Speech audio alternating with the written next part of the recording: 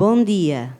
A organização do Fórum Internacional de Turismo dá as boas-vindas aos presentes e aos que assistem ao evento através do canal YouTube do IPDT. Subordinado ao tema Turismo em 2017, tendências e oportunidades para os destinos, o Fórum conta, pelo 12º ano consecutivo, com o alto patrocínio do Grupo Sol Verde. Vamos dar início à cerimónia de abertura, que conta com a presença de Manuel Violas, presidente do Grupo Sol Verde e chairman do Fórum, Melchior Moreira, presidente do Turismo do Porto e Norte de Portugal, Jorge Costa, presidente do IPDT, e Francisco Calheiros, presidente da Confederação do Turismo de Portugal.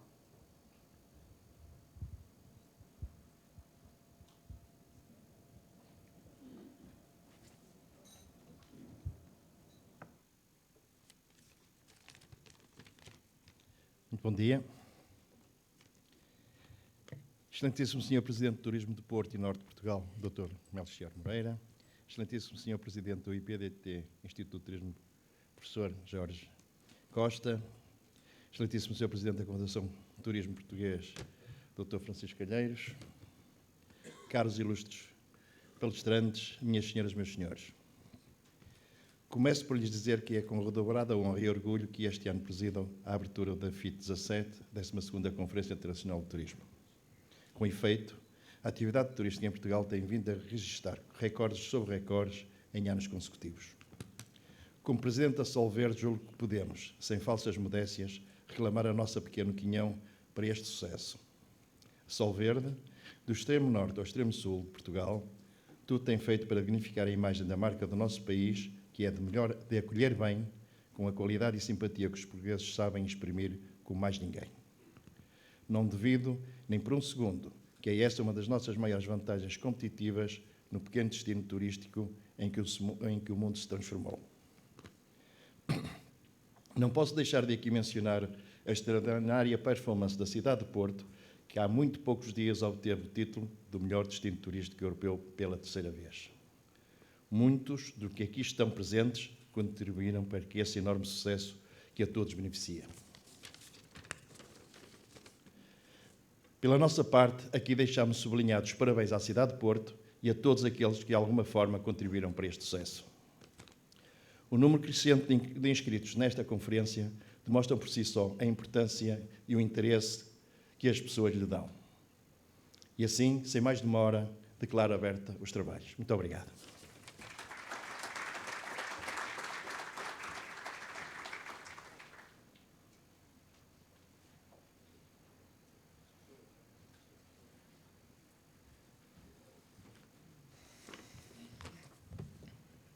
Muito bom dia a todos. Cumprimentar o Dr. Manuel Violas e agradecer-lhe em nome da região Norte, da Turismo do Porto e Norte de Portugal, também o decisivo e excelente contributo que o setor privado da região e o seu grupo em particular têm contribuído também para esta visibilidade e para esta notoriedade que a região do Porto e Norte tem tido. Cumprimentar o Dr. Jorge Costa, porque ele também tem, obviamente, cota nesta responsabilidade.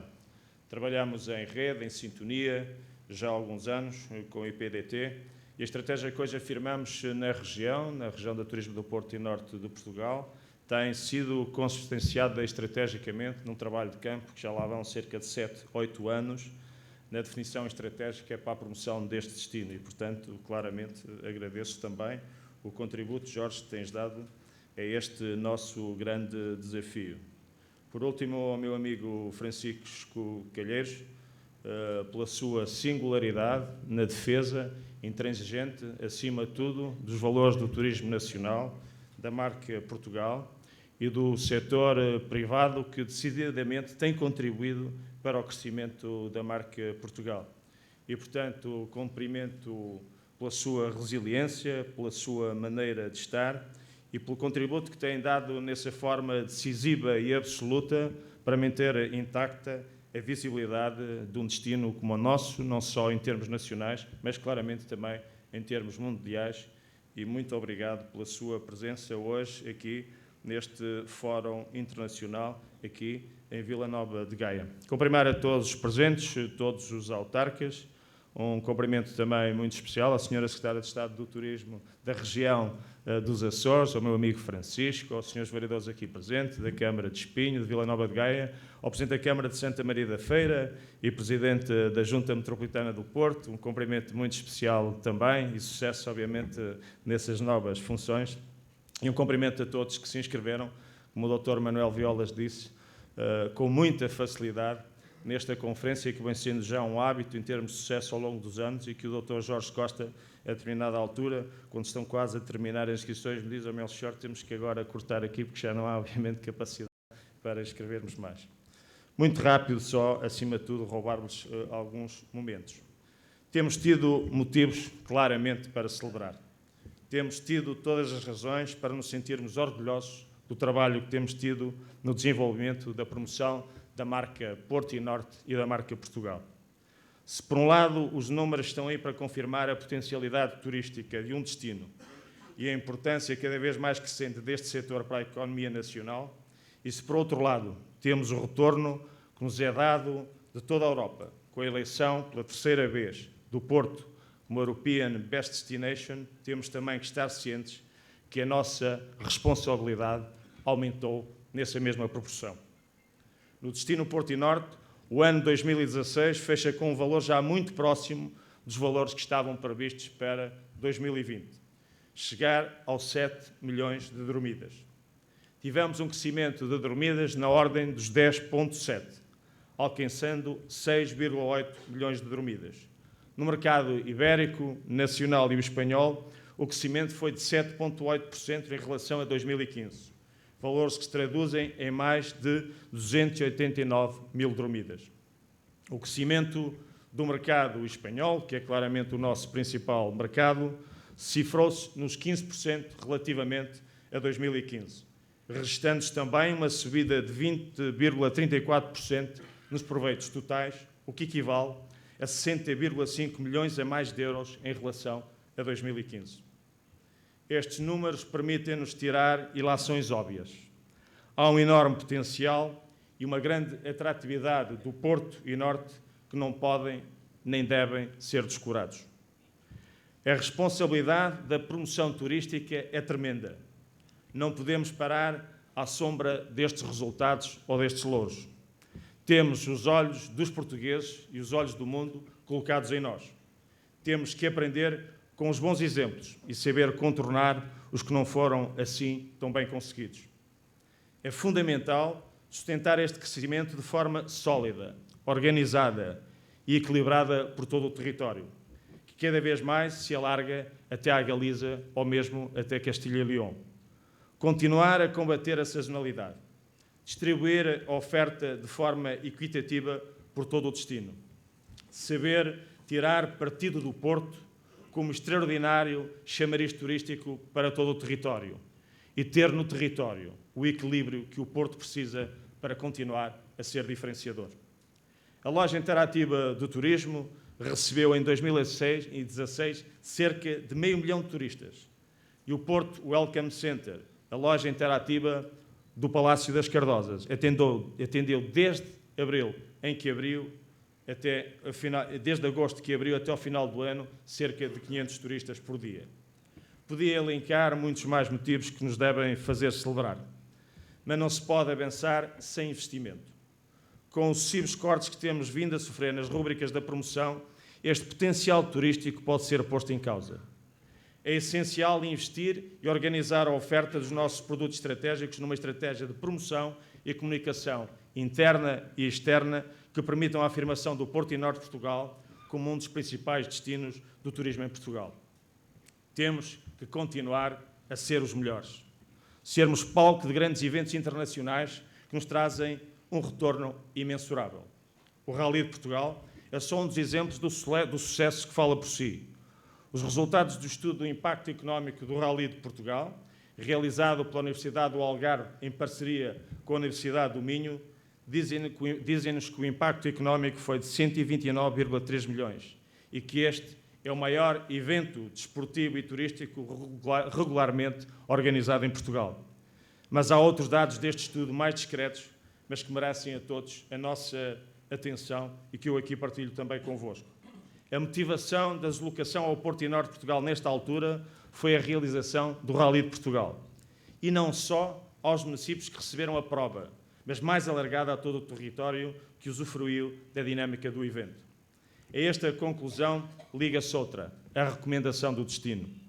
A maioria dos adeptos não residentes expressa a vontade de recomendar o destino. Os adeptos não residentes manifestaram a intenção de regressar nos próximos 3 anos ao nosso destino, 90,7% no verão e 69,3% no inverno, o que é bastante importante em termos de sustentabilidade e de procura do destino e de combate à sazonalidade. No caso específico dos estrangeiros, mesmo no inverno, mantêm a vontade de regressar numa percentagem de 61,2%. Extraordinário, dizia eu, mas sem dúvida exigente. Há poucos lugares no mundo onde, no espaço de um dia, é possível experimentar paisagens montanhosas, florestas seculares, rios que marcam a paisagem e a ocupação humana e uma costa deslumbrante. Contudo, entendo que mais do que nos congratularmos com este número, sabemos, mais do que nunca, que o trabalho em rede, as sinergias criadas entre entidades públicas e privadas, se têm revelado fundamental e que é esta a bússola para nos continuarmos a nortear para atingirmos os nossos objetivos.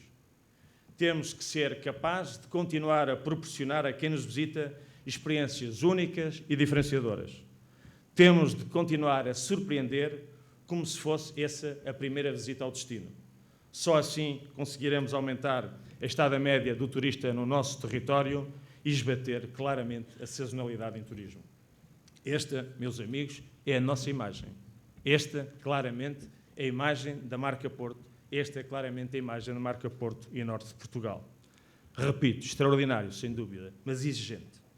A entidade a que presido tem vindo a depurar a sua ação e a desenvolver instrumentos de gestão e planeamento em diálogo com todos os intervenientes no território, procurando definir bases de consenso e entendimento para nos distinguirmos e para nos impormos claramente hoje como um destino de qualidade. É neste consenso territorial que nos tem distinguido e que nos torna claramente diferenciadores e mais fortes em relação a outros destinos. Meus caros amigos, é este o nosso desafio, é este a nossa paixão, é este o nosso destino, é este a nossa vontade. Não podemos parar. Temos tido motivos para celebrar, temos tido todas as razões para nos sentirmos orgulhosos do trabalho que temos desenvolvido para a promoção da marca Porto e Norte e também, cada vez mais, para alavancar a marca Portugal. Obrigado.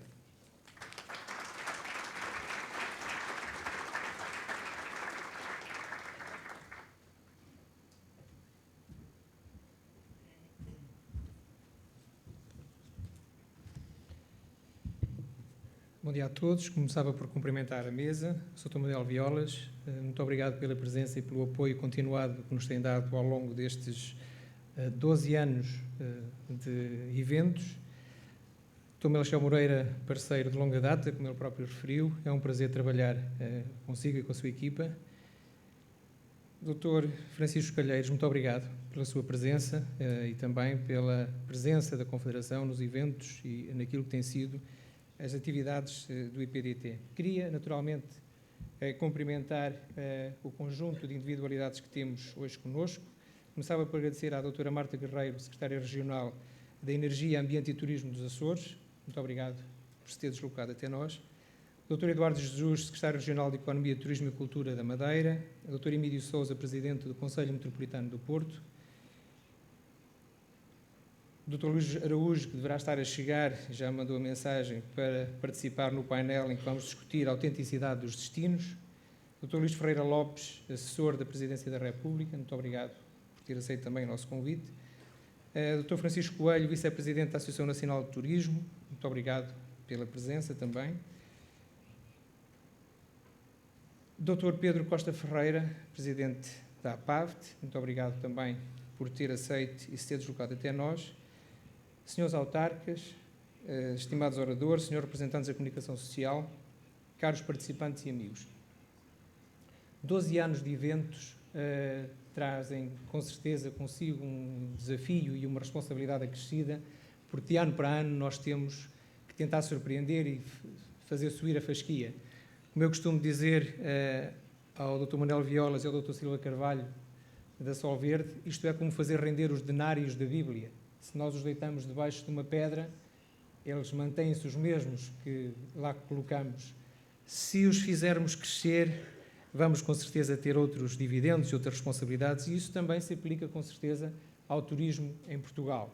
E, portanto, estamos de parabéns, e o desafio agora, de facto, é fazer render os denários que os turistas todos os dias nos fazem chegar, sejam eles nacionais ou internacionais. E é no âmbito deste contexto, digamos assim, que nós escolhemos para o Fórum deste ano o tema Turismo em 2017, Tendências e Oportunidades para os Destinos.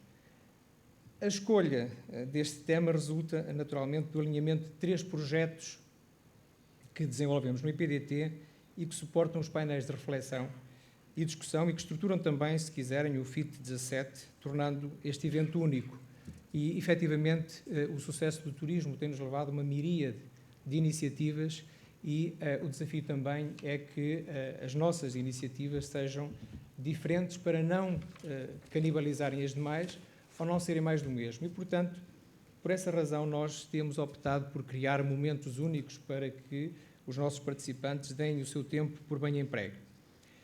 E, nesse sentido, os 3 painéis que vamos ter hoje, eu passava brevemente a explicar a lógica e o contexto em que os definimos, assentam em três projetos. O primeiro projeto, que é a edição especial anual da revista académica WHAT, World Hospitality and Tourism Themes, cujo editor emérito está connosco, o professor Richard Tier, que estará também presente no primeiro painel daqui a pouco, e que esta edição especial, que é coordenada pelo IPDT, a convite da Emerald, suporta o painel 1 dedicado à apresentação das grandes tendências do turismo mundial e dos perfis de consumo nas várias partes do mundo, onde teremos também a participação da OMT, que é uma participação especial e que eu quero agradecer à Yolanda Perdomo por continuadamente também fazer questão de estar connosco e dizer sim ao nosso convite. Muito obrigado, Yolanda, por teres vindo desde Madrid para tomar o pequeno almoço connosco e partilhar também o conhecimento e aquilo que são as inúmeras atividades da Secretaria dos membros afiliados da OMT.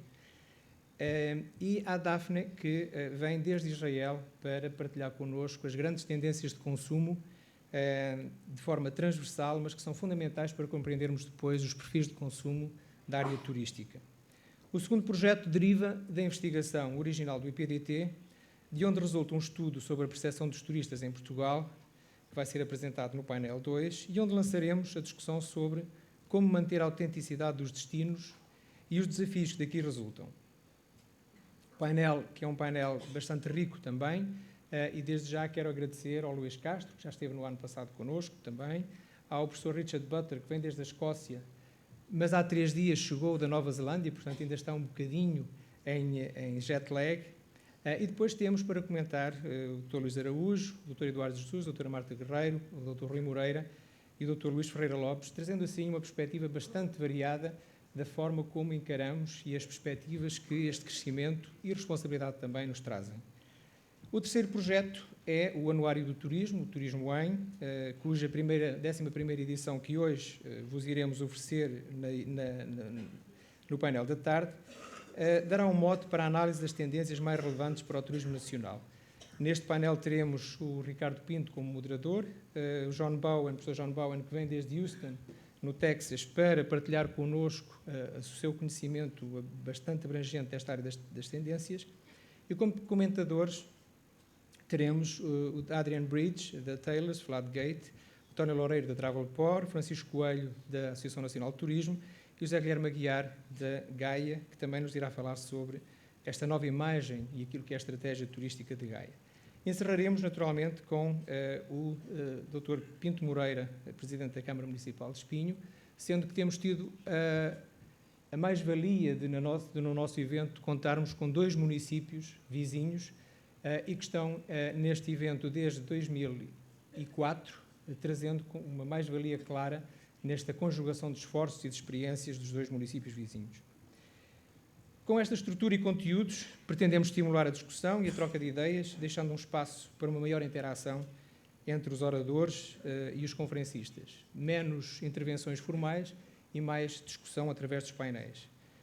Com esta abordagem também e conteúdo, pretendemos materializar a missão do IPDT, que é produzir conhecimento relevante para o suporte à tomada de decisão dos responsáveis das entidades e empresas que integram a cadeia de valor do turismo e que cada vez é mais rica na variedade de atividades que vão sendo integradas. O ponto alto do que pretendemos venha a ser o legado do IPDT para o turismo é, de facto, este momento, é o Fórum do Turismo, onde, ao partilhar e discutir conhecimento, pretendemos gerar novas ideias e soluções para uma indústria tão importante como esta indústria onde nós operamos, que é a do turismo. Hoje, de novo, pretendemos olhar para as mais variadas partes do mundo e identificar o que se nos oferece em termos de oportunidades para o nosso setor e como podemos transformá-las em resultados. E esse é o grande desafio. E é em face destes resultados positivos, positivíssimos do nosso turismo, que devemos identificar e compreender as razões subjacentes a tal sucesso e tentar responder a questões, e eu elenco 3 questões que me parecem fundamentais. O que fazer para mantermos a nossa competitividade e autenticidade? Como manter a notoriedade de Portugal continental, Açores e Madeira e esta notoriedade que têm alcançado nos mais variados mercados? E a terceira questão que para mim me parece fundamental, que é: será que este sucesso está a ser partilhado por todos?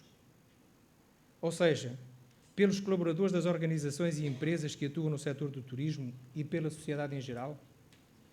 Quero com isto dizer que o sucesso, como sabemos, só é sustentável se ele for repartido. E esta é uma das grandes questões que eu acho que nós hoje devemos debater aqui neste fórum. É à volta destas ideias que iremos conduzir os trabalhos do 12º Fórum do Turismo, tentando definir caminhos que contribuam para uma visão moderna, dinâmica e rentável, económica e socialmente, do nosso turismo. Quero concluir agradecendo, em nome do IPDT e da TPNP, nesta parceria da organização, aos nossos patrocinadores e parceiros, e voltava a referir o Grupo Sol Verde, a Câmara Municipal de Gaia, a Travelport, a Associação de Promoção da Madeira, a Associação Mutualista Montepio Geral e à Organização Mundial de Turismo pelo apoio continuado ao longo dos anos. Queria também agradecer à equipa do Hotel Sol Verde pela disponibilidade e simpatia com que nos recebem ano após ano e à equipa do IPDT por todo o trabalho de organização e coordenação destas 12 edições do Fórum e dizer publicamente, acho que é justo, que é um privilégio poder trabalhar com uma equipa tão especial. Por fim, uma palavra muito especial também aos nossos oradores, comentadores e moderadores, por terem aceito o nosso desafio para connosco refletirem e perspectivarem o futuro do setor, que é o setor mais importante do nosso país, o setor do turismo. Muito obrigado por terem aceito o nosso convite e esperamos que as expectativas à chegada sejam de longos seguidas quando hoje à tarde encerrarmos os trabalhos. Muito obrigado e um bom fórum.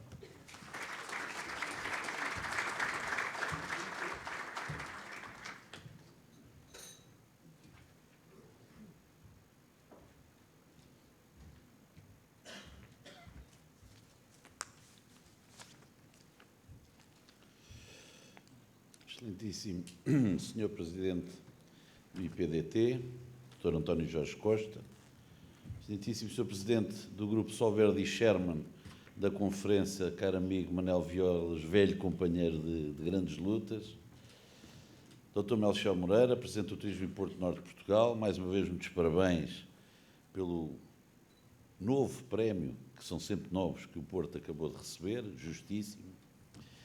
É nas vossas pessoas que cumprimento todos os presentes. Minhas senhoras e meus senhores, é sempre um prazer regressar a este fórum que resulta de uma bem-sucedida parceria do IPDT com o Turismo do Porto e Norte de Portugal e com o Grupo Sol Verde. Deixo no início desta minha intervenção uma palavra de agradecimento ao Dr. António Jorge Costa, não só pelo trabalho meritório que desenvolve à frente do Instituto de Planeamento e Desenvolvimento do Turismo, como pela amabilidade do seu convite para estar aqui a discutir tendências e oportunidades para os destinos turísticos em 2017. Antes de falar do futuro, gostaria de deixar aqui uma nota breve sobre o turismo em 2016. Embora os números ainda não estejam totalmente fechados, já estão desde ontem, podemos constatar, sem margem de erro, que 2016 representou mais um ano de sucesso para a atividade económica, que mais contribui para o PIB, para a balança de pagamentos e para a criação de emprego em Portugal. Se bem se lembram, há uns anos atrás, não muitos, apenas podíamos imaginar como seria ter uma atividade económica pujante e com tanta relevância interna para o país. Agora, esse facto é uma realidade e deve-se a todo um trabalho conjunto que tem vindo a ser feito, e bem, por todos os agentes do turismo.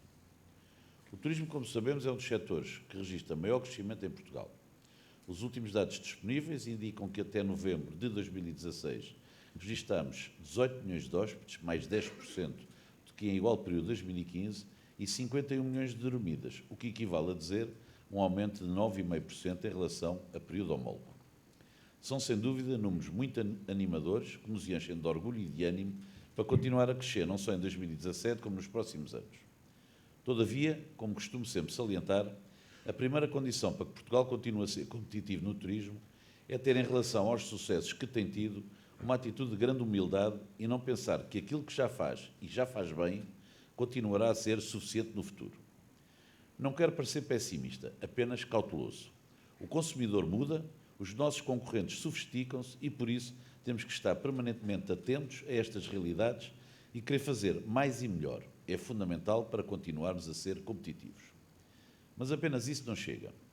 Há outros fatores mais palpáveis que são muito importantes para a manutenção da competitividade, nomeadamente a forma como nos conseguimos articular entre aqueles que são os decisores políticos, entre aqueles que decidem a nível nacional, aqueles que decidem a nível local e com toda a iniciativa privada, que é aquela que faz realmente os investimentos e corre de facto os riscos. Esta articulação tem de ser cada vez mais intensa e melhor, a bem do turismo em Portugal e a bem da sua continuada sustentabilidade. Os mais otimistas dirão que nada poderá travar este crescimento. Os mais céticos afirmarão que se trata de um fenómeno passageiro. Portugal está na moda, mas um dia deixará de estar. Os realistas, dos quais me incluo, preferem trabalhar a partir destes dados para construir um melhor futuro. Há muita obra feita que nos permite olhar para os próximos anos com confiança, mas também há muito por fazer. A CTP tem na sua missão para este mandato, entre outros desafios, reforçar o peso do turismo no desenvolvimento socioeconómico do nosso país. Para isso, definiu como eixos estratégicos para este ano uma defesa da redução dos custos de contexto, a efetivação de uma reforma do Estado para além do Simplex, a prossecução de uma legislação laboral estável e duradoura e de uma solução para o Porto de Lisboa. Sobre este último, como provavelmente saberão, foi ontem assinado um memorando de entendimento relativo à expansão do aeroporto de Lisboa. Esta iniciativa vem no seguimento de algo pelo qual a CTP tanto lutou e que agora naturalmente aplaude. Esta decisão do governo português, com a qual muito temos dialogado sobre este tema, irá libertar-nos de um problema sério e com verdadeiro impacto negativo no nosso turismo, ou seja, depender de uma estrutura sem capacidade de resposta para a procura. Ainda sobre o tema das infraestruturas aeroportuárias, permitam-me referir um tema que está na ordem do dia e que tem a ver com a atuação do Serviço de Estrangeiros e Fronteiras. Para podermos manter o desempenho que o turismo tem tido, temos também de dar atenção à qualidade dos serviços prestados, pois é nas infraestruturas aeroportuárias que a maioria dos turistas que nos visitam tem, pela primeira vez, um contacto e uma experiência com o seu destino. Neste particular, importa dar atenção à missão que está atribuída ao CEF, nomeadamente no cumprimento com eficiência e eficácia das suas competências. Ora, se conseguimos o que é mais difícil, que é atrair turistas, não podemos recebê-los sem um serviço mínimo de qualidade. Não é admissível acolher turistas que chegam do espaço não Schengen e que depois de horas e horas de voo tenham de aguardar numa longa fila de horas no controle de fronteira e no aeroporto de Lisboa. Este é um caso atual, o qual temos a obrigação de alertar, porque são este tipo de situações que podem colocar em causa todo o trabalho que fazemos para promover os nossos destinos, para promover Portugal. Minhas senhoras e meus senhores, o mundo está em constante mudança e cada vez mais acessível a todos. Escolher um destino depende de um conjunto de circunstâncias mais subjetivas do que nunca. Temos de trabalhar em conjunto para que se justifique que cada vez mais as pessoas possam retirar o maior proveito quando nos visitam. Não podemos deixar que outros fatores, muitas vezes exteriores ao turismo, condicionem o nosso trabalho. Se o turismo é um desígnio comum e estratégico para o desenvolvimento e recuperação económica do país, então outras áreas da governação e da sociedade têm a obrigação de se articular cada vez melhor com o turismo, como, por exemplo, a área do ambiente, dos transportes, da cultura, dos cuidados de saúde, da administração interna, do ordenamento do território, do desporto, da justiça. Todas estas áreas têm de contribuir para que o turismo em Portugal tenha cada vez mais uma oferta integrada, equilibrada e de qualidade. Cabe-nos a nós, enquanto agentes do turismo, cumprir o papel de construir uma oferta sólida e capaz de responder às exigências dos diferentes mercados. Será sempre esse o nosso desafio, oferecer aos turistas o nosso melhor. Os melhores hotéis, os melhores restaurantes, a melhor animação turística, o melhor serviço, os melhores profissionais, as melhores infraestruturas e as melhores políticas. Creio que uma boa parte deste desafio estará cumprido. A outra, assim o desejamos, estará no bom caminho. O tempo corre e temos que saber encontrar espaços de discussão em torno dos grandes desafios com que o turismo se confronta, os quais poderão condicionar o seu desenvolvimento. Necessitamos cada vez mais de opções estratégicas para o turismo, pensadas de acordo com aquilo que o mercado nos dita e com uma grande capacidade de adaptação à nossa realidade empresarial. O desenvolvimento turístico de Portugal não deve pautar-se por medidas casuísticas e, por isso, eventos como o de hoje, com o naipe de conferencistas convidados, certamente que nos ajudará na discussão para serem encontradas novas dinâmicas para o turismo, apresentando propostas que corporizem esses mesmos pensamentos. Com melhor articulação, entreajuda e cada vez mais envolvimento dos privados na definição das estratégicas a seguir, faremos do turismo uma atividade económica cada vez mais relevante no panorama nacional. Este é o nosso contributo para um Portugal melhor. Desejo-vos a todos uma boa jornada de trabalho. Muito obrigado.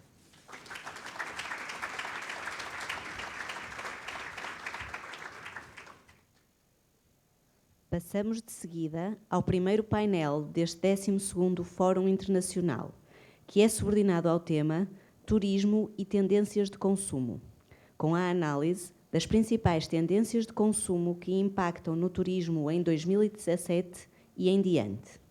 O debate conta com a participação de Yolanda Perdomo, diretora do Programa de Membros Afiliados da Organização Mundial do Turismo, Daphne Casriel Alexander, consultora de tendências de consumo da Euromonitor, e Richard Thier, editor-chefe da World Hospitality and Tourism Themes. A moderação ficará a cargo de Jorge Costa, do IPDT. Iniciamos os trabalhos com uma mensagem do presidente da Associação Nacional do Turismo, Desidério Silva.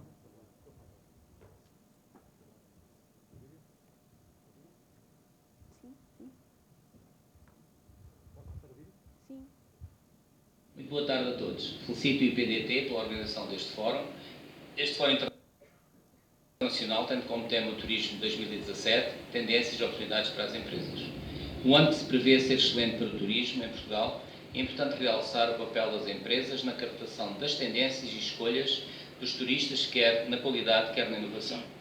Turistas que pela primeira vez vêm a Portugal devem ser fidelizados, de modo a que possam ser eles os futuros embaixadores do destino, e nisso todos devemos ter um papel relevante, quer sejam públicos ou privados. Só com parcerias fortes se reforça o sucesso no que ao país diz respeito e particularmente no turismo. Desejo a todos os participantes um excelente fórum, quer no debate, quer nas conclusões, especialmente se vierem a sobressair ideias bastante promissoras. Cumprimento a todos, Desidério Silva.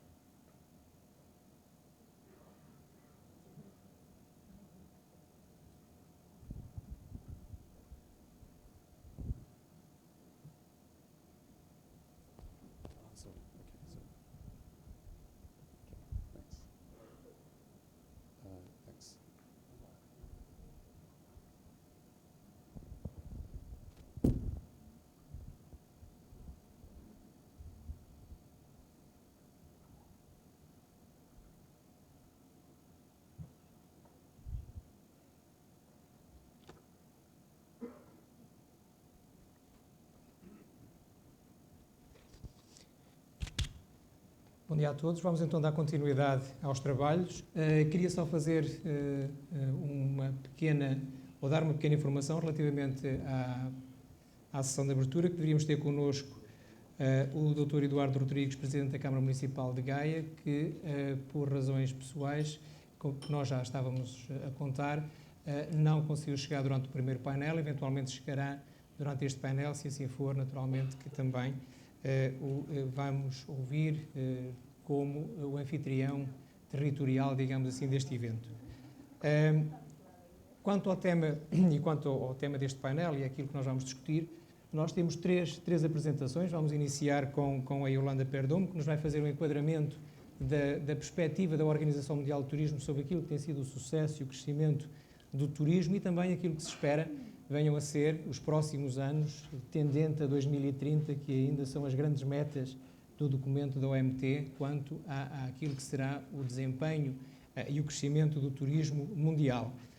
Iremos depois ouvir a Daphne Alexander, que nos irá falar sobre tendências de consumo de uma forma transversal, para podermos compreender também aquilo que são os principais desafios, mas oportunidades que o setor do consumo, de uma maneira geral, pode trazer para o setor do turismo.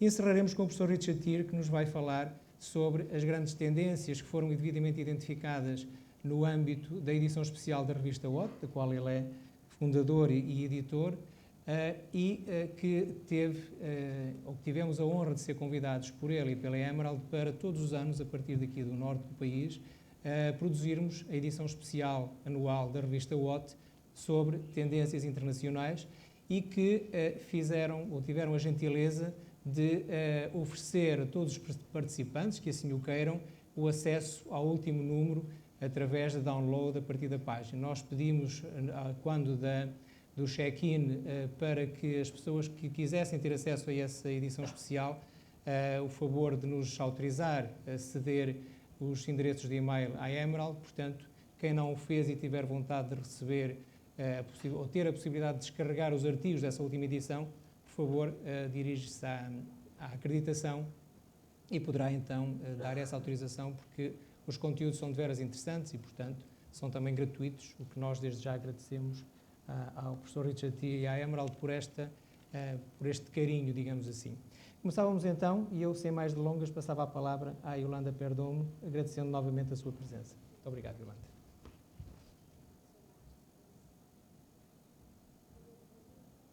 Should I speak from here, or are you?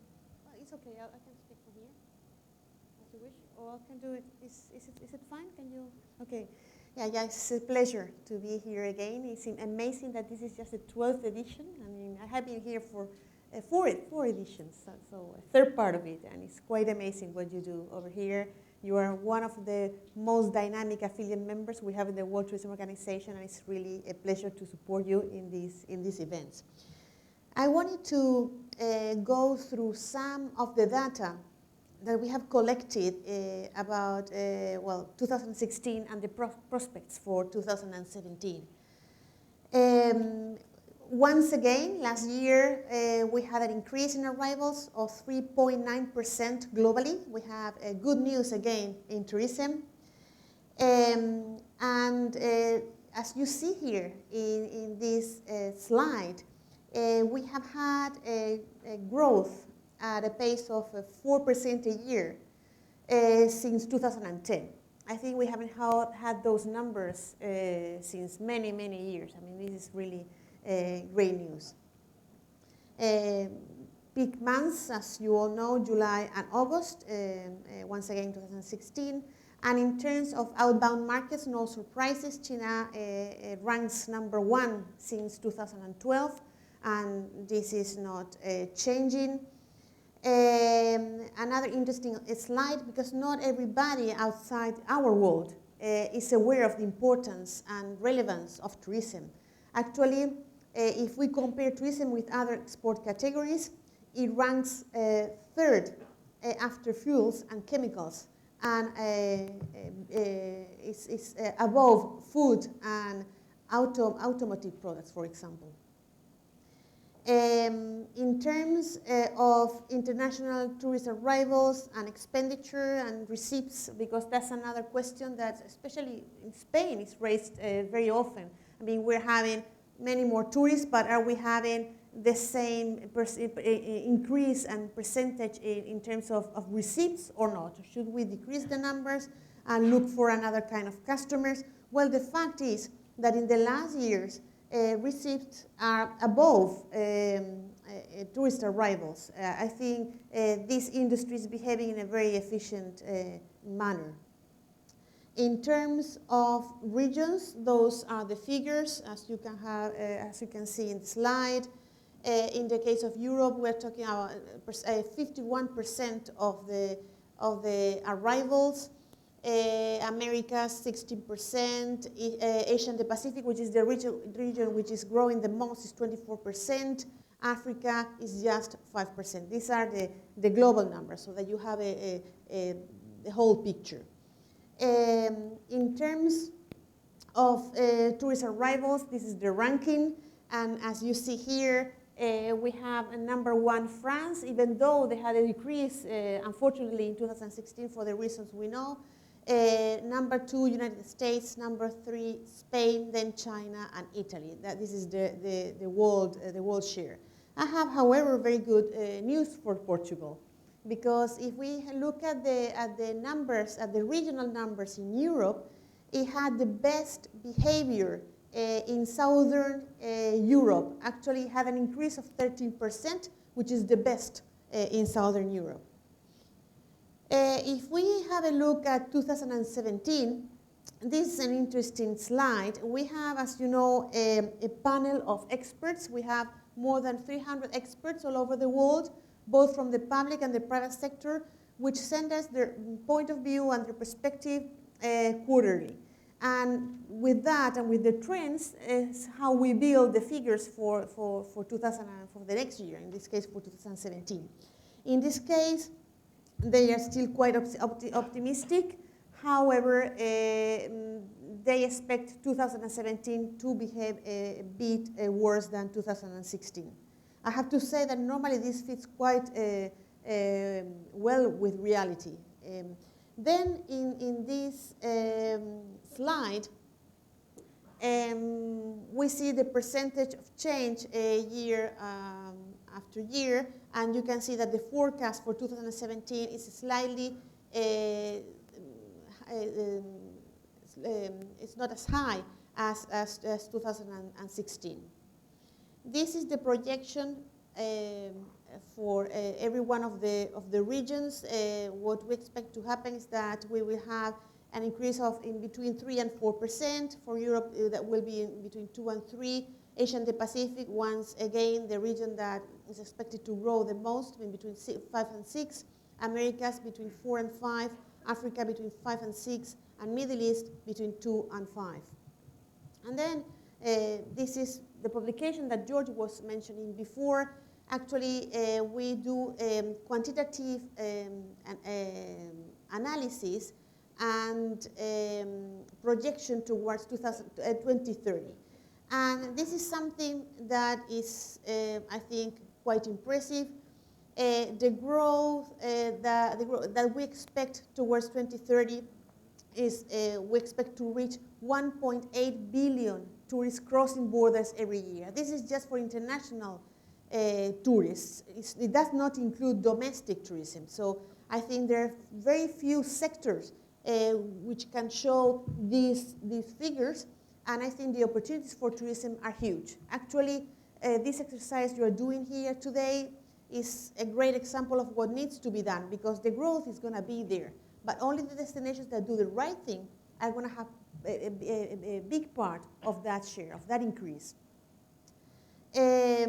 What are the reasons for this increase? Well, basically, it's the increase of middle classes all around the world. If you see the slides on how poverty has decreased in the last years, is impressive. Obviously, we have also the paradox that in the same countries we have more inequality, but the middle classes with the capacity to travel is increasing hugely, especially from from Asia and from Africa, and that's going to be the trend also in the next years. Also,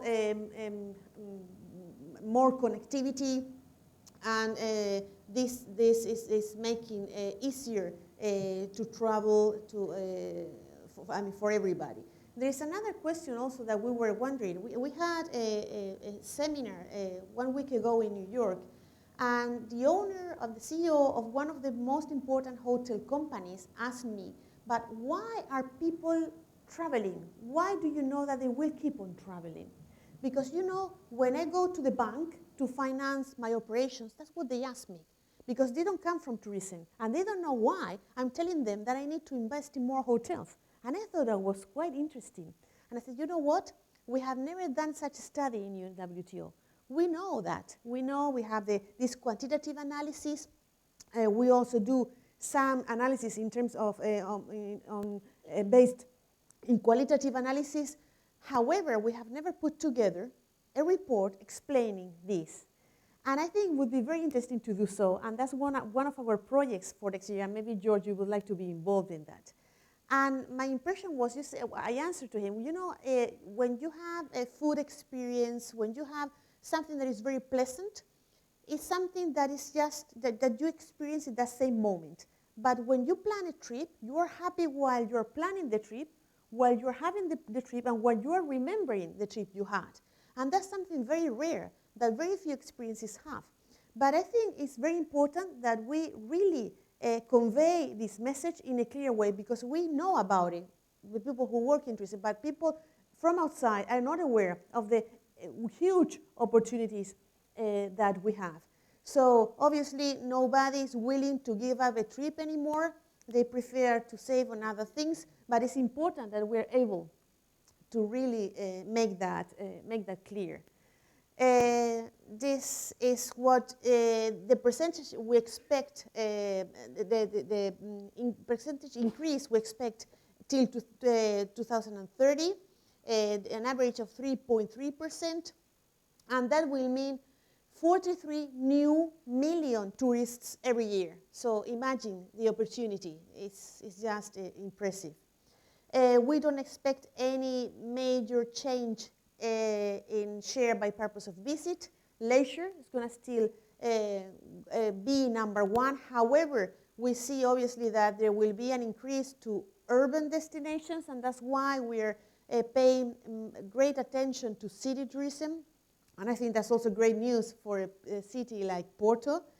And then in terms of share, it is Asia and the Pacific, the region that we expect to grow the most. There are several things we're doing in the affiliate members program at UNWTO. And one is related to gastronomy tourism. We have seen that this is one of the fields that is growing the most and that provides many opportunities. Why is it so important and so relevant in many issues in terms of product development and so on? Well, it's key to design products with high value added. If you want to differentiate yourself, if you want to compete, you need to show to the world that you are different, that you're unique, that you're authentic. But to do so is not so easy if you design your products using the same resources than other destinations use. But if you look at heritage, at tangible and intangible heritage, there you will find the resources to do so. And when you think about intangible heritage, gastronomy is the one that comes first, and the easy one, and perhaps the sexiest one to use. And the reasons for that is that with gastronomy, you are able to provide a unique selling proposition, something that really makes you unique, that you can address a new traveler that is looking to really be part of the destination that he or she is visiting, that really wants to be truly part of it and feel like a local, that you can, and that's something we saw and we have experience in the prototype on wine tourism we just finished in Spain, that we're going to replicate in Argentina this year, is that we can bring tourists to destinations that are not very much visited, especially in rural areas, in the interior part of Spain, for example. That's key, and it's very difficult to do that if you don't use gastronomy or wine or anything that has to do with cultural, art, or any of those resources. And then the narrative. If you want to have a real effective communication strategy, you have to have a narrative. And in order to be true, in order to really make make possible that afterwards you have a effective also PR communication strategy, and that people write about your destination without having to spend a huge amount of money, then you need to have that storytelling. And gastronomy is perfect for that. And then obviously visitor loyalty. When you go to a place and you enjoy the food and you enjoy the people, you're going to go back. But this is not the only subject matter that we are dealing with when we work in terms of product development with our members. We, as I mentioned before, are doing a lot of work around city tourism. We have an initiative called Majors for Tourism. We want the mayors of all the cities to be aware of the importance of tourism, because sometimes we have noticed that when they do their planning, they don't really take tourism into consideration. So with this initiative, we want them to get involved, not only the DMOs, but the mayors themselves.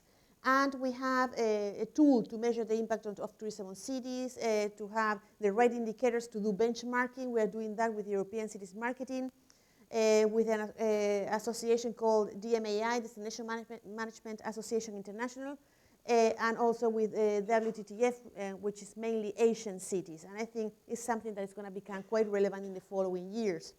We are working a lot also in terms of accessibility, not only to make possible that everybody can access to every site and every hotel and every tourist attraction, but also to do product development that is nice by itself and that is fully accessible. And we're planning to do a pilot project in Palma de Mallorca together with Fundación 11, which was our main partner in our publication on accessibility.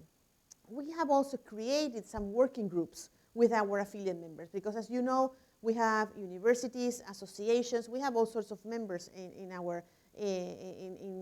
UNWTO, and that's really enriching. And we have created a working group on technology that is led by Google, one of our affiliate members, and there are two tools that we want to bring to the table. One is how to bring a flow to destinations, especially small countries, and the other one is a tool on how to deal with risk and crisis management, which is now extremely important, and our members are really looking for it.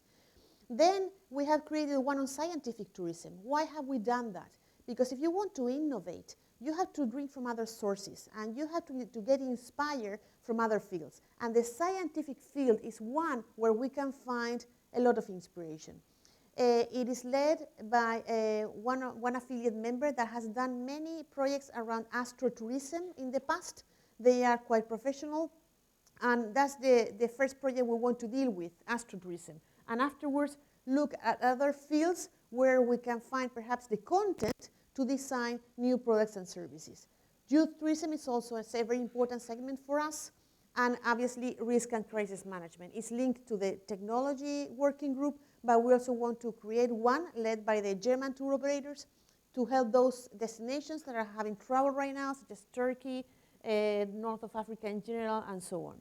So this is basically what we are looking at and what we're going to be working, we're going to get involved in the following 2 or 3 years. And now I want to finish mentioning something that is a huge opportunity for our sector, which is the International Year of Sustainable Tourism for Development. It is a great opportunity because, you know, the United Nations has a topic every year. And this is the 3rd time in 40 years that tourism is part of that topic. And we are very proud of that. It was approved by the General Assembly of the United Nations in 2015.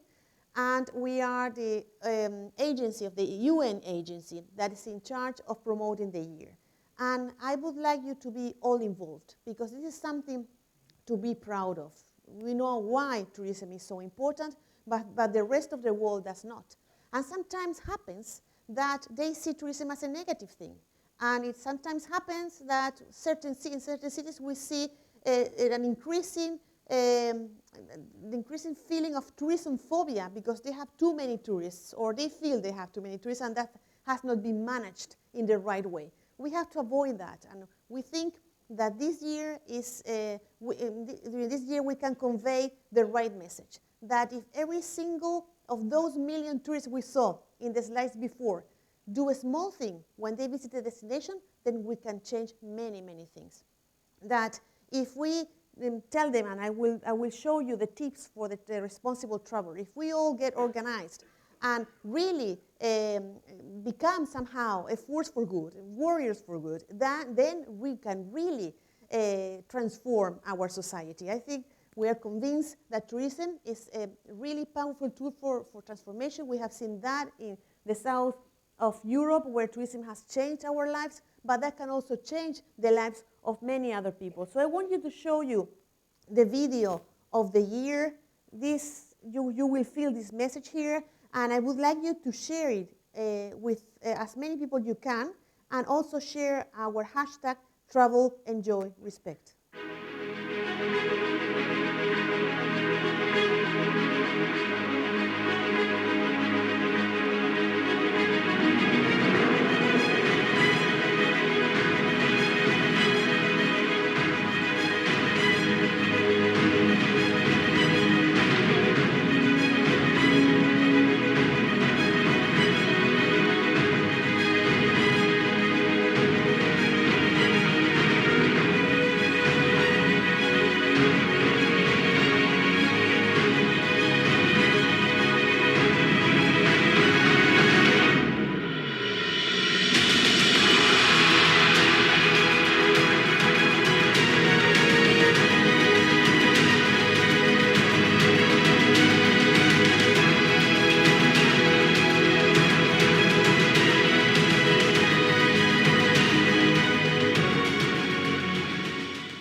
This is what a responsible travel is, and that's what we want to share with the world.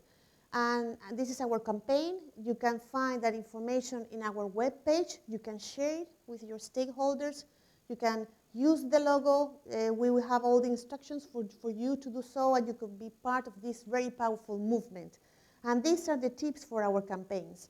What we're promoting is mutual understanding, peace and security, the respect of cultural values, diversity and heritage, resource efficiency, environmental protection and climate change, social inclusiveness, employment, and poverty reduction. This is possible if we really channel the power of tourism in the right way. So I would love you to share this message and be part of this wonderful movement that I think shows the highest value of humankind. Thank you so much for your attention.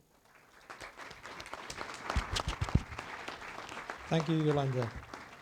I guess that one of your main questions, and the question that the gentleman in New York posed to you regarding what motivates people to travel, is actually what's going to be the motto for Daphne's talk, because she has a lot of food for thought to share with us. So Daphne, thank you, and please have your talk.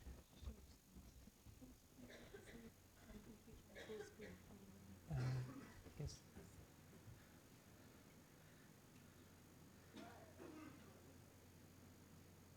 Okay. Can you all hear me okay? Thank you. Well, it's a pleasure to be here today at the International Tourism Forum. Thank you very much, George, and to my hosts and to all the dignitaries here today. Today, I'd like to talk about global consumer trends. My talk today is based on a report I've just written, Top 10 Global Consumer Trends for 2017. And I think there are lots of insights that I think the tourism industry can benefit from. Some of the things I'll be talking about today, that consumers are more demanding of products, services, and brands. These are the sorts of consumers you're facing. They're also harder to pigeonhole, as identity is very complex today. Shoppers want safety in a volatile world. They want to buy faster. They're looking for authenticity in more products. Increasingly, wellness is seen as a status symbol. And let's not forget consumers in training. So newly minted consumers, the very young consumers, having children and teenagers, having more of an influence over consumption in the family. Before I look at these 10 trends in more detail, I'd like to say a little bit about why I think global consumer megatrends are helpful to understanding your tourism consumer. Well, first of all, an understanding of trends which also bring in broader cultural influences can help you decode your consumer. So you can understand their buying habits, but also their buying aspirations. What will make them decide to book your hotel or go on your cruise or come to Portugal, even if they're not going to do that at the moment? We're also living in a time of digital disruption of shopper-brand dialogue, and this has happened because of the internet. The whole brand-consumer relationship has changed. The landscape of advertising has changed too. I think an understanding of consumer trends can help you sharpen your product and reinsert the consumer at the heart of your business. So let's start by looking at aging, a changing narrative. Well, in 2017, 25% of the planet will be over 50. These consumers are consuming health, beauty, tech, and fashion-forward items. They're driving what's been called the longevity economy, and this is an economy worth $7.6 trillion, according to one lobby group, AARP, in the States. Midorexia is a humorous label for older people, consumers who are middle-aged and older, who are not acting age appropriately. They're typically acting younger than their age. Madonna is a very good example. But this is very significant. These people are very significant. They're actually pointing out that these consumers are disrupting aging, and this is something to consider in your future advertising campaigns. One example, UK Prime Minister Theresa May. She's considered a fashionista. She's going to be on the cover of US Vogue in April. And Jeffrey Pank, he's a Chinese chef. He's got millions of YouTube followers. And he's featured on a site called Hi50. Hi50 is a website for older consumers.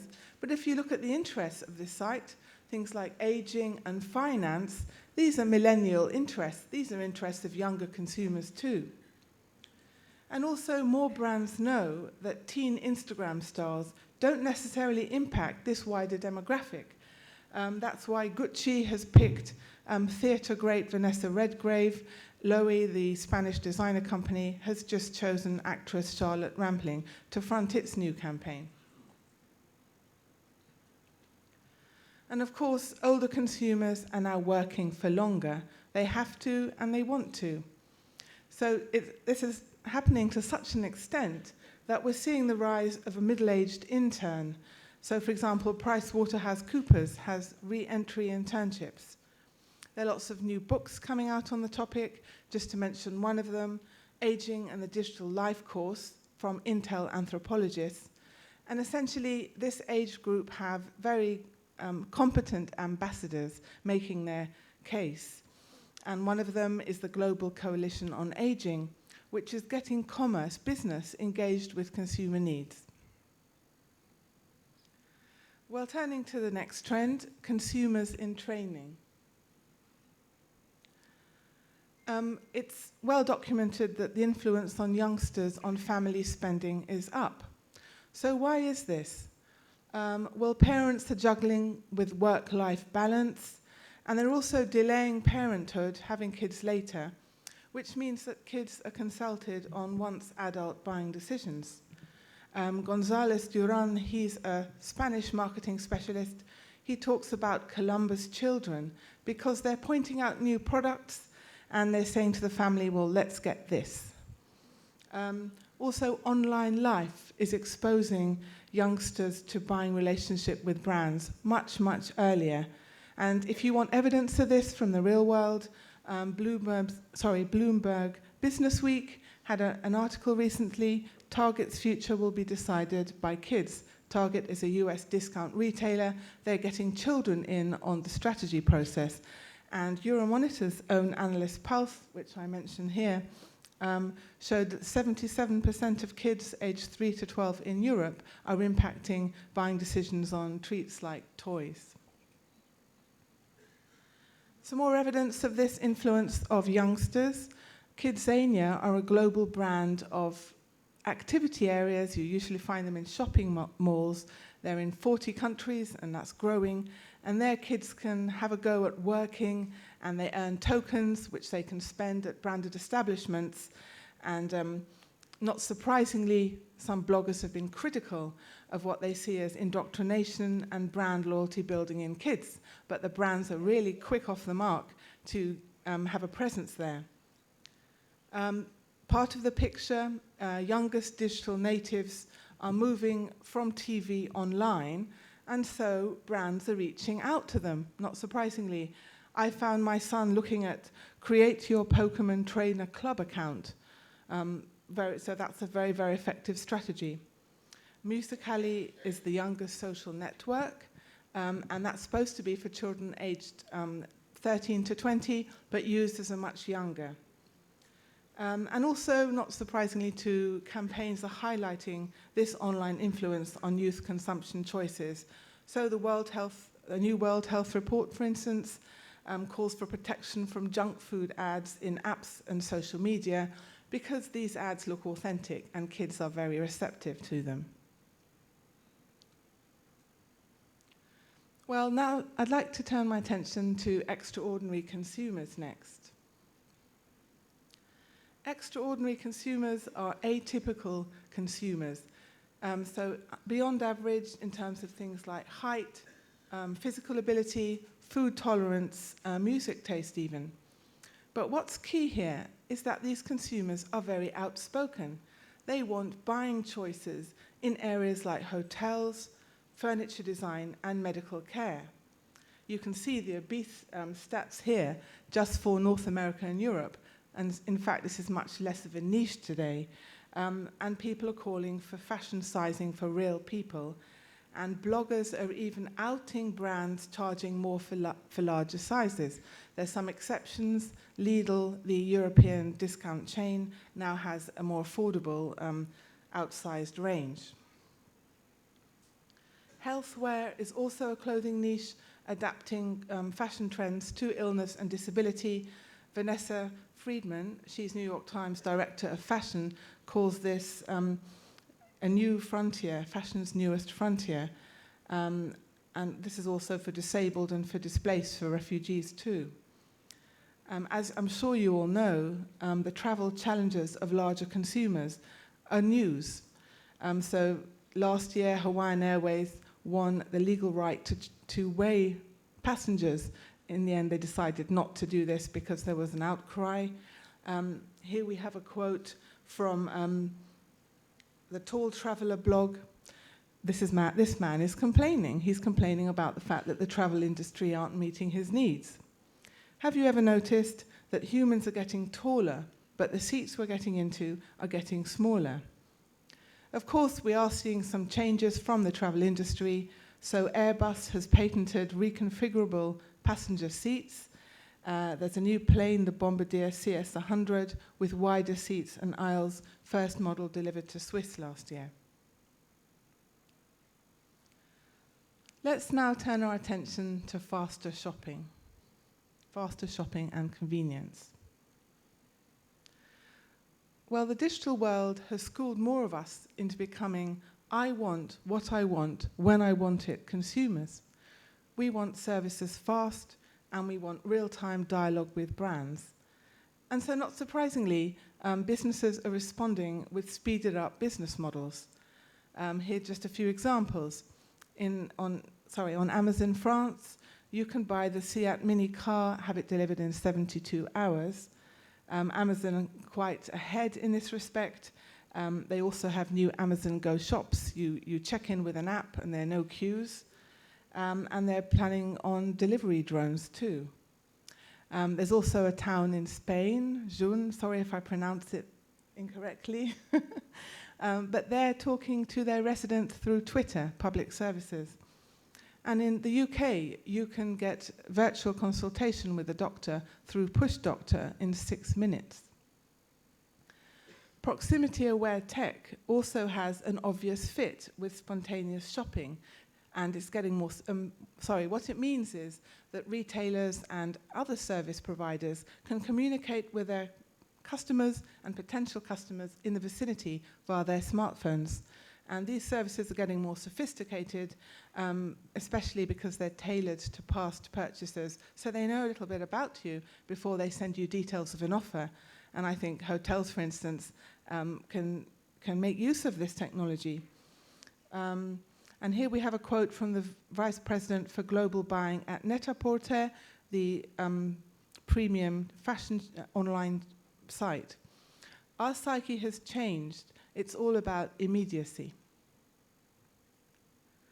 Well, I just want to share a small clip with you about the Juicero story.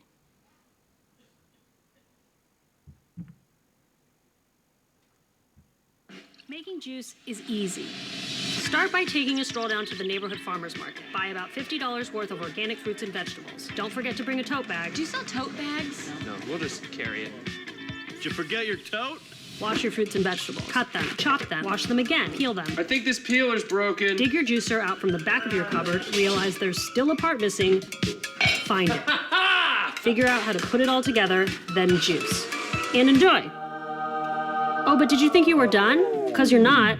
Now you've made a big old mess that you have to clean up, the machine, the countertop, pretty much your whole kitchen. Can't get those beets out of anything. All right, so making juice isn't easy at all. It's actually a huge pain. But what if it didn't have to be? What is this? It's a Juicero. I'm sorry, I don't know what that word means. It's What's a new Juicero? Okay, define it for me. Juicero, the best juice ever. What comes out of the Juicero is so fresh that it shouldn't even be called juice. It should just be called, I don't know, squashed produce, because that's what it is. Our founder, Doug, is straight up made of juice. Literally, there's juice in my veins. Doug and the Juicero team have taken care of everything. Not just the washing, the peeling, and the chopping, but the growing, the harvesting, the washing, the refrigerated transport, the inspecting. Did we mention the washing, the packaging, and finally delivering to your house? And we haven't even gotten to the most genius part yet. There's nothing to clean. No mess whatsoever. It's so easy that it makes the old way of juicing seem, well, old. Why did I do all that other stuff? Who cares? That's our past life. This is our new life. Juicero. Wow. The easiest, freshest, most delicious way to get juice.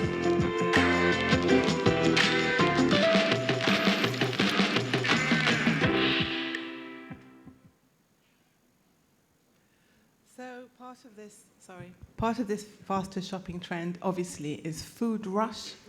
We're seeing 1 hour delivery of prepared food.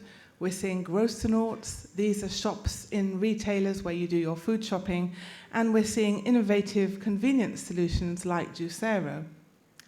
In fashion, the consumer impatience has upset the whole traditional collections preview system, and it has turned it on its head.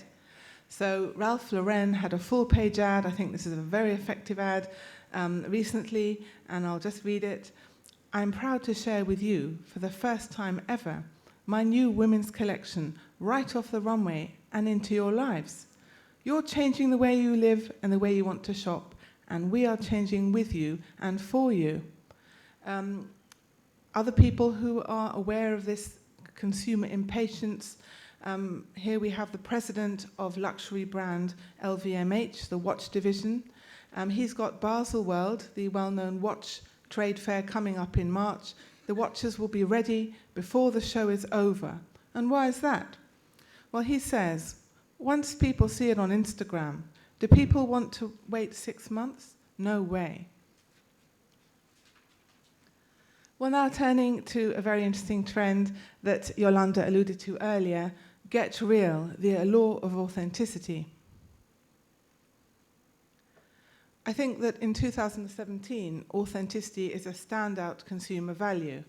In fact, it's an eBay keyword, and a study from Birmingham University showed that last year it was the word that was most lucrative on this website. Using it, people managed to sell their items the fastest. And it's never out of the news. If we look at the whole debate at the moment about fake news, Amazon again have got a fashion campaign, don't look like me, look like you. And just last week, Dolce & Gabbana were critical, the designers were critical of Lady Gaga at the Super Bowl. They basically fat-shamed her, and she wrote back and said, I'm proud of myself. And they got back with not quite an apology, but they said, well, we acknowledge what you're saying and celebrating the real. We celebrate the real. There are also lots of friendly vloggers, video bloggers. So people, I'll just mention one of them, Papi Zhang. She's a Chinese vlogger, and she talks about the stress of living in cramped apartments in urban China, and she's got 44 million followers. There's very much of a synthetic rebuff going on. One example, there are many Photoshop fail stories out there. So for instance, models Kendall Jenner and Gigi Hadid are on the cover of W magazine, the latest issue, but their knees weren't visible, and people were very quick to point this out. And we see this interest in the real in advertising already. So IKEA's new campaign, Real People, sorry, I'm too close to the mic, in real living situations. So one of their ads shows a family camped in the living room because they've given their bedroom over to the baby. This is a situation we can all identify with, and I think this is a very intelligent advert. Also in the travel industry, less than slick matters. So in Lowe's Hotels and Resorts Travel for Real campaign, you see user-generated images and the strapline, because no one tells our story better than you. Authentic eating. Yolanda mentioned gastronomy as one of the ways forward, and I think that food trends, especially green-tinged, green food trends, are useful indicators of the consumer interest in the real. Another indicator of this is the growth in ugly produce, so misshapen fruit and vegetables on supermarket shelves, and also interest in green apps. So for example, the Sage project will tell you how far your strawberries travel to get to the retailer. In this hotel today, I see lots of health options on the breakfast menu, but I was wondering why this isn't pointed out more, as I've seen in another hotel last year in Amsterdam, for instance. So there's a lot of room for development in tourism, sort of trying to find the parallels between consumer interests and their product. I think that real-world holidaying is a very key trend. If you just look at unplugged vacations from tour operators, cruise lines, and resorts, they want to emphasize the fact that they're taking a break from this incessant digital connectivity. Intrepid Travel is one adventure travel firm that offers this. Hotels in urban areas, though, too. For instance, the Renaissance Pittsburgh. We shouldn't forget, though, that lots of companies are using digital, lots of travel companies are using the digital world to get real. So Airbnb, and forgive me for mentioning them, but they're really quite ahead in terms of being in tune with consumer trends, and I think the tourism industry can learn from them. They've got guidebooks, Live Like a Local campaign, and that's encouraging hosts to share their unique and authentic insights with their guests. We're also seeing drone travel photography. We've got social impact holidays, more and more of those. And there's a brilliant new ad campaign from Westin, Let's Rise. I have permission from the company to feature this picture in today's presentation. Why is it so effective? Well, I think it's because Westin ads admit that travel is disruptive. They share your experience with you, and then they leverage that to show you how they can help you at the end of that. And look at this gorgeous strapline. Take back what seat 34E took from you, and a picture of a lady relaxing in the water. I think that's very, very intelligent advert.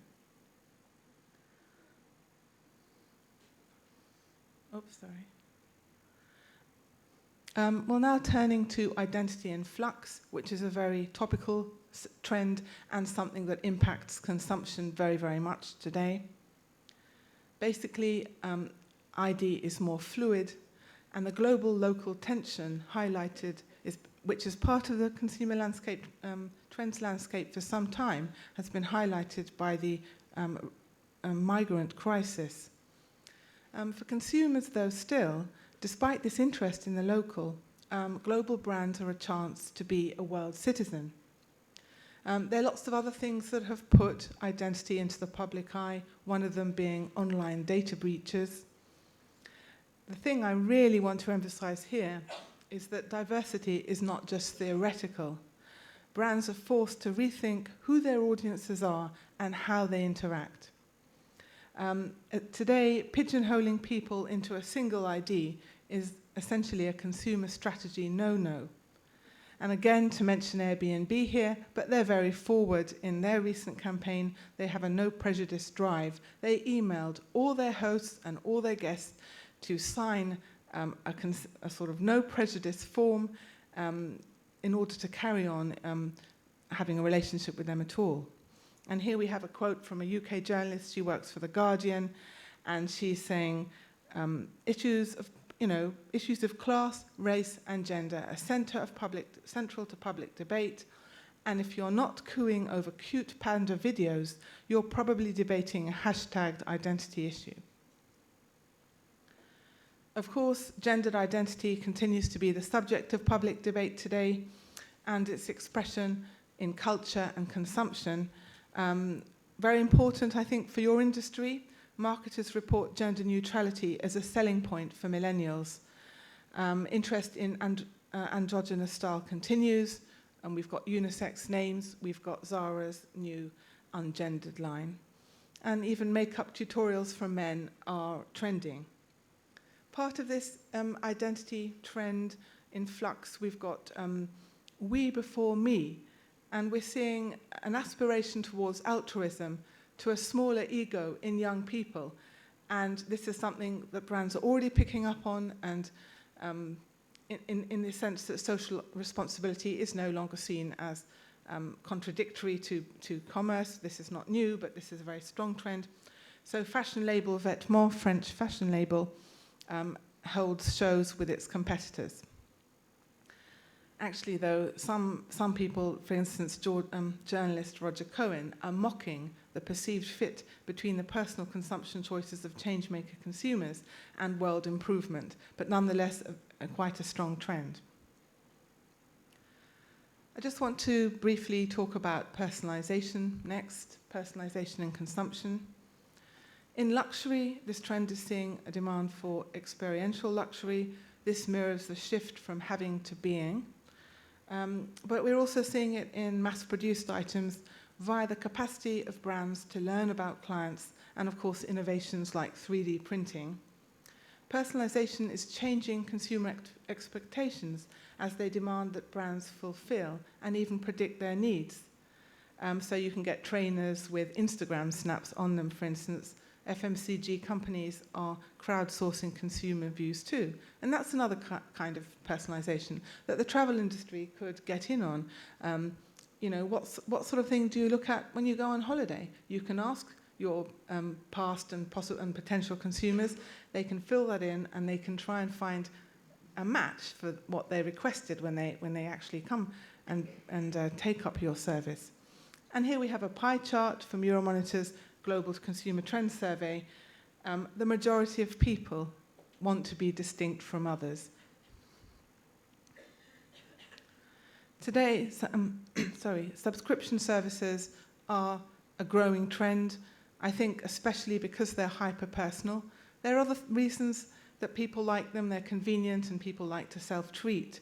But consumers are really captivated by these considered picks of things like fresh fruit, fresh food and skincare, and the companies are very smart. When people sign up to the service, they ask their consumer what their needs are. So that makes them, that means that it's possible to really hone in on their needs and personalize the service. Hitwise in the States reports a 3,000% rise in the last 3 years in visits to popular sites. And something as well we shouldn't forget, talking about narrative, personalized touches tell a story. So on ASOS, the clothing retailer aimed at young people, at millennials, aged about 18 to 30, you can add your own look to their gallery. Another thing I want to think about today is the post-purchase experience. In 2017, the post-purchase experience is a very important part of the value of a product. That means what happens after the transaction has happened. This is critical in shaping consumer views and recommendations, and at a time, as people have said, when loyalty is not assured. This will only grow, I think, with smart devices with their own digital profiles. Used and durable goods are part of this and make for a positive post-purchase experience. In countries like France, you've even got planned obsolescence legislated against in policy. And today, contacting a company via social media, and I think this is relevant to tourism brands, is seen as a faster route to a brand response. I wanted to mention an American Airlines ad with, I think, a super interesting post-purchase tactic today. What they're doing is they're putting the onus of a good consumption experience on the customer. So you've got a huge picture of a baby, and the caption says, "They like babies, but bring noise-cancelling headphones," which is lovely. And here's the VP of Marketing for America, and this is what he says. "We really wanted to take the tone of, it's you, the travelers, who kind of elevates the entire mood. Let's move that conversation from us and turn it onto them and how they really move us forward in creating a much better experience." Very savvy approach there. Well, I just wanted to say a few words about privacy and security. In this, we've got endless global news and tragedy streaming into our brains through our digital devices, and this is taking a toll on all of us, and this also includes on tourists. So consumers are prioritizing staying well and safe in a volatile world. So we see ads picking up on this, and other stories, which is which is part of the H&M clothing chain, promises a flawless transition through these troubled times if you buy their reworked classics. And so I think that the appeal of products, so anything from smart home tech to insurance, organic food to spa retreats, will be popular because they're helping consumers buy back control against this backdrop. Not surprisingly, the allure of home and mobile cocooning continues. That's when you want to protect yourself when you're at home or you're on the loose in your little bubble. Homes are places of refuge, so you can have typical weekend staples like on demand, so food, entertainment, romance.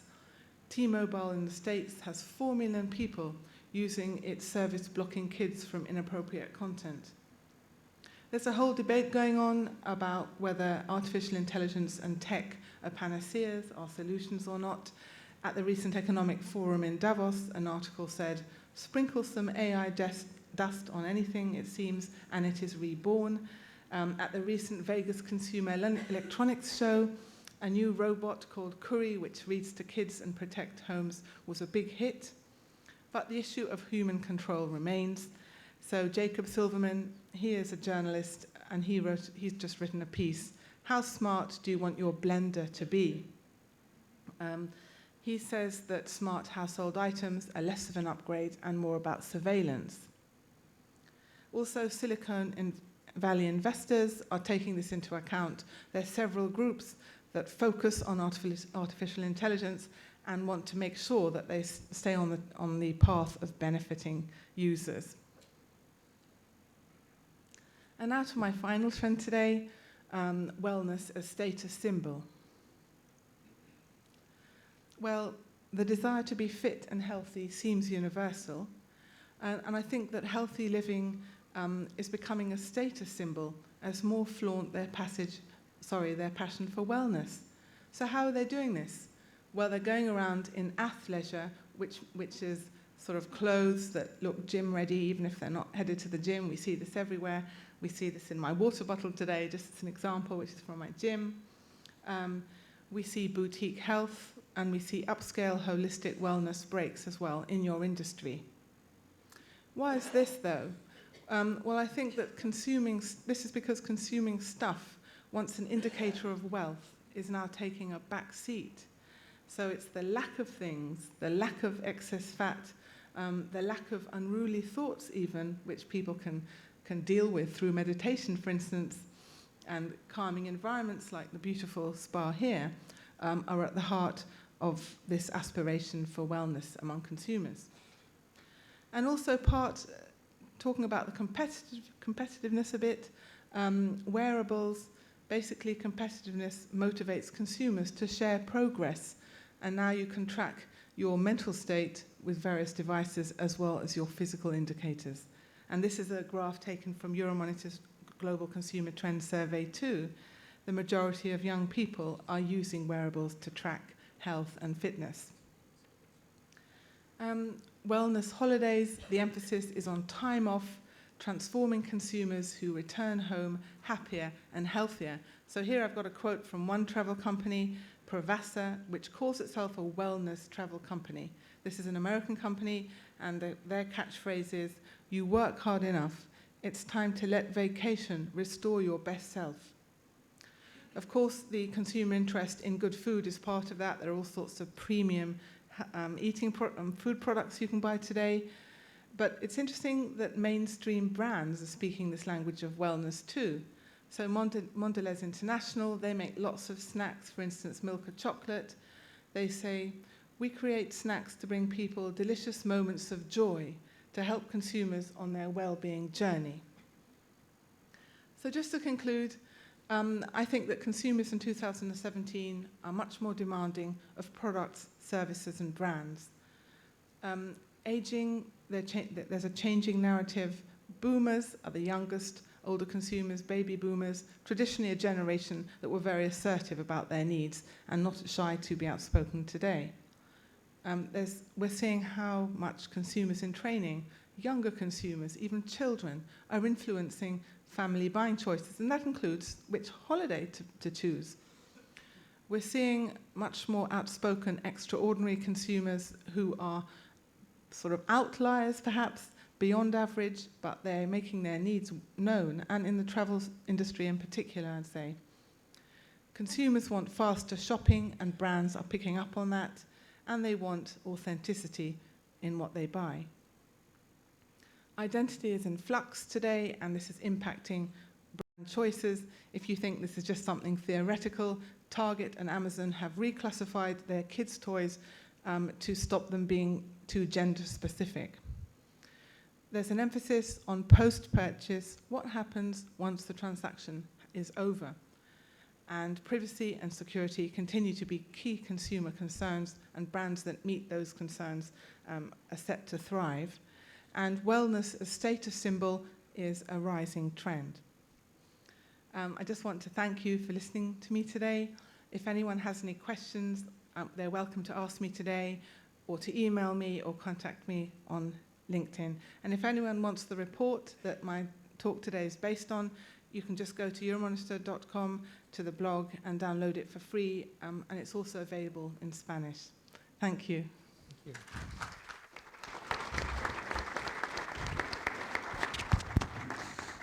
Well, Daphne, you gave us lots of reasons why people might want to travel, but above all, they are becoming more and more demanding. And my worry is that probably one day our kids won't recognize what vegetables are.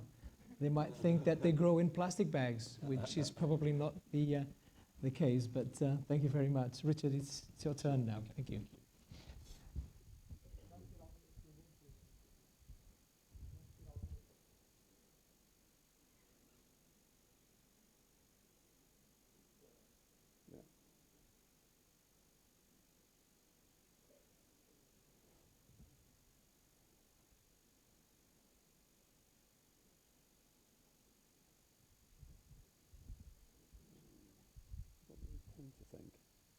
To think for moving them forwards, the slides. Okay, thank you. Bon dia. I'm afraid that's all I can say. Great. Thank you, George. Well, thank you, George, and the whole IPDT team. I'd like to also say thank you to the tech team and translation team, in case I forget. This is very slick and really well done. So, actually, what we just heard in the first two presentations, I personally found really fascinating. So thank you for that. There's a lot of detail and a lot of information. And in the next few minutes, I'd like to really share with you what George and the team are seeking to do in relation to something that George said in his introduction earlier. So he said IPDT is seeking to produce relevant knowledge that can be used and can be applied. And in a forum like this, there are lots of opportunities for talking, for networking, for sharing, and that's all very powerful and useful. But how do we retain all of the things that we see and experience today? How do we take those away from us, away with us, and turn that into action, turn that into practical action that will help our business? So behind the scenes, essentially, following on from today, there will be an enormous effort, once again, by George, Monica, Zhao, and others, to capture the discussions from today, to take elements of the presentations and convert them into accessible, concise articles, and also to take the best ideas from the discussions, from the questions, in order to produce a set of articles that will be an enduring record and that can be applied. So I'm going to just make a few references to last year's event. I don't know whether you were here last year, but the event last year was, so FIT17 was From Trends to Profit. So that was the title last year. And that was converted into a question.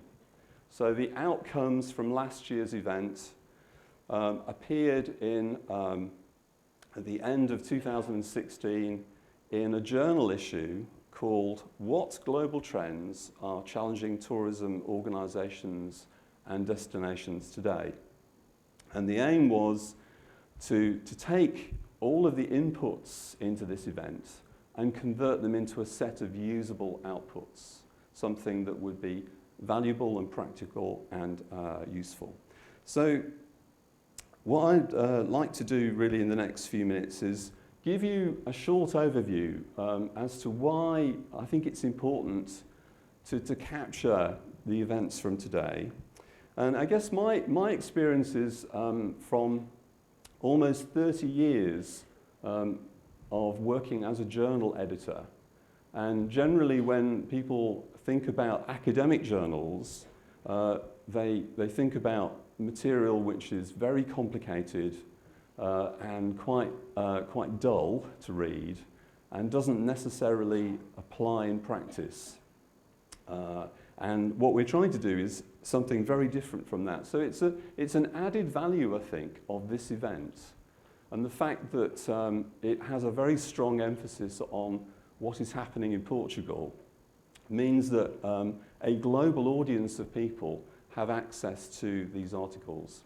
And as George mentioned earlier on, and I'll just refer to this at the end, if you would like to access the outcomes from last year's event, you will be able to do that. So I'll talk about that at the end. So this journal then, Worldwide Hospitality and Tourism Themes, is different in the sense that, just want to make a reference to my notes in case I talk for too long, that we are always seeking to start with a question. So for busy practitioners facing real-world challenges and things which bother them about how to convert trends, how to respond to changing consumer patterns, etc. They need something that they can refer to and hopefully apply in their business. So what we're seeking to do always is start from a question and then find implementable solutions to that question. So the journal, which is published 6 times a year, is based around key themes. We try to mine into a theme rather than just pick on a topic and do the topic and then move to something else. So we try, where possible, to explore things in real depth and revisit them over a number of years. And we try to draw on the best of what academia has to offer in relation to literature that's relevant, and then try to encourage applied research and collaboration, and in particular dialogue with industry. And all of that means that if we work on this and we continue to shape it and refine it, we can offer practical solutions in the form of concise, accessible articles. So we try to avoid using academic speak and academic jargon. We try to avoid lots of maths and stats, which you need advanced degrees in maths and stats to understand, by focusing on application. And the objective is that we end up developing industry-based frameworks, so things which can be used. And it's really my personal view that good theory should be something that can be applied. So essentially a theory is scattered facts that you bring together in a format that enables you to see more clearly. So in the natural sciences, Newton's laws of motion, for example, explain a natural phenomena that's occurring. So in the context of tourism, which is messy, which is complex, which is ever-changing, are there emerging patterns and trends that can actually help us in the industry to build on that and to respond in the most effective way? So we start with a question and we end with a question by revisiting the question. And the format of the journal, so last year's theme issue emerging from this event, in fact had 11 articles in it, including a conclusion. And the aim is to respond to the question piece by piece, sequentially, and then to draw some conclusions and to identify key action points that can follow from that. And I think a relatively unique feature of what we're seeking to do is to ensure that there is an industry focus in everything. So it is possible in a fairly creative way, I think, to get the voice of industry into the body of knowledge. So mostly the body of knowledge in academic journals is generated by academics. That's their job, and actually very often that's the way in which they gain promotion, is by publishing, continually publishing. But as you may know from your own studies in the past, not all of what you read in academic journals actually works in practice. So sometimes publishing is simply about publishing in order to get a promotion, and it doesn't necessarily work in practice. I say that because over those 30 years of being a journal editor, I have seen probably many hundreds of articles that don't address the so what question. So what does this mean in practice? It has all this elegant research in it, lots of interesting analysis perhaps, has all the right things, but it falls short. It doesn't answer the question, how can this be used? How can this knowledge be used and applied? And so what George and Monica and Zhao and others do is really challenging, but actually worthwhile. It's worth doing and it's rewarding, and what they will be seeking to do after today's event. And I should probably say that I know that they will talk to the speakers about producing an article, but if there are others here who feel passionately about one of the topics, then your voice could appear in next year's journal. So there is writing that involves roundtable discussions, various forms of collaboration.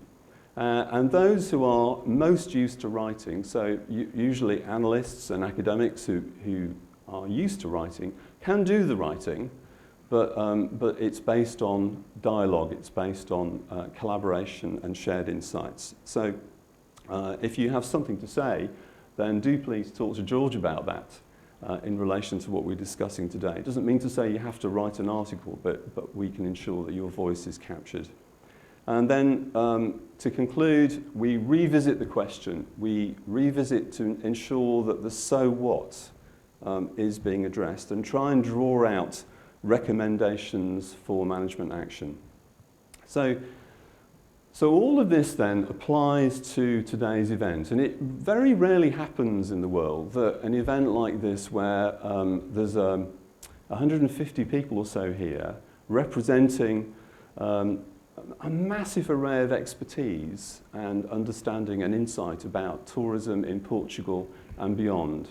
And the opportunity is to try to capture that in a format that really resonates, is interesting, is accessible, is usable, and provides a connection with, with previous years. So as this event moves forward, year on year, it's possible to be able to build a good foundation of theory that works in practice, that has the voice of industry very centrally embedded in the articles. So just to give an example of the issues that we published in 2016, and again they're kind of trends-based and looking at patterns and issues that are important to industry. So the first one was about the rise of Asian travellers, Southeast Asia in particular, and the impact on tourism all over the world. The second one was about aspects of development in Nigeria, which is the continent of Africa's fastest growing economy. Has all sorts of challenges, but there's a very significant investment going on there. So one of the theme editors is probably the best known consultant in relation to hotel and tourism development in the continent of Africa. Third was a focus on Russia. Actually, Russian academics have found it quite difficult to access Western journals for all sorts of reasons. But that issue looked at the implosion, really, of tourism, so outgoing tourism and even domestic tourism has suffered greatly because of sanctions, because of the decline in the value of the ruble, and so on. So I guess countries that have historically received lots of Russian visitors have had to scramble to re-gear, really. And now it's interesting, I'm finding that there are quite a few Russian academics contacting me to try and develop their analysis of what's going on in Russia. Fourth one about innovation in India, which is, as a tourism destination, is growing rapidly, so there are all sorts of interesting things happening there. Number 5 was about climate change and the environment, so it's something that we've been looking at year on year, and sustainable tourism, so that's a key theme that's emerged. And then number 6 was the outcomes from this event last year. So again, just to give a flavour of this, there are, if you're interested in accessing these articles and downloading them, you'll be able to do that from next Monday. 18 contributors last year, so it's a blend of people from academia, from associations, from government, and those involved in trends analysis, consulting, etc. 11 articles, including a conclusion that draws together some of the strands of analysis, and recommendations arising from last year's event, last year's discussions relating to these areas: tourism business scanning, market research, tourism diversification, service quality, technology, strategy, innovation, among other things. So although it's challenging to do this, why we keep doing it and keep trying to work on making this journal more effective in communicating theory that works in practice. Why? Well, first, it's interesting that, and if you want to participate, as mentioned earlier on, in next year in the journal that comes out of this event, do talk to George. But people who write pieces for the issue, for these various issues every year, enjoy being part of a broad-based team. So it's not simply academics writing because they have to. It's actually a team of people right across the different areas of expertise represented in this room today with a common purpose, a shared purpose, which is to answer a question. How can we actually advance and improve? How can we be ahead of the game in Portugal in particular? Those who edit these theme issues, so George in particular, who's been fantastic over the years in working with, can testify that the writing process is greatly enriched by insights from practitioners who are busy doing, and they can share at events like this, but they don't always have the time to write for publication. But if we can find ways of blending your voice in, then it really enriches the process. And third, it's interesting that the readers like this format. So this is a fairly new journal. We started this in 2009. You can see the download stats. So for me, this is the most significant thing, the numbers of people downloading articles. So it's heading towards 100,000 article downloads a year. It's growing by 20,000 a year. So that means that where we have a collection of pieces about Portugal, as we will next year, then people all over the world, there are lots of downloads in Australia and Southeast Asia, etc., will be downloading articles about tourism in Portugal. So it's another way of taking the message out to other parts of the world. And because they're concise articles with short, interesting titles, eye-catching titles, because it's actually about theory that works in practice, then actually the majority of downloaders are young undergraduate students who very often can't really be bothered with 10,000 word articles that are very complicated, but are interested in something that sounds, that's eye-catching and interesting. So every year we try to reflect on what has been useful and valuable about the process from the point of view of those who are shaping the process. So if you think about this event today, lots of discussion, lots of interesting things emerging, but the theme issue gives us an opportunity to go deeper, to reflect, to formulate responses and refine them through a peer review process. So as the articles are written, then those can be shared and people can talk about, is this clear enough? Have we got all of the different perspectives, the different voices we need? And have we got action points and recommendations that are valuable and useful? So this is an offer then. Emerald Publishing is, I think, the world's largest publisher of management journals. It has a massive portfolio of journals. If you've signed up, or if you haven't already, you can do later, to authorize passing across of your email address to Emerald, not to Amazon, to Emerald, then they will send you, I think on Monday of next week, a download link, and then you can just simply click on that with instructions and download all 11 of the articles. So Emerald is a publishing company. I think it very unlikely they will try and sell you anything. It's simply a way in which we're building this journal by saying every year the people that come to this event can access free of charge the discussions that happened at the previous year's event. So in so doing, hopefully what we're doing in summary is we are creating together, it's a collaborative process, theory that works in practice, so gathering all of the insights and information, all of the voices, all of the expertise, crafting articles that speak to industry need and provide responses, action points and so on, and making that available. The only people who will have that free every year are the people that come to this event because you have contributed to the previous year. So I do hope that you'll enjoy today's event and the discussions. As mentioned, if you're passionate about something and interested in contributing to this, have a chat with George at some point.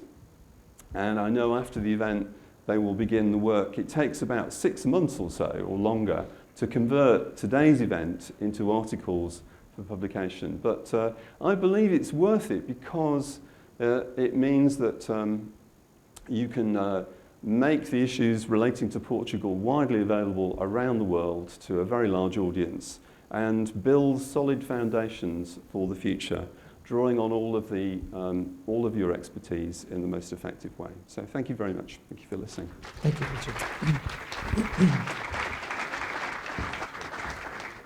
Richard, thanks for bridging the practical and academic side of this conference that we normally keep on the backstage, but it's worth explaining to the audience. Esta intervenção do professor Richard here, no fundo, fala-nos de uma outra face desta conferência que nós não temos referido, mas todas as intervenções, toda a discussão, as principais conclusões têm sido, ao longo dos últimos 2 anos, vertidas em artigos que não são tanto académicos, são mais formais na sua linguagem, mas que permite partilhar com leitores em todo o mundo aquilo que são as conclusões e as recomendações que saem destes fóruns dos últimos 2 anos, a convite naturalmente dele e da editora, que ele vos referiu também. E fica também o desafio e o convite para quem quiser ou tiver alguma ideia daquilo que surja aqui, ou que seja das vossas responsabilidades diárias de gestão, por favor, falem comigo, porque teremos todo o gosto em, no número que vai sair em novembro, de poder incorporar dentro daquilo que são as regras da revista, os vossos contributos também. So we don't have much time because there's coffee break at 11:45 and the next panel is a bit long. But there's a couple of issues that I would like to raise with you. And this first idea of how we doing in terms of tourism development that Yolanda gave us, and then the challenges in terms of consumer behavior that Daphne presented, I think it somehow makes us understand what the point of situation is, but there are some major changes, and one of the things that I quite understood from both of your presentations, that we are moving probably from a concept of tourist to a concept of a traveler. Is that correct? Is my interpretation correct, Yolanda? We have that discussion many times at UNWTO, because people tend to think that a tourist is somehow like the image of the people in the 70s who had like a camera and were around just to collect pictures and not being part of the place and so on, and the traveler is somehow more glamorous. We think tourist is just a perfect definition, and we don't have to be embarrassed to be a tourist. I think it's just the perception that we had from like previous times. It doesn't really matter. I think what is changing or what is increasing is the amount of people who really care, who really want to do a learning process, external and internal when they travel, that really want to enjoy being part of the place. And I think Daphne has explained that perfectly well with a lot of examples. So I wouldn't change the term, even though traveler sounds more glamorous, more adventurous, and so on. But I think at the end of the day, it's a tourist, and I wouldn't So make the distinction. Yeah. Tourist travelers. I think it's the trend that is changing. The words don't really mean anything. And the major change or challenge that we're having today, Daphne, if you had to select one of those 7 key trends, which one would you pick to emphasize for our audience? This is the $1 million question. Hello, can you hear? Is it working? Sorry. That's a really difficult question.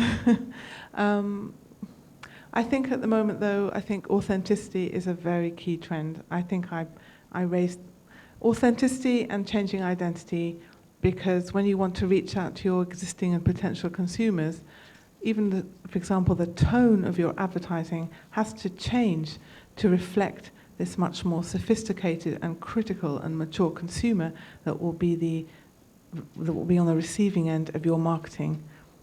Authenticity, because now with consumers being very demanding and super critical, they're not going to, they don't like greenwashing. They don't like real washing. They want the real experience, and I think tourism is already moving to offer this, but a lot more can be done, as Yolanda mentioned. So perhaps those two trends, identity in flux and authenticity, are really hot topical consumer trends at the moment. Thank you. Richard, from my memories, you started editing and publishing research like in 1986 or before? A long time ago. You're still a young kid. Yeah. How would you evaluate, assess these last 30-odd years of publishing experience? Yeah. And if you had to pick one major aspect in terms of the changes you've analyzed in your research and the research you edited, which one would you select to share with us? Well, thank you, George. There's really an explosion of journals, actually. The growth of journals has been enormous in the tourism field.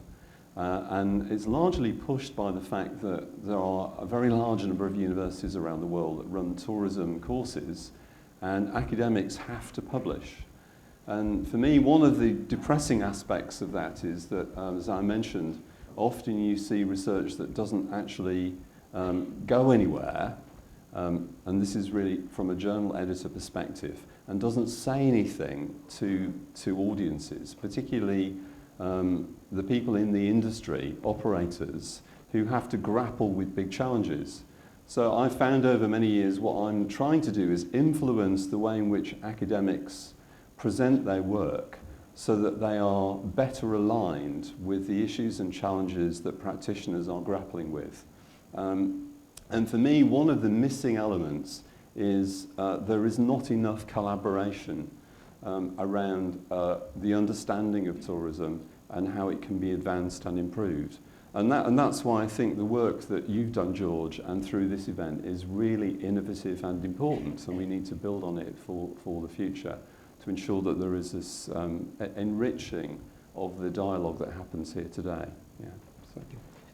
Nós não temos muito tempo para discussão, até porque os próximos painéis serão mais discussão. Este seria um painel mais de contextualização. Contudo, se houver alguma questão dos nossos participantes, eu aceitaria uma questão ali, porque já tenho aqui mais uma questão que nos veio através do live streaming, que é para a Yolanda.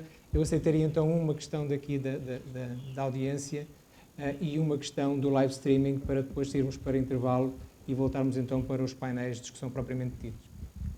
Faz favor, agradecia que se identificasse, por favor, também. Carlos Mota, nowadays I'm a PhD student. I'd like to ask Yolanda about how does the WTO view the hundreds of taxes that tourists are required to pay. Today you speak about hundreds, tomorrow maybe you speak about thousands of taxes. That is my question. Taxes. But what do you mean? Desculpe, colocou a questão sobre as taxas que os turistas... As taxas que os turistas pagam, e cada vez mais.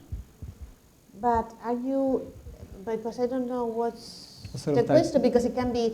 Is it like, for example, in certain destinations they are imposing local taxes to tourists just because of the direction, or just taxes in general? I guess this is the first question. Well, it depends, because... Yeah, if that's the case, when those taxes are used for tourism purposes, that could be fine, theoretically speaking. But the thing is that most of the times they are not used for that. They are used just for tax collection purposes. Therefore, what happens is that the hoteliers and everybody, well, they are less competitive in relation to other destinations. I think it's like everything else in life. If it's well designed and well applied, it could be positive.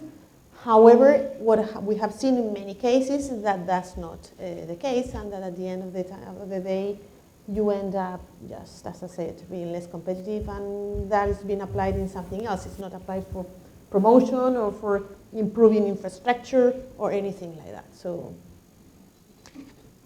Eu acho que esta questão das taxas será com certeza tratada no painel seguinte, porque vamos falar da autenticidade dos destinos, das sobrecargas, e com certeza que as taxas turísticas poderão ser uma forma de ajudar, de alguma forma, a relativizar este crescimento e a aproveitá-lo no bom sentido. Eu acho que tudo depende daquilo que os ingleses chamam de accountability, ou seja, como é que nós devolvemos a ideia das taxas e o resultado das taxas a quem nos visita. E acho que a diferença está muito por aí. Yolanda, I have another question for you which came through the live streaming, because we live streaming the event, and the question is from Paul Summers, who asks, how can Porto create a sentiment, a feeling, a sense of social inclusiveness? I think you have the right elements because of your nature, your tradition, your personality, and the way the city is anyway. If we, by social inclusiveness, what we intend by that is making sure that tourism is an opportunity for everybody. For example, we have an example in South Africa. There's a region called Gauteng, where Johannesburg is, and we are working with them in getting their townships involved, whether they're ghettos, so that they are part of the tourism experience, and that many interesting things can happen there. So that's one project we have. And it's a beautiful thing. We have another project in the south of Tenerife, in the Canary Islands, because there you have the tourists and then the rest, and that's also a difficulty. I don't know Porto enough to come up with a concrete answer, but I think we could be inspired by any of those two examples. And it's just making sure that your value proposition, your products, your services, really incorporate every part of the value chain. And then if we do that, we are really complying with what has been said before. Then the place is authentic. Because you get everybody involved, and then what you're offering is really interesting. And that's the best way to do a social inclusive exercise. And it's practical. You can start with a small pilot project in a part of the city, taking into account anybody who's there, artisans, I don't know, farmers outside Porto, anything, and come up with something that is truly you, that is truly part of your society. And then again, you have many, I think, competitive advantages because of your culture, your heritage, and everything else. So I think it would be easy. I mean, everything's difficult, and then I think the difficulty here is, we have discussed that many times, is the governance model. It's how to bring all those stakeholders together, how to make sure that that's transparent, that the rules are clear for everybody, and that once that product needs to be marketed, there are also clear rules for that, and everybody understands the business model and agrees on the business model. But I think that would be my approach. Thank you, Yolanda. Nós vamos encerrar aqui. Eu pedia aos oradores do próximo painel que tomassem um cafezinho rápido para ver se nós conseguimos começar com 5 minutos de atraso, ao 12:05. Agradecia a todos a presença neste painel e também a celeridade no tomado de café, porque depois podemos ter um bocadinho mais de espaço durante a hora do almoço. Thank you very much for your input, and now enjoy a cup of coffee and some sweets, because you deserve it. Thank you. Muito obrigado.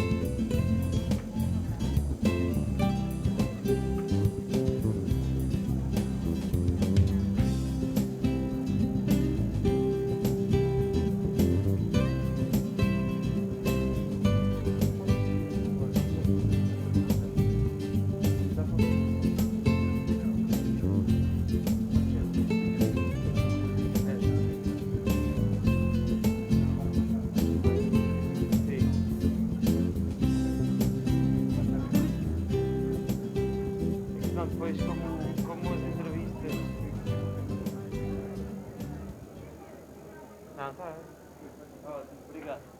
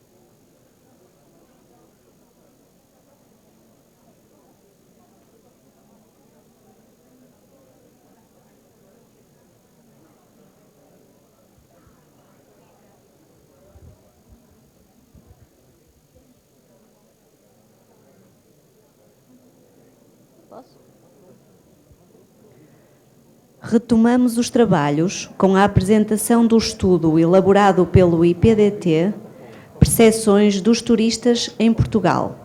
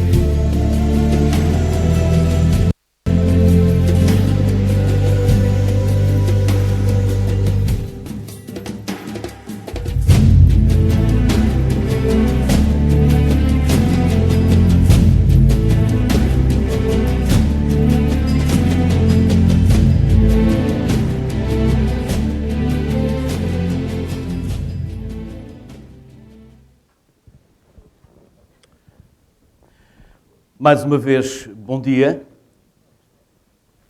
Os próximos 60 minutos, basicamente, vão ser distribuídos pela intervenção do professor que vem da Universidade de Strathclyde, Richard Butler. Mas primeiro apresentar-vos apenas o painel.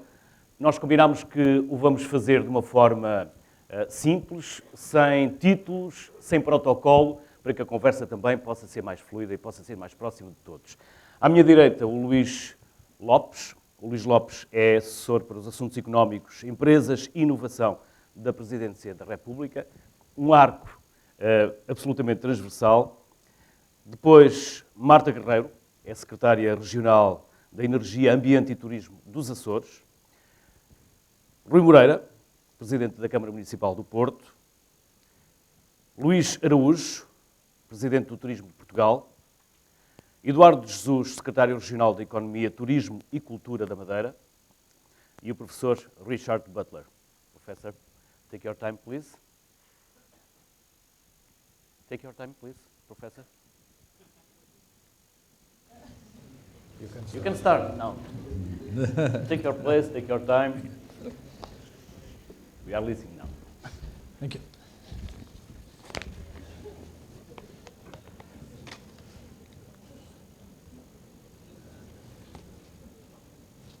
Am I on? Right.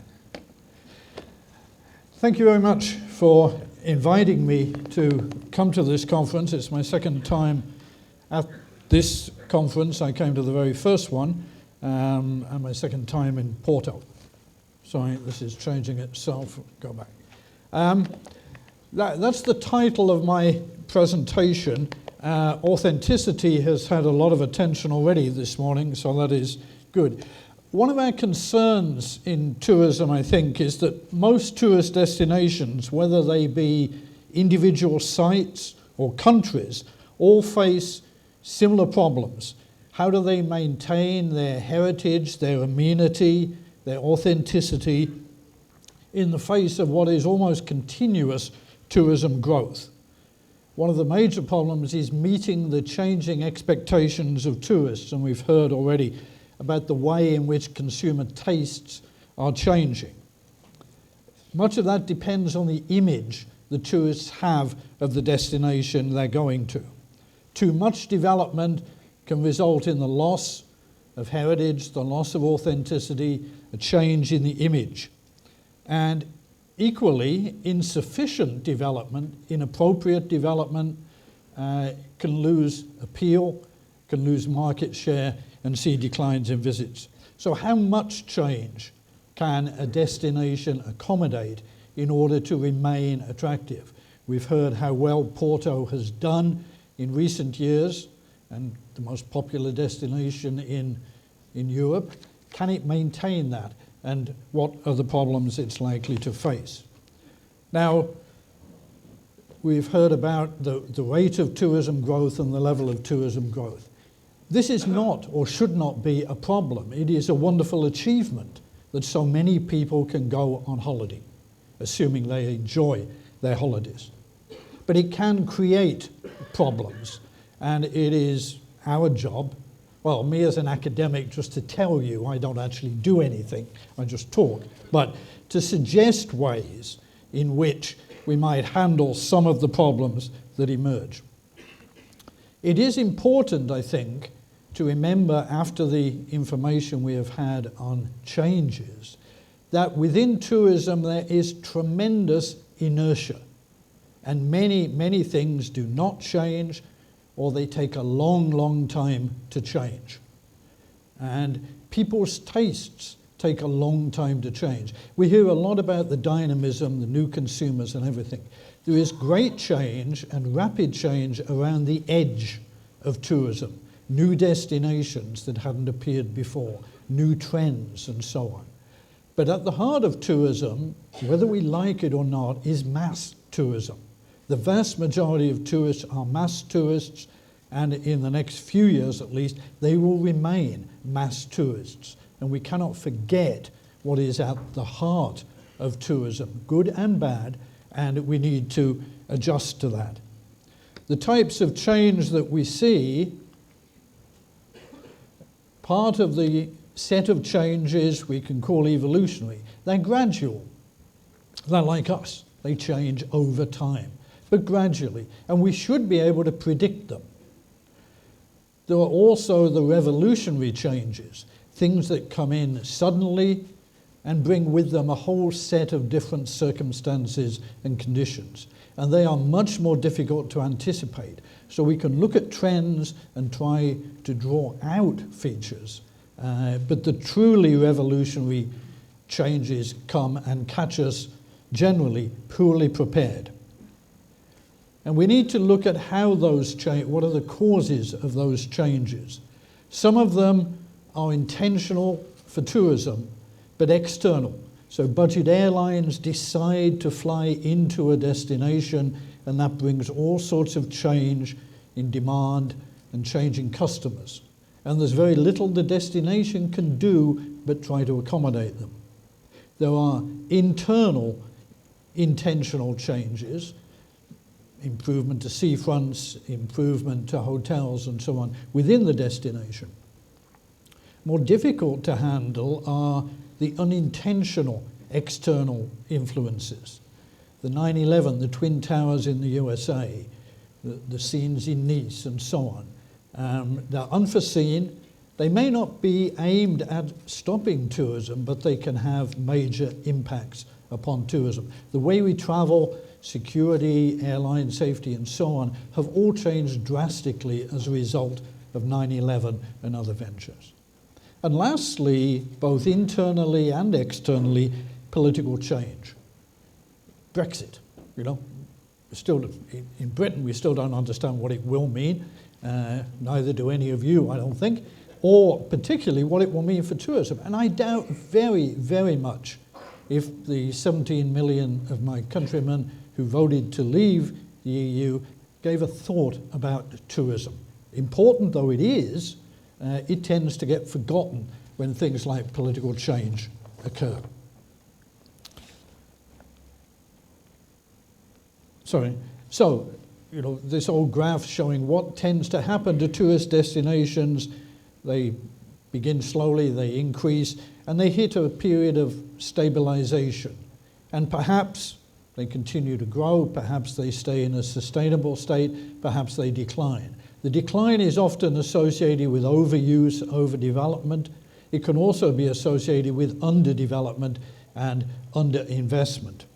But it is not guaranteed to go into decline or in any particular direction. Much depends on the individual place. And Porto's future depends very much on what happens in Porto as well as what happens outside. The tourist experience is key in all of this.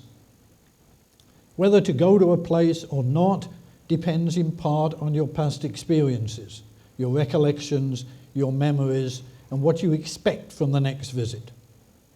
And that depends very much on the image of the destination that you have, what you expect, and the actual experience.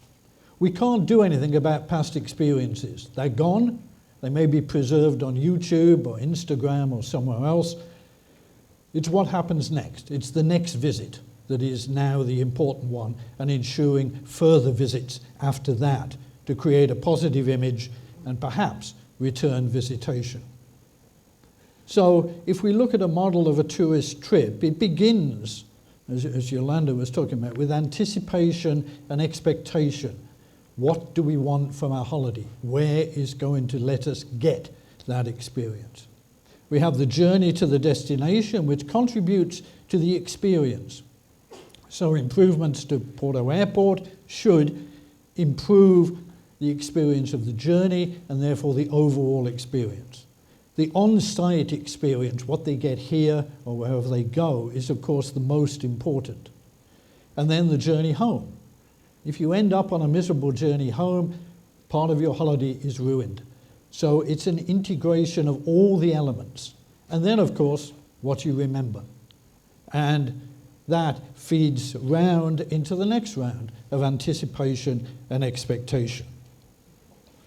So the image that you have based on your recollections and so on is of key importance. It's hard to understand how images begin.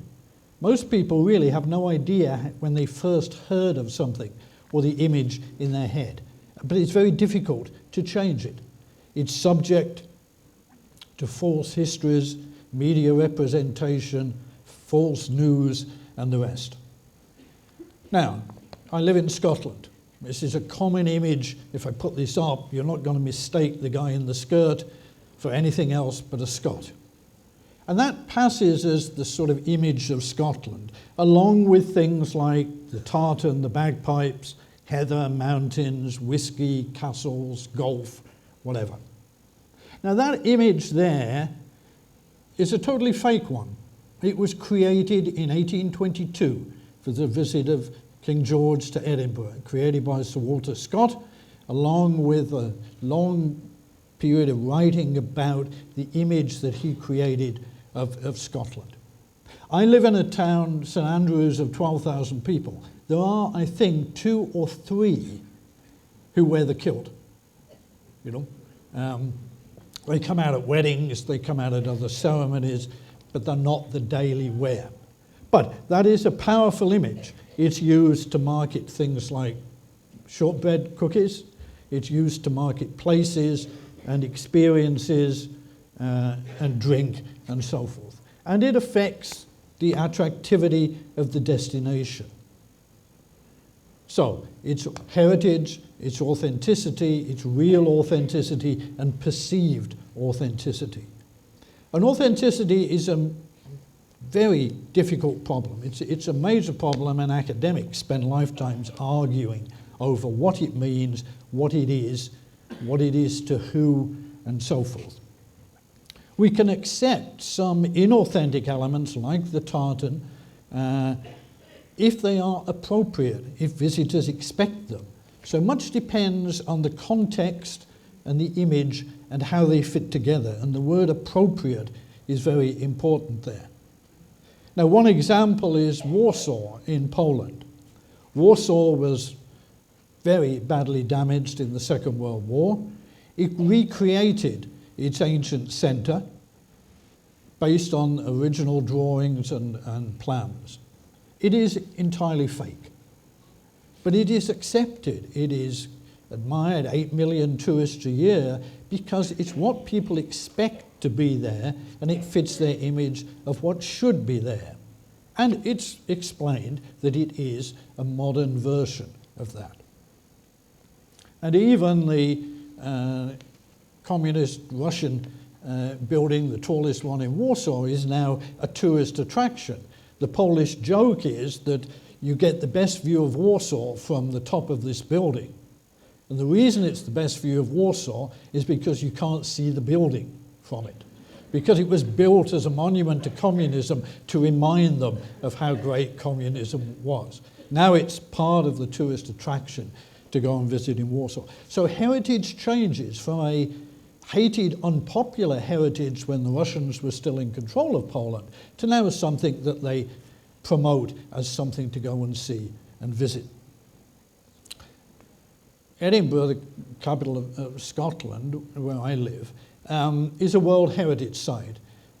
Its old town and what's called its new town, which is 250 years old, are a World Heritage Cultural Site. Its authenticity is very high. High quality buildings, conserved, historic role, the administrative cultural capital of Scotland. There is a danger. If that heritage is weakened, then you could lose the World Heritage status, and with it, perhaps, the visitors to Edinburgh. So that's a general view looking to the castle over the old part of town. Now, this has come under severe criticism in the last few years. This is an article from the Guardian newspaper of 2015. And it has some important notes. There's a lot up there, I won't read it all. But a city that consistently undervalues its best asset, its historic centre. And the argument is about new development, new architecture, and whether it blends and it fits with what is there and what earned the World Heritage Site designation or not, and whether there is destruction of the World Heritage features. And there was a monitoring mission sent to Edinburgh in 2008 from UNESCO to see what the current construction projects, what effect they were having. The decision was not to remove the World Heritage status, but you still get proposals. In the centre here is the old Edinburgh High School, a preserved site. Surrounding it, the two elements on the left and right are proposed hotel expansions. And they were considered by the planning committee and by citizens of Edinburgh generally to be an eyesore and an imposition, and they turned down the proposal. So it's interesting, just if you look at the last sentence there from the Chief Executive of Marketing Edinburgh, the Destination Management Organisation. I passionately believe a peaceful and symbiotic relationship between Edinburgh's World Heritage status and future developments can be found. I would argue it has to be found if the city is to grow and succeed, to have appropriate new development, but manage to retain its attraction. So I said heritage is a difficult term to deal with. It occurs at different levels, local heritage, as does amenity, what makes a place attractive, as do the features that make up a place. They're all at different scales and they're not all compatible with each other. And the way we manage these different elements can create friction between them. So, with respect to heritage, whose heritage? The local community, the national level, world heritage? Do you have the right to destroy something? When Germany and Berlin pulled down the Berlin Wall because they saw it as a hated remnant of the division of Germany, there were arguments that it should be left because it was an important feature of world heritage that people wanted to see, to remember what it was like. So you get conflicts over whose heritage is it, who controls it, what are the priorities, and so forth. And it's important to remember that the perceptions of heritage vary over time. What we see as heritage today was not thought of heritage when it was being built, and it may not be thought of heritage in the future. The same things apply to amenity. What makes a place attractive? The design of this resort, for example, going down to the beach through the dunes and so on. Are they natural or are they constructed? Do they relate to the tradition of the area or not? Are they focused for visitors or for residents or for both? And again, perceptions vary over time. Now you may not be able to read this, but this is just a cartoon of Stonehenge, itself a World Heritage Site in England, and two ancient cavemen walking past. And one is saying to the other, I can remember when all of this was unspoilt countryside. Now we value this, it attracts millions of tourists a year and so forth. It may not have been. At the time it was appreciated, as we think, as a religious site and so forth. And doubtless at some point in time it was not appreciated because some of the stones were removed and taken away and used for other things. So the features and the details are important in the way they make up heritage and amenity. And we can think of them in a number of ways. There are original features, relics that are still there. There are restored original things that have been brought up to date but still do the same thing. There are those that are renovated and changed a little bit in function, if not form. Ones that are replaced with new versions and ones that are removed. They're outdated, they're unsafe, they're no longer attractive. Now I took this from the Porto website. So, what are the features that it's showing us? The river, the port boats, the heritage buildings, the bridge. And other things as well, presumably, but I just took that from looking at it in my last visit to Porto. So those are the features that in part make up both the amenity, the attractiveness, and the heritage of Porto. So keeping those, because that's what tourists expect, because that's what they see on the website. That's what they see in the brochures. If those disappear, they will feel cheated, you know, and maybe the bridge can be replaced, and maybe that isn't so important. Maybe the boats can be modernized, but up to an extent. So, we do face problems because the increased tourism growth means demand for the services, facilities, infrastructure development. Tourist presence, millions of tourists, means increased contact with residents who don't always like it. Some like it very much, some don't like it. It means changes in the pattern and the pace of life and congestion. It can mean the loss of traditional amenities. Things may disappear, things may be changed in use and the way they are managed and replaced, and also change in the type of tourists and activities from what came before to what came now.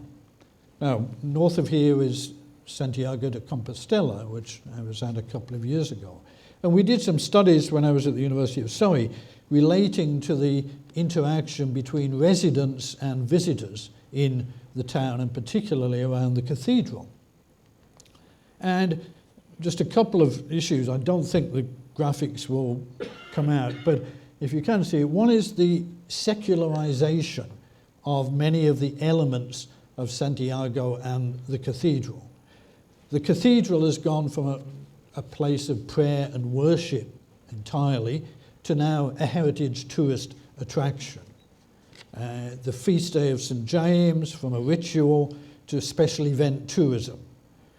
The scallop shell given to the tourist completing the Camino, from pilgrim to a branding product logo, and so on. Now, maybe this doesn't matter. It will matter to some people very much. It will not matter at all to others, and to tourists it's probably attractive, which is why it's been happening.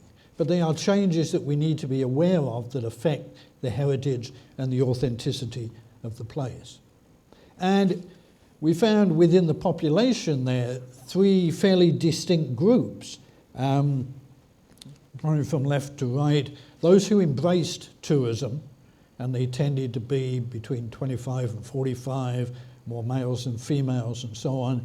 Those who maintained a boundary between themselves and tourists, and those who felt forced to make adjustments in their behaviour to avoid tourists or tourism. Interestingly, one of the other things we found was that the residents are very clear that they can differentiate between tourists who are less liked and tourism, which is very much appreciated. They realise the importance to the town of tourism from pilgrim days to the present. But it's in part the numbers and the behaviour of segments of tourists that create some of the difficulties. Now, we hear a lot about sustainable tourism, and this year is the year of sustainable tourism for development. As an academic with 50 years involvement in tourism, I've become very sceptical over the years about sustainability. I think it's a great goal. I think it creates a lot of problems because it's a vague concept and it's very difficult to implement. It doesn't have 3 legs, it has 4. And the 4th one is politics. And politics mean issues, control, management, who's in charge. And that makes it very difficult to manage as a goal and a single goal objective to achieve. And the influences on a community, we heard, and I would endorse very strongly, the need for integration and coordination. The political situation in a community influences and reflects the perceptions, the values, the strategies that will be used. The technology is whether you can enable those and you end up with a community at the end. Now, I would argue where we need to move is in terms of shifting from sustainability, because I don't think we can fundamentally change the mass of tourism. What I think we need to do is make communities more resilient. Now, I have a horrible feeling that resilience will become the sustainability of the future, and the next thing we'll hear about will be resilient tourism. I hope not. Tourism is resilient anyway. We've seen that with the figures. But resilience came out of natural sciences, and it's basically the ability to withstand shock and change. And so 3 key elements. The resistance of a community. How strong is the community to change? Is it able to withstand shock? How much change can it take before it hits a tipping point and is changed irrevocably? And this is an issue in part for seasonality. Seasonality is generally viewed as a problem for tourism. But seasonality can be very useful in being complementary with other economic activities and also in giving residents and the environment a break, a rest from tourism. So I would urge you to be careful in desiring year-round mass intensive tourism. Not everybody will be happy with that. The break, the rest, the slowdown can be of great benefit. And lastly, precariousness. How close is a community to change? And what can be done about that? So I'll skip through some of these fairly quickly and you can get the presentation if you want. But things like the nature of the community, where tourists are within the community and the contact they have with locals. What is the nature of the community? Its population, the nature of tourism, the growth, the seasonality, and who controls, if anybody, tourism. So things like decision-making in the community, its memory and history, how homogeneous is it or how diverse is it? The external factors, some of which we have nothing that we can do with. We've had 2 chaos events in the last year, Brexit and Donald Trump, which people did not expect, are still trying to guess what will happen, and there will be more to come in 2017. We also have a horrible tendency to go to short-term solutions. So what am I suggesting? Well, this is the way most destinations work. You develop a market, you maintain the market, and if you get into trouble, you recover the market. And so what we get is the tourist characteristics, they cause impacts and change on the destination. And we put up with it and forever chase the market. Now we know the market does change and is changing, although a large part of it remains fairly static. But if you're chasing a market, you're always behind, and that is a difficult place to be. So ideally, putting my academic hat on ideally, you change priorities. You develop long-term appeal and resilience, i.e. toughness, ability to withstand. You maintain that appeal and resilience in the middle stages, and if you do that, you won't go in to the decline phases. So you start with the destination environment, the community. You modify the impacts and the change that you are willing to accept by setting resilience limits and shaping the type of tourist and the type of market that you want to get, so that you have some control rather than reacting constantly to a shifting market. So what do you need to do that? And I am at the last couple of slides. What is the image and the expectation of visitors? Well, we've had some information on that. Are there inconsistencies between image and reality? And if so, who should win, the image or reality? Really determine what is wanted by residents and visitors. Visitors declaring after the fact they're very satisfied with a product is good, but most purchasers of products are not prepared to say they made a bad decision. They rationalize it afterwards. So you tend to get a more positive response, perhaps, than reality. Can you modify and refocus present offerings appropriately by addition, by change, by removal of features? Above all, the coordination, the integration between promotion and image creation and modification at different levels. There is no point in having one agency at one level promote one image, while at another level another agency is creating a different image. When I was living in Canada, we had a perpetual problem over our national parks, that Tourism Canada, the promotion agency, was marketing the parks left, right and centre. Parks Canada, which was dealing with managing some very sensitive environments, was trying to manage, control and direct the visitors when they got there. And the two were frequently presenting very different images about what the parks presented, what they could do, and the type of impact that was acceptable. And lastly, of course, to monitor, because if you don't monitor, you don't know what's happening. So, if you are going to refocus, what are the key points? Well, certainly conserving traditional environment, because part of that at least will be what the tourist expects. And if they don't get what they expect, the experience will not be great. Improving the quality of life, not just for tourists, but for residents. And generally improving the quality of life works for everybody. Sensitivity to market changes, of course, because if you're out of touch with the market totally, you'll lose it. But sensitivity to the impacts on locals. So lastly, resilience, which I would argue for, like sustainability, won't happen by accident, only by design and intent. Destination communities with greater control over tourism will increase their resilience, strengthen the resistance and latitude, and lower their vulnerability and their precariousness. Now, resilience to tourism, there is another side. Tourism can aid resilience. If you have tourism as an important part of your economy, you are better capable of withstanding shocks to other elements in the economy. So in the Caribbean islands, for example, tourism is a powerful agent of resilience because it helps them deal with other shocks, things like oil price rises and so forth. And lastly, I think tourism communities need not to be isolated from the rest of the world. And tourism academics, I think, are bad at this, that we tend to focus on tourism and not a lot of other things.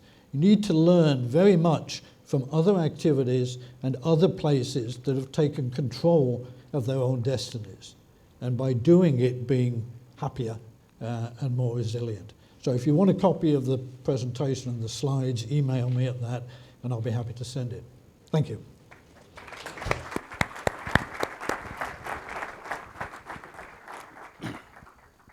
Thank you so much, Professor. Excellent. Nós temos 32 minutos, 37 minutos. Eu vou reduzir as minhas perguntas a uma por cada elemento do painel. Como vos disse, vamos fazer isto sem protocolo, sem formalismo. É natural que alguns dos elementos eu trato por tu, porque tenho proximidade ou relações de amizade, nomeadamente aqui com o Luís Lopes e com o Rui Moreira, mas vamos depois dessa sequência abrir a perguntas também de quem as queira fazer e queira colocar essas mesmas questões de forma simples, curta, porque os oradores são estes que estão aqui no painel. Vou começar pelo Luís Araújo. Luís, os jornais estão hoje outra vez com notícias do turismo. Agora parece que já tem uma habituação e os próprios jornalistas também estão mais receptivos a boas notícias. Diz o Jornal de Negócios que já há mais turistas do que portugueses. É hoje uma das notícias da capa do Jornal de Negócios. Luís Araújo, como é que vamos manter este crescimento? Vamos continuar a trabalhar o posicionamento? Vamos continuar a estimular a melhoria dos operadores? Manter a sustentabilidade? Diversificar os mercados? Chega? Ou há mais eixos de atuação que eu não tenha referido aqui? Muito bem. Muito bom dia a todos. Muito bom dia também. Antes de mais nada, obrigado ao IPDT pelo convite. Ótimo estar aqui, ainda por cima a falar deste tema, que é um tema que, curiosamente, nos tem ocupado muito este último ano, a nós, Turismo Portugal, e acho que a todos os que estamos aqui deste lado e muitos dos que estão aí desse lado. De facto, o 2016 foi um ano recorde. Ultrapassamos a barreira dos 19 milhões de hóspedes a nível nacional, com crescimentos em todas as regiões, o que é extremamente positivo e gratificante, obviamente. Mas, como sempre dissemos, é também nos tempos bons que se prepara o barco para aquilo que poderão ser os eventualmente tempos menores ou tempos piores. E, basicamente, para que este crescimento seja sustentável e se prolongue ao longo do tempo.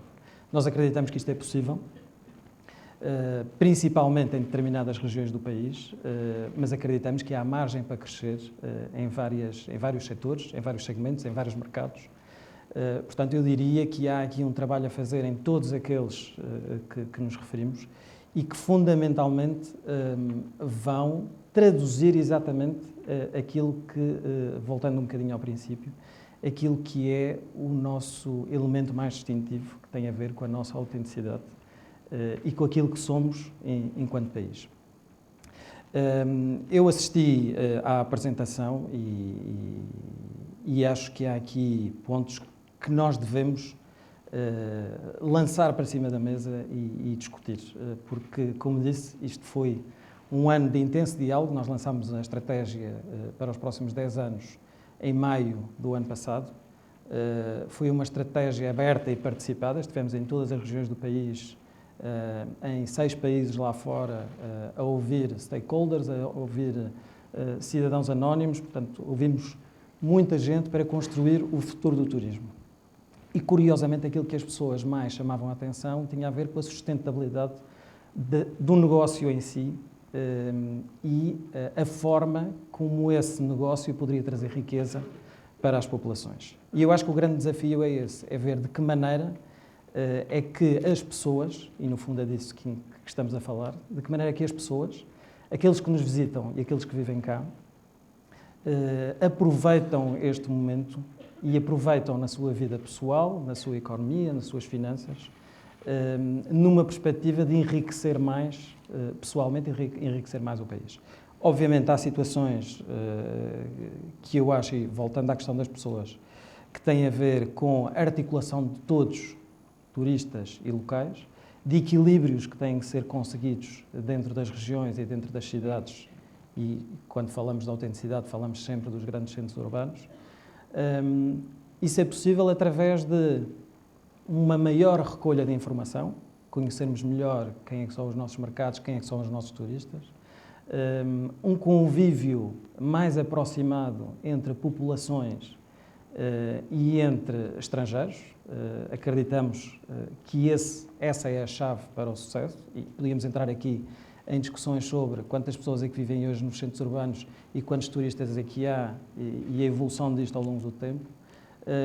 Mas é nessa harmonia, e eu acho que tanto a cidade do Porto como Lisboa, que são os grandes centros urbanos, estão a desenvolver um excelente papel, porque principalmente estão a planificar exatamente essa evolução e essa harmonia de conjunto. É essa harmonia que nos vai permitir manter esta autenticidade e fazer com que este crescimento continue a ser cada vez maior e faça com que gere mais riqueza para todos e seja sustentável ao longo do tempo. Obrigado. Rui Moreira. Rui Moreira, à boa maneira dos jornalistas, nas conferências de imprensa, têm uma pergunta e fazem 2 ou 3. Vou fazer a mesma pergunta, 2 perguntas. Este bater de recordes constantes do Porto estão a provocar uma pressão imobiliária na cidade e os turistas que, quando questionados, se referem à limpeza, à falta de informação e aos transportes. Têm sido preocupações da cidade do Porto, nomeadamente estes dados que são expressos na percepção das pessoas perante o que lhes foi perguntado? Muito bom dia a todos.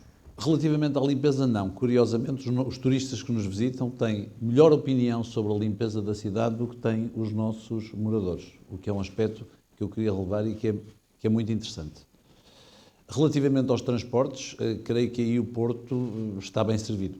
O turista, o primeiro contacto que tem muitas vezes é com o aeroporto e o facto de ter um metro muito barato e muito confortável até à cidade.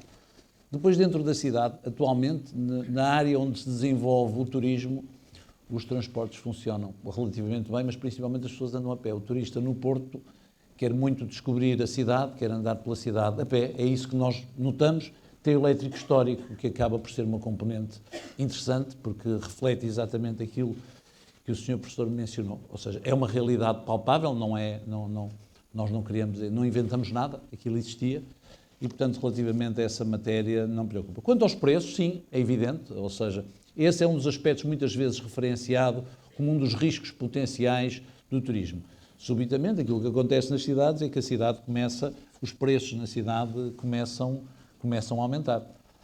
Mas vejamos, isso aconteceria se não fosse o turismo, se acontecesse com qualquer outra atividade económica. Porque um dos aspectos mais curiosos é, porque nós andamos numa fase em que algumas pessoas questionam se o turismo não está a afastar os moradores das cidades. Eu tenho aqui um gráfico que qualquer pessoa consegue ver, até da audiência. Isto era a população do Porto em 1960, 71, 81, 2001, 2011. Ou seja, e até 2011 nós praticamente não tínhamos turistas. Ou seja, isto demonstra que o esvaziamento, a perda de população, se quiserem, da cidade do Porto, não foi devido ao turismo. Agora, o que nós temos que conseguir, naturalmente, e são as políticas ativas,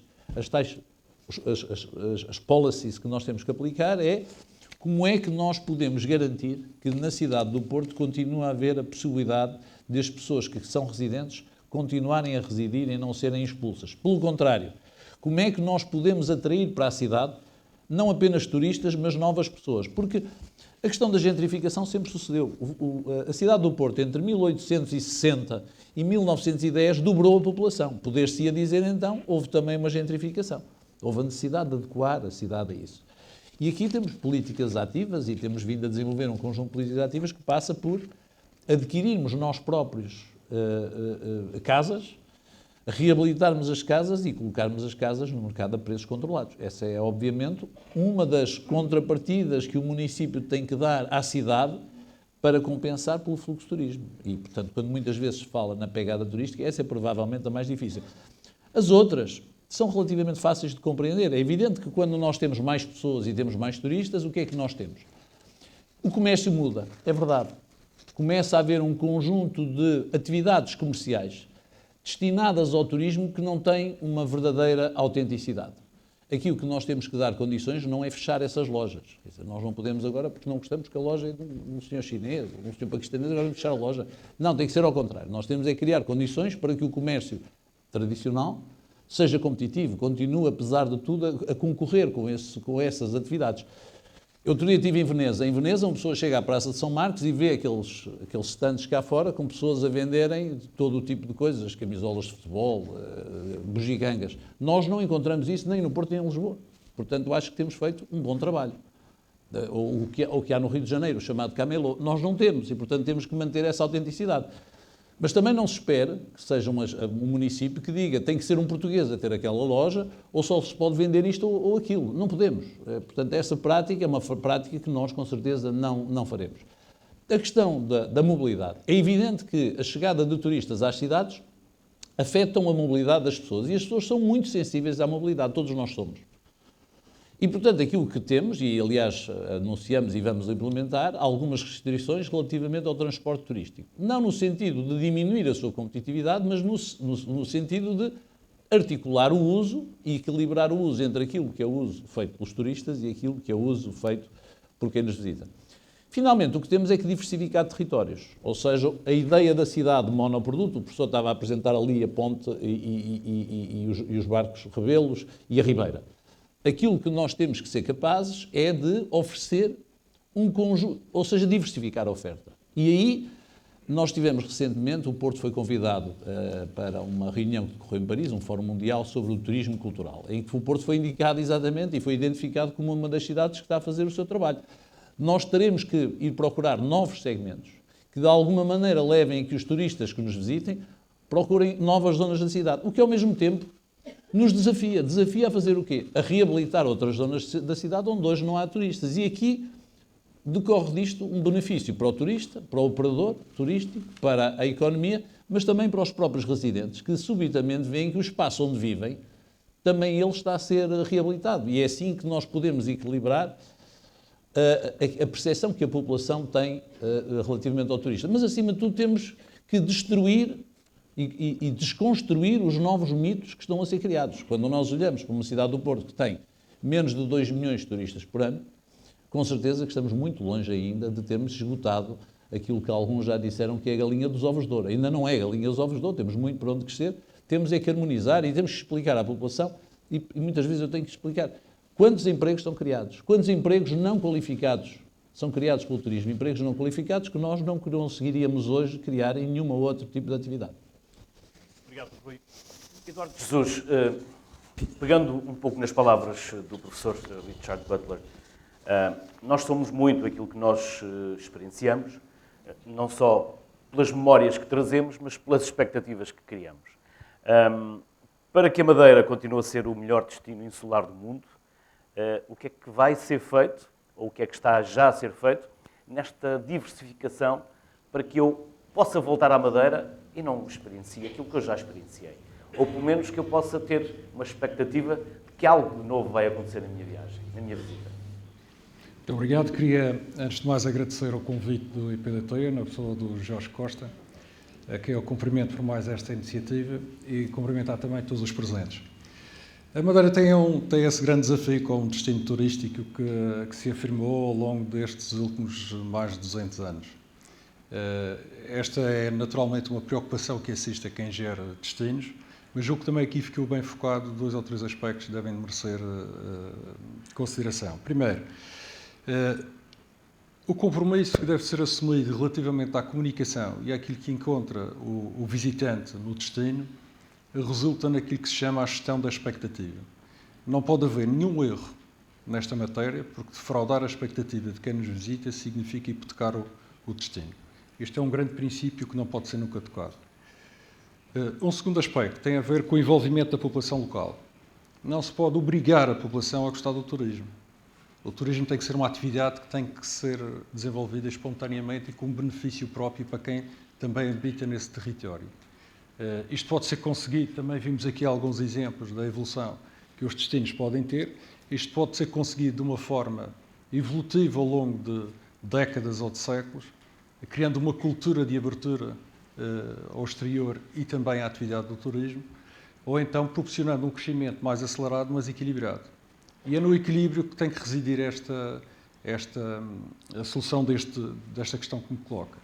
Eu julgo que a Madeira, ao ter optado por utilizar elementos que são aqueles diferenciadores e que são os autenticamente nossos, como a natureza, estou-me a referir à montanha e ao mar, onde encontra situações perfeitamente únicas no mundo, e ter congregado nestes 2 pilares um terceiro que é a cultura, hoje nós comunicamos montanha, mar e cultura, vai permitir trazer a humanização do destino. E através desta humanização nós trouxemos a história, trouxemos a tradição, trouxemos os hábitos, e isto permite abrir um número sem fim de oportunidades, de experiências que não se esgotam apenas naquilo que a mãe natureza nos deixou, mas também na vivência, na convivência e em toda a tradição que a população soube acolher durante todos estes anos.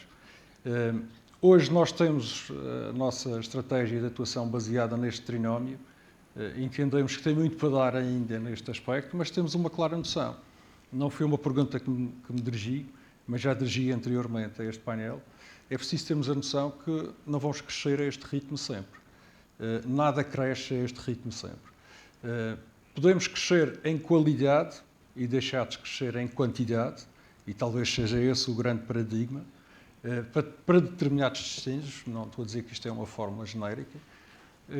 Entendo que, fisicamente não sendo possível ir muito mais além, na qualidade daquilo que se oferece, podemos estar a fazer um upgrade muito grande também nas experiências das pessoas que nos visitam. Por isso há aqui decisões que são corajosas sob o ponto de vista da implementação, mas têm que ser tomadas em função da realidade de cada um dos destinos.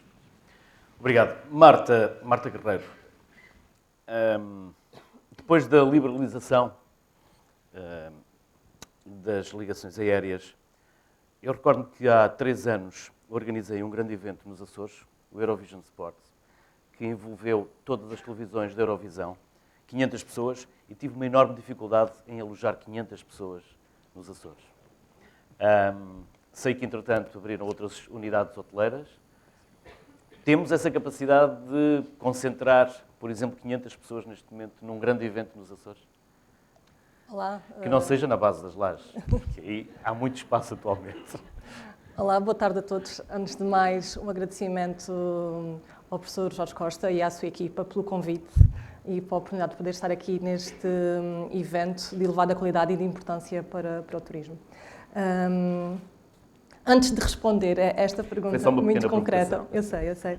E para situar quem não conhece os Açores, porque também temos aqui participação de muitas pessoas que vêm de fora do país, estamos a falar de 9 ilhas, que estão situadas a meio do Atlântico Norte, a 2 horas de viagem do continente português, 4 horas e meia dos Estados Unidos, concretamente Boston ou Nova York, que têm uma história não relacionada com o turismo, um setor primário, uma base de setor primário muito forte e que começa a crescer em termos de turismo nos últimos tempos. Estamos a falar de 250 mil pessoas e, portanto, uma dimensão bastante reduzida.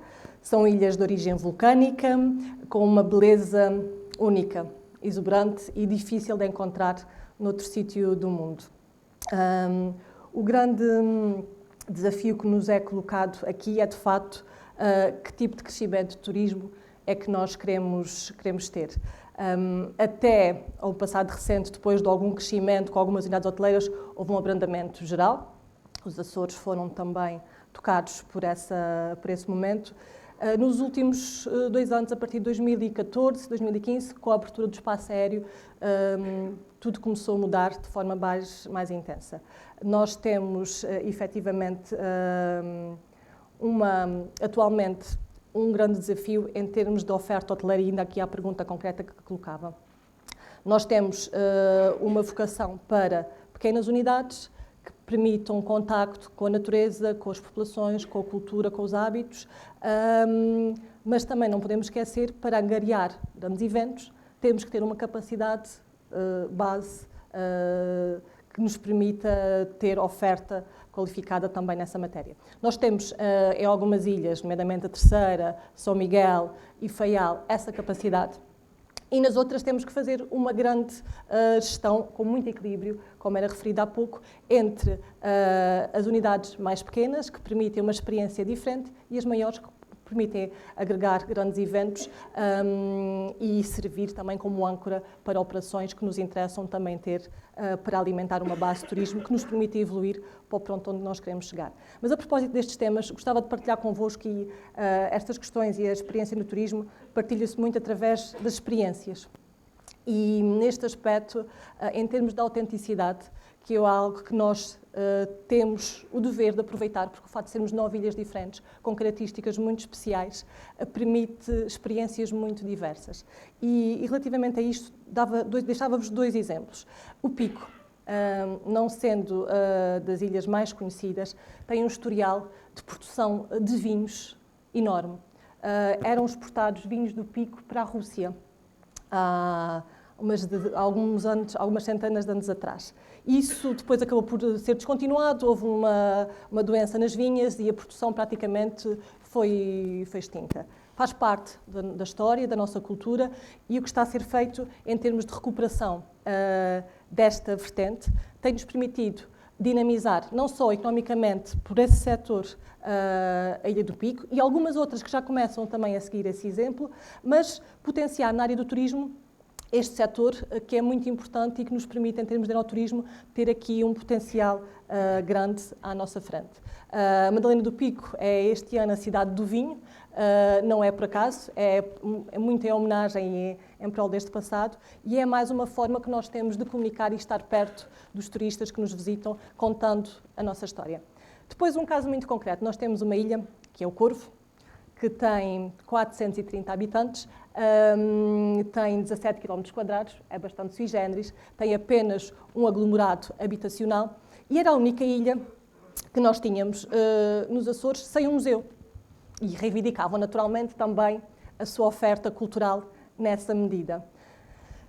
E achámos que neste aspecto não deveríamos construir mais um edifício, 4 paredes, com uma estrutura física para transmitir aquilo que nós gostávamos de transmitir no Corvo. E aquilo que foi lançado há alguns anos atrás, e que é um work in progress, é o que nós chamamos um ecomuseu, onde o trabalho foi feito com toda a população, não é difícil, no sentido de, em primeiro lugar, dar nota da importância que o turismo pode ter no desenvolvimento da ilha, trazer as pessoas para dentro do projeto e criar as mais-valias claras para a população, no sentido de reconhecer o que nos pode dar em termos de proveitos, mas também que elas participem na oferta que está disponível para os turistas, os circuitos com as atividades tradicionais, a parte gastronómica. E, portanto, é um case study que é difícil de replicar, pelas características específicas que estão aqui em causa, mas que mostra muito a aposta e a possibilidade de nós trabalharmos a autenticidade de cada um dos nossos destinos. Marta, muito obrigado. A capa do Açoriano Oriental também diz que dormidas na hotelaria, nos Açores, subiram mais de 20% em 2016. Quanto à provocação que lhe fiz, o ano passado também a Casa do Sol da RTP organizou o mesmo evento no Douro e também não foi possível concentrar 500 pessoas, tivemos que os deslocar para Viseu.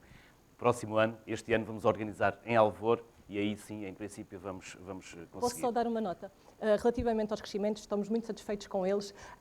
Eles são grandes, mas nós ocupamos uma posição pequenina relativamente ao total nacional. Estamos em 9º lugar em termos de posição, mas não pretendemos subir nesta lista. O que nós queremos é, de facto, dar qualidade. Não queremos ser um turismo de massas.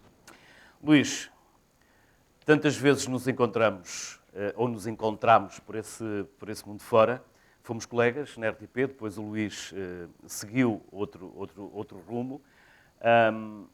Ao longo da tua vida, enquanto jornalista, e depois também já como editor de economia na SIC, nós, de um lado, noticiávamos desgraças. Tu ias à procura de quem tinha sucesso. Nós noticiávamos aqueles que faziam mal. O Luís ia à procura daqueles que faziam bem. O jornalismo também é isso, Luís? Tu tiveste um programa que era o Sucesso.pt e o livro Remar contra a Maré. Andei à procura desse livro, não encontrei, estás-me a dever esse livro, fico à espera que me envies. Procuras, ou procuravas enquanto jornalista, ou mesmo que procuras agora enquanto assessor do professor Marcelo Rebelo de Sousa, como Presidente da República, procuras sucesso? Bem, questão difícil, exatamente, deixaste-me para o fim, bom, e com uma questão difícil. Mas, antes de mais, quero aproveitar para agradecer ao Jorge Costa e, obviamente, às pessoas que fazem o IPDT a honra deste convite e cumprimentar, obviamente, todos os colegas de painel e todas as pessoas presentes. Bem, eu estou aqui na qualidade de assessor do Presidente da República para a área das empresas e inovação, mas as empresas acompanhando os setores, as atividades económicas ou empresariais dos 3 setores da economia. Parece uma missão 007, bom, mas é esta que me foi confiada. E acompanho o turismo, como acompanho uma série de outras áreas, há vários anos, na anterior encarnação enquanto jornalista. É verdade que dei também muitas más notícias, do ponto de vista designadamente macroeconómico e económico-financeiro, mas, de facto, procurei sempre, até porque acho que nesse aspecto também somos parecidos, procuramos sempre ver que o copo às vezes está mais cheio do que provavelmente o meio vazio. E significa também ter uma atitude de serviço público, de interesse público, porque as pessoas não querem apenas a manchete sensacionalista, ou cada vez mais estão fartas dela. E talvez tenha tido a sorte, o azar, não sei, mas tentar perceber que era isso precisamente que as pessoas queriam. E tem a ver com o tema da percepção. E o tema do sucesso não é provavelmente uma obsessão, porque o sucesso é feito também de falhanços e de várias quedas. E isso é muito importante num país como Portugal, em que muitas vezes, quando estamos a falar em várias empresas, e designadamente neste setor, e seja as grandes empresas, as médias, as pequenas, ou algumas multinacionais que às vezes têm dificuldades em se implantar em Portugal, e falamos sempre dos custos de contexto há 20 ou 30 anos, a verdade é que é importante também falar do que falha.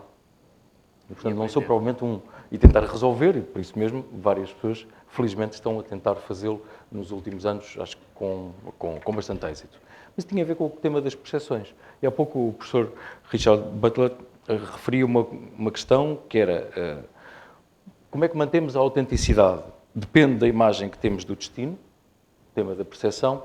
Eu pegaria num conceito de política internacional e de relações internacionais, que é o conceito das misperceptions, o que nos leva, às vezes, àquela... E muitas vezes temos as percepções erradas. E acho que é, às vezes, mais útil nós olharmos para as percepções erradas do que, provavelmente, que percepção é que ficaram. E focarmos mais em resolver problemas. Bom, isso, se fôssemos pela parte cultural e clássica, poderíamos estar aqui a falar da alegoria da caverna de Platão e das imagens que são projetadas, ou, para citar o Bessa de Queiroz e a sua relíquia e a procura do santo lenho e depois aquela peripécia que houve à volta disso, poderíamos falar de percepções erradas. Mas, como Richard disse há pouco, muita coisa não muda no turismo ou demora muito a mudar. E depois falou do tema da resiliência. E aquilo que eu tenho visto ao longo dos anos é que quando falamos de autenticidade e de ser genuíno por todo o território nacional, é necessário, de facto, fomentar mais a lógica de coesão nacional. Não deixar deslaçar, não deixar que não vão interpretar mal aquilo que eu vou dizer, espero, que a lógica, às vezes um pouco pobre, lusitana, da inveja, da capelinha, de este meu lugar é mais importante do que o teu. Bom, e eu acho que os últimos anos, com crise ou sem crise, ou com retomas, demonstraram, e as pessoas, e sobretudo os agentes económicos, os players de todo este setor, todo este novo contexto demonstrou que as pessoas estão focadas cada vez mais para soluções. E as soluções passam, de facto, por privilegiar precisamente o que é ser genuíno. Não estragar, não é ficar atrasado, queremos todos, com certeza, crescer e distribuir melhor essa riqueza, mas aquilo que me pareceu ser mais interessante, por exemplo, agora nesta função de apoio ao Sr. Presidente da República, foi, por exemplo, em dezembro, em final de dezembro, no dia 21, aqui com o apoio do amigo Francisco Calheiros, com a Confederação do Turismo, uma audiência coletiva com vários dos filiados ou confederados na Confederação do Turismo, refletimos um pouco what's next? Ok, muito bem, um ano fantástico em 2016, estão a sair os números. E agora, o que é que temos mais pela frente?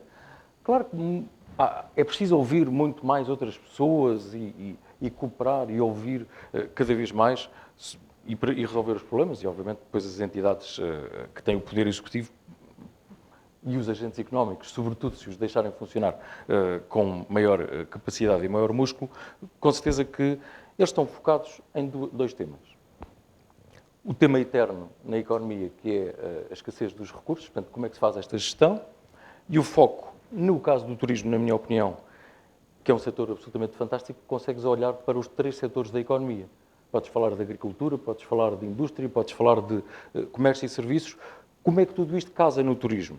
Casa com a hotelaria pura e dura, com a questão da formação profissional, com a questão da cultura e do património, com o ambiente e a natureza, com o ordenamento do território, com a saúde. Aliás, o Francisco referiu isso há pouco na intervenção inicial. E depois há um tema, de além do foco, é a questão da estratégia, da promoção, da notoriedade das regiões, dos produtos e serviços e do tema da marca Portugal. Eu falava da questão de ultrapassarmos a visão bairrista das capelinhas. Isso passa por articularmos mais, funcionarmos mais em rede. Eu costumo dizer há alguns anos o tema do cluster do cabaz de Natal e a quantidade de coisas que nós temos positivas e verdadeiramente autênticas e genuínas que podem ser colocadas nesse cabaz de Natal, naquele espírito muito português do, nesse caso altamente positivo, do já agora podemos juntar tanta coisa positiva nesse cabaz. E só para terminar, sei que precisas mesmo que eu termine, é o tema da diferenciação e da subida na cadeia de valor. Quando olhamos para fatores críticos de sucesso e olhamos para a promoção do país, há pouco a Yolanda Perdomo estava a falar do tema de viajar, de enjoy, de respect, e o tema de respeitarmos as diferenças culturais. Isso é fundamental, obviamente, na Organização Mundial do Turismo, e referia que o que eu queria aproveitar nisto é ela referia que não há impossíveis.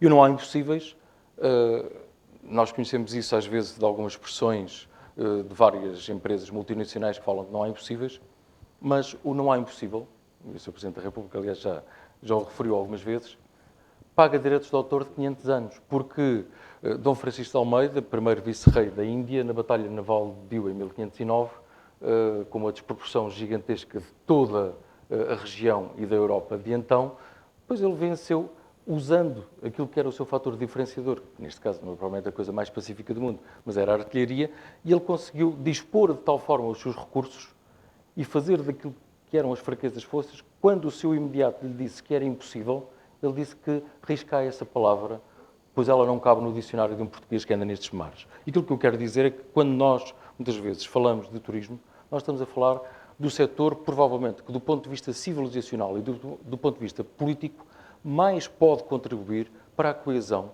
não apenas em Portugal, mas também ao nível europeu, ao nível mundial, porque tem a ver com experiências e com o respeito pelo outro e com o respeito pelas diferenças civilizacionais. E isso é fundamental numa altura em que nos tentam calar pelo medo. E nós não temos medo. E sempre dissemos, há mais de 500 anos, que não há impossíveis. Obrigado, Luís. 10 minutos para irmos almoçar.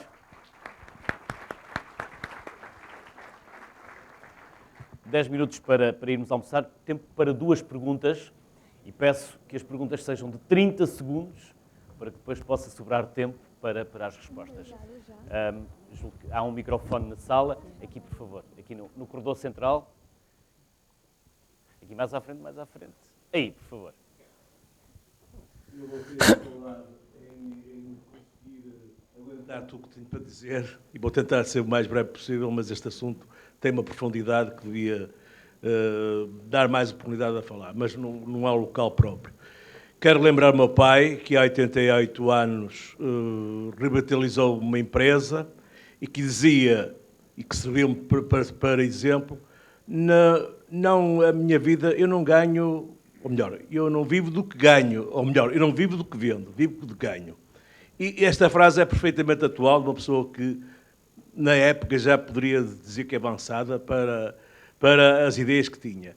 Porque, na realidade, nós estamos a vender um turismo muito barato e esse turismo barato certamente que não nos vai conduzir a nada. Porque, se calhar, o que nos conduz a alguma coisa... Só para concluir, eu vou concluir. Peço mesmo que coloque a sua questão, por favor. Eu vou concluir.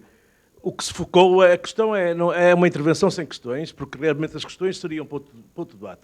A diferenciação que nós não estamos a conseguir manter e a genuinidade que nós estamos a perder com a globalização faz com que o fator de diferenciação e de afirmação do nosso turismo e sustentabilidade vá não permitir a manutenção nem o crescimento. É isso que eu queria dizer. Próxima pergunta. Próxima pergunta. Por favor, aqui. Por favor, aqui. Não. Bom dia, António Loureiro, Travelport. Depois de verificarmos estas brilhantes intervenções relativamente à qualidade e à quantidade do turismo e à captação, uma pergunta só. Tendo nós tantos fregueses e a chegar com tanta velocidade, é um tema que me bate. Gostava que algum dos intervenientes mais diretos no turismo da região, das vossas regiões, me digam como é que estamos a encarar o problema da segurança. Não me respondam com estatísticas, porque estatísticas nas esquadras são fantásticas, mas o problema da segurança é um problema. Vejam, por exemplo, o que se tem passado no Brasil recentemente e vejam o que é que está a afetar um evento normal de milhões de pessoas, que é o Carnaval, e aqui não estamos nesse estádio, mas gostava exatamente por às vezes, esconder de realidades no capítulo da segurança, não somos capazes de prever ou antecipar o futuro. Gostava que... Muito obrigado. Há pouco, quando dei aqueles 4 eixos, deixei espaço para a segurança, porque é claramente algo que os turistas procuram. Segurança. Ninguém gosta de ser roubado ou espoliado, seja de que forma for, nas suas viagens, porque são de lazer e não são propriamente para levar más experiências. Rui, pode ser contigo? Eu acho que o tema da segurança é um tema particularmente interessante. Queria dizer o seguinte, a experiência que temos na cidade do Porto, principalmente relativamente à noite, é que o grande afluxo de turismo melhorou as condições de segurança na cidade, nas zonas interiores da cidade. Há muito mais estabelecimentos abertos, os estabelecimentos de rua, eles próprios são um garante da segurança, as pessoas circulam muito mais pela cidade e, portanto, a probabilidade de haver um crime violento hoje na cidade, no centro da cidade, é muito menor do que era antes do afluxo de turismo. Isso não há dúvida sobre isso. O que obriga naturalmente a cidade é ter mais policiamento, isso as cidades têm feito, nós aumentamos 50% sensivelmente o número de polícias municipais e queremos aumentar mais. No entanto, temos um problema que para mim é incompreensível, eu tenho falado muitas vezes nisto e vou voltar a falar, até porque está aqui uma pessoa que representa o Sr. Presidente da República, que é a nossa Comissão Nacional de Proteção de Dados, que não permite a instalação de videovigilância. São os senhores que provavelmente nunca lhes aconteceu nada na vida e continuam a insistir contra ventos e marés que não permitem videovigilância nas cidades. Isso é uma lástima e é um perigo, não por causa do petty crime, mas por causa de situações de emergência. Nós não queremos, eu não estou nada interessado em filmar o senhor numa câmara de filmar, mas quero que a polícia tenha acesso aos movimentos, a tudo aquilo que se passa. Infelizmente, em Portugal, nós vivemos com estas comissões, não sei, são as pessoas ilustres, com certeza, mas que acham que a nossa liberdade está afetada se houver uma câmara de vigilância. E um dia vamos ter um azar. É inevitável que tenhamos um azar. E depois vamos correr atrás do leite derramado. Mas isso é uma guerra muito antiga que os municípios têm tido, que os agentes económicos têm tido. Eu não consigo compreender porque é que vou a uma máquina de multibanco e me fotografam, mas o Presidente da Câmara não pode dizer que a polícia, não sou eu que devo controlar, a polícia não pode ter acesso à videovigilância. Já a questão dos drones com a polícia é uma vergonha. E, portanto, nós temos esta contradição. Por um lado, o turismo tem melhorado muito as condições de segurança do inner city. O inner city é hoje muito mais seguro. Pode haver carteiristas, mas há muito menos crime violento, há muito menos problema dessa natureza, mas temos esta questão. Uma outra questão que temos é a questão do comportamento dos automobilistas, a segurança também passa por aí, e de facto nós temos muito que fazer em termos de civismo nas nossas cidades, porque continuamos a ver carros parados estacionados em cima de passadeiras. Isto para qualquer turista que quer atravessar uma rua e vê um carro parado em cima de uma passadeira fica muito mal impressionado. Luís Araújo, estava a concordar, não sei se quer acrescentar, porque depois estamos a falar de uma segurança mais local, depois há uma segurança nacional, que é aquilo que também tem feito com que Portugal seja escolhido. Isso é sorte. Sem dúvida. Há que confiar também nas forças de segurança que temos. A sorte dá muito trabalho. Dá muito claro, mas é sorte, mas devemos dizer que é sorte. Totalmente de acordo, e este é um ponto fundamental quando se fala da descaracterização das cidades e do excesso de turismo. Esquecemos destas pequenas coisas que não são tão pequenas quanto isso. Como o Rui Moreira dizia, o facto de haver mais turistas nas cidades e nos centros históricos permite que haja mais segurança, há mais gente a circular. Portanto, esse tipo de insegurança também, obviamente, reduz. A questão da segurança de um ponto de vista nacional. Nós somos o quinto, e obviamente estatísticas valem o que valem, mas somos o quinto país mais seguro do mundo. E quando se fala de país mais seguro, fala-se desde crimes de violência doméstica até pequenos assaltos na rua, até outras coisas maiores. Isto é algo que, obviamente, é um trunfo que temos que saber utilizar e que sabemos utilizar muito bem. Aliás, as pessoas que nos visitam sentem isso e gabam-se disso.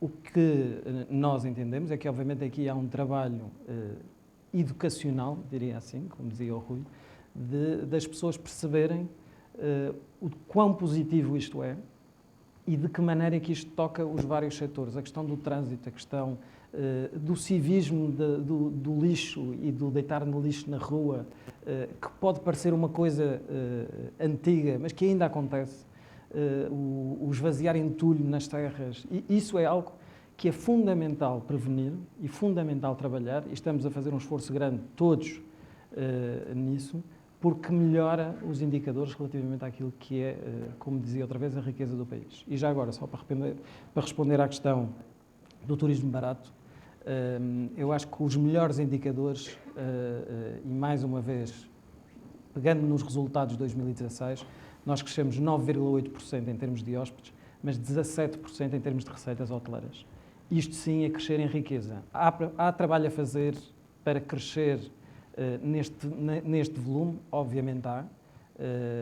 Temos é que saber apostar nos lugares certos e fazer com que esta riqueza seja espalhada o mais possível pelo país, nas épocas baixas, que todos percebam que isto é um negócio e que, como negócio que é transversal, como dizia o Luís, só temos a ganhar com mantê-lo o mais sustentável possível ao longo do tempo.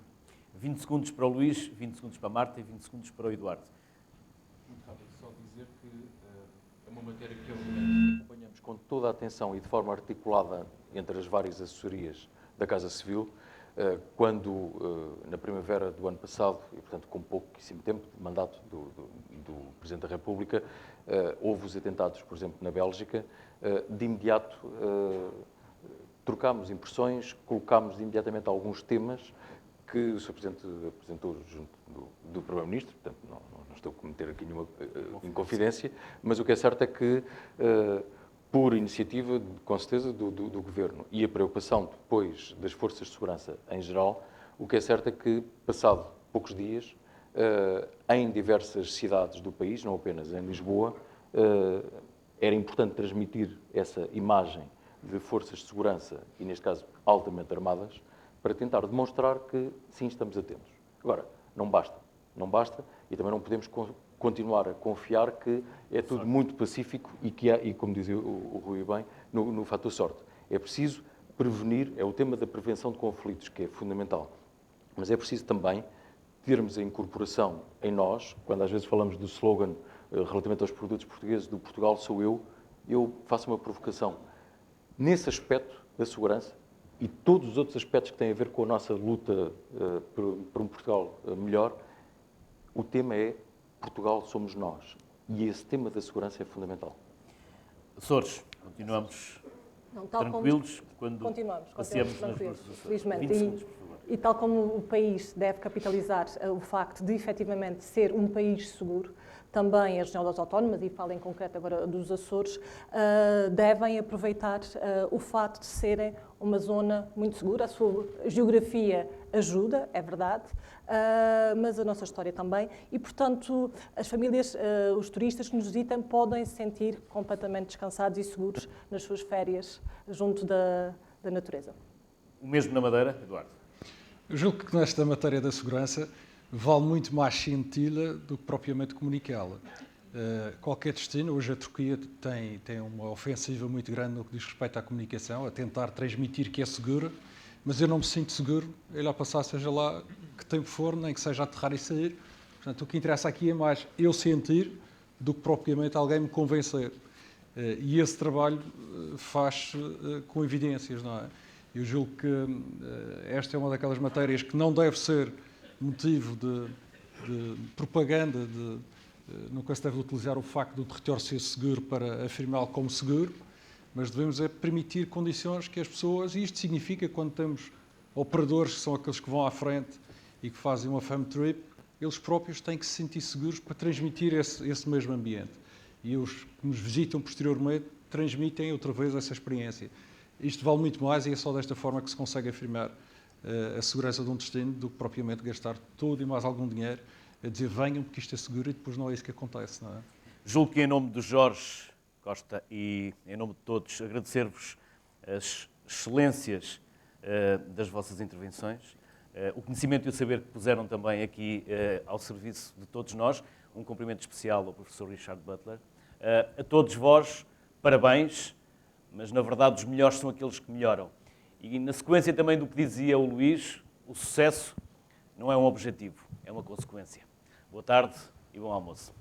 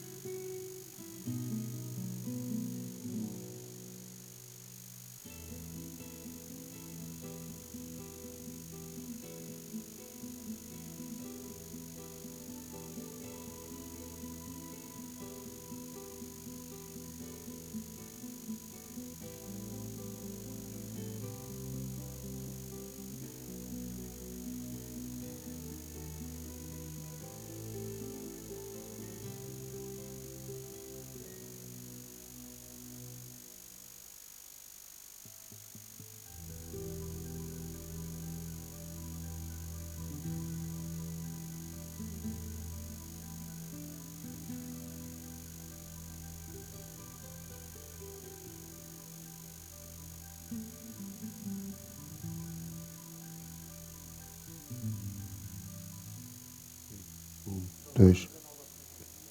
Ei, dois.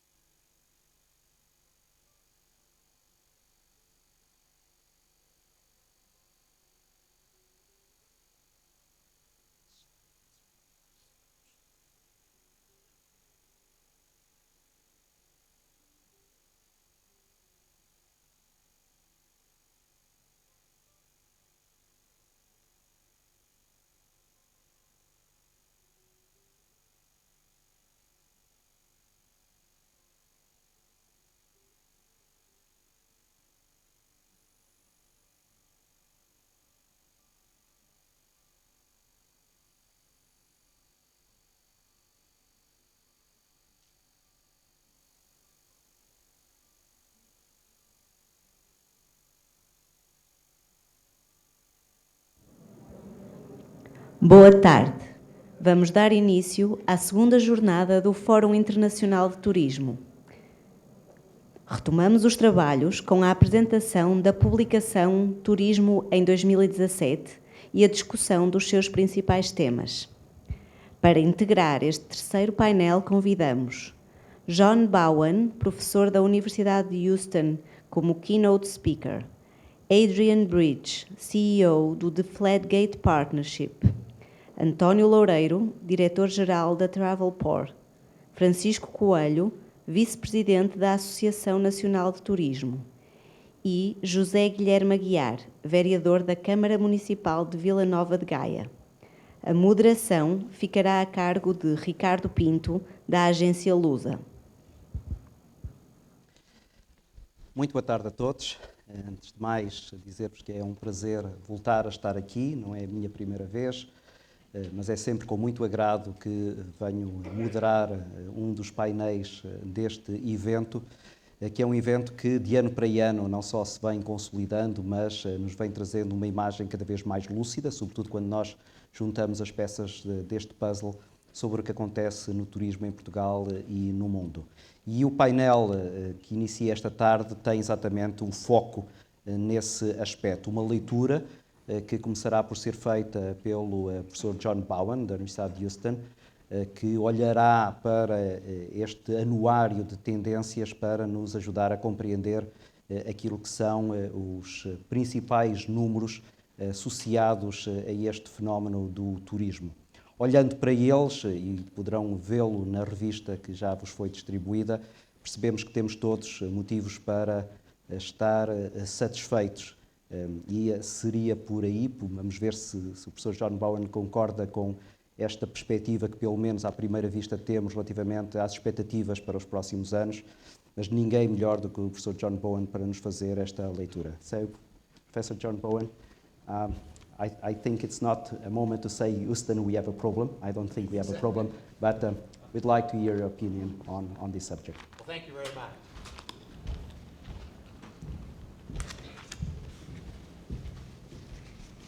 And certainly I'd like to thank George Costa and IPT for inviting me here today, our distinguished panel for giving us their time and thoughts, and to all the participants. Thank you very much for having me. I thought I'd begin with a little bit about my background, which will give you some information on how I came up with these trends. I'm from the Conrad N. Hilton College at the University of Houston. We have about 1,200 students in hospitality management. We have a Bachelor of Science degree, a couple master's degrees, as well as a PhD. And then we have a global master's where students spend a semester at EHL Lausanne, then they move on to Hong Kong Polytechnic, spend a semester there, do a consultantship over the summer, and spend their last semester at Houston. I've been dean of the college, or was dean of the college, for about 12 years and decided that was long enough in dealing with the bureaucracy and politics of a university administrative position, so I thought I'd go back into teaching. And it's one of those things where you have to be careful of what you wish for, because all of a sudden I thought it's been 14 years since I taught an undergraduate class in hospitality marketing, which is my area.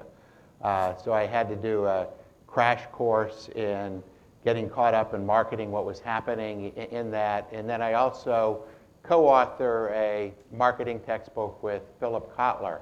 And it has a global reach. We're in 9 languages now, and it was time for the new edition of that. So again, had to do research for that new edition. And from that, I came up with the 7 trends that we'll talk about today. Some of them have already been discussed, which is good in the sense it helps validate these trends. I'll give perhaps a North American perspective, which I think can be useful because from an outbound destination to Europe, it's an important destination. So maybe give you a little bit of what's going on in the mind of North Americans and how you can capture that for your benefit. And then in other areas where it's redundant, we'll just simply skip over that because I think we have plenty to talk about today. But those trends are technology, a sharing economy, The generational differences, we'll take a look at millennials and baby boomers, which have already been mentioned. Globalization, which we've seen the charts on the continued global growth. Social media, wellness, which we've talked about that a little bit, and I'll add to that. And then corporate responsibility. Part of that is sustainability, which again we've discussed. But if we start out with technology, I think one of the things that is happening is there's such an explosion of information. And one person who wrote a video called Did You Know, which are interesting videos if you want to sort of see what's happening in the world. But he came up with the fact that in 2015, 2016, we came up with as much data that had been recorded in history before that. So the amount of information that's become available to everybody now is just exploding and is impossible to keep up with. So we need some way to factor out what's important to us and what's not important to us and keep up with what's important to us. Also, it's projected within the next 10 years we'll have computers that can outthink the human population. You may have heard that there was a computer that could out-bluff poker players that would develop. So it actually got into the emotion of bluffing. And then I teach students for jobs that aren't going to exist or don't exist today but will exist. I mean, 6, 7 years ago, we didn't think of social media managers in hotels. But now that's one of the fastest growing positions. So trying to keep up with that in what we teach. The other thing is and let me make sure I didn't get ahead of myself there. Distribution channels have been very disruptive. And one of the things, when we think about the hospitality industry, we often think that we're people persons. And we've sort of lagged behind in technology. And as a result of that, data scientists and web developers outside our industry have seen opportunities and sort of moved in to take advantage of those opportunities. And I think we need to recapture that area and work with them, not let them dictate what they're going to do. But they've been able to do this because of the high profits, commoditization. A 4-class hotel is a 4-star hotel, no matter where you might go, and fragmentation. We think of like Hilton as a brand, but Hilton's owned by thousands of different people, so they're able to take advantage of the fragmentation of the industry. To show you where this has gone, Priceline, which also has Bookings.com and Kayak, is worth $80 billion, compared to Marriott, which is worth $34 billion in terms of market cap. So we're seeing these OTAs come on, and they've captured a lot of profit without a lot of assets being invested, so they're highly profitable, taking advantage of their situation. From a positive standpoint, the OTAs have enabled smaller, an 8-room property in Europe to now have an international reach. But we need to look at also how we might be able to take advantage of the new ways they've come up with revenue. One of them, Day Use, is a company that is going out to hotels where they might have people that would check in later at night, 7, 8, 9 o'clock at night. And if on a regular basis you have 2 or 3 rooms that aren't checking in until later on, they'll sell you people that'll come in between 9 and 5 or whatever, pay maybe half the rack rate, maybe pay a little bit more than half the rack rate for those rooms. And if you commit those 2 or 3 rooms or fix the number to them every day, they'll sell those rooms and can create some extra revenue. So again, the people in the technology side are thinking of ways they can take advantage of the distribution and that profit that's involved. Perhaps one of the more creative uses is AirMule, which is a company that will take your excess baggage. For example, I flew over from Houston. I had carry-ons. I think I was entitled to take 1 bag. Well, if I'd called AirMule and said I'm going to Lisbon and Porto and have a bag free, they would look at, again, it's all done electronically, but they would go out to UPS, FedEx, DHL. If they had a bag coming this way, they might pay me $300 or $400 to stop at FedEx at the airport on the way over, pick up that bag, deliver it to somebody at customs, and could provide me with an extra $400 just for using my excess baggage. So we're seeing Focusrite is a company that deals with technology advances in hospitality and travel. And at their last conference, the two main themes were sort of distribution. How can we get involved in the distribution? And then how can we get involved in artificial intelligence? So if we look at some of the ways in artificial intelligence is coming in, IBM, you may have heard of their Watson project, which deals with AI. But now we're seeing virtual concierge where you can call down and you want a reservation at a restaurant or a show. You can say, I want seats at such and such a restaurant. It's like you're talking with a person. They'll come back, check the restaurant, all done electronically, and then confirm that you have seats. Another thing, we talked about the Chinese travel, which continues, their outbound travel continues to grow. Most of us don't have staff that speak Mandarin, but now there are fairly good programs where you can speak back and forth. You set your phone up with the app for it. They can speak in Mandarin. It translates into English or Portuguese or whatever language you set it up for. And then you can have a conversation back and forth with somebody from another country just through a smartphone app. And another use is messaging. With millennials, they like to text message. There are programs being set up now where if somebody texts the hotel, there will be a machine that will answer that. So they want to know what time the restaurant opens in the morning. Instead of bothering and taking time at the front desk, the machine will now answer and say the restaurant opens at 6 o'clock. It's located on such and such level, and give directions to where the restaurant is. And if it can't answer it, then it bypasses and sends it to the front desk. So I think the whole area of machine learning, artificial intelligence is just going to explode in the next coming years. Along with that is the knowledge we'll have about our customers. Right now we have bots that can scrape the internet. So we could know what restaurants you went to in the last 60 days. So we could come in and say that we see you like sushi because you've been to these restaurants. That we can get information that probably is a little bit too personal. So part of it will be understanding how we use this information. I think if it was your birthday, you've never been to this hotel before, and you go up to your room and there's a birthday cake, and there's a digital picture of your spouse and your family on your dresser, it'd probably freak you out.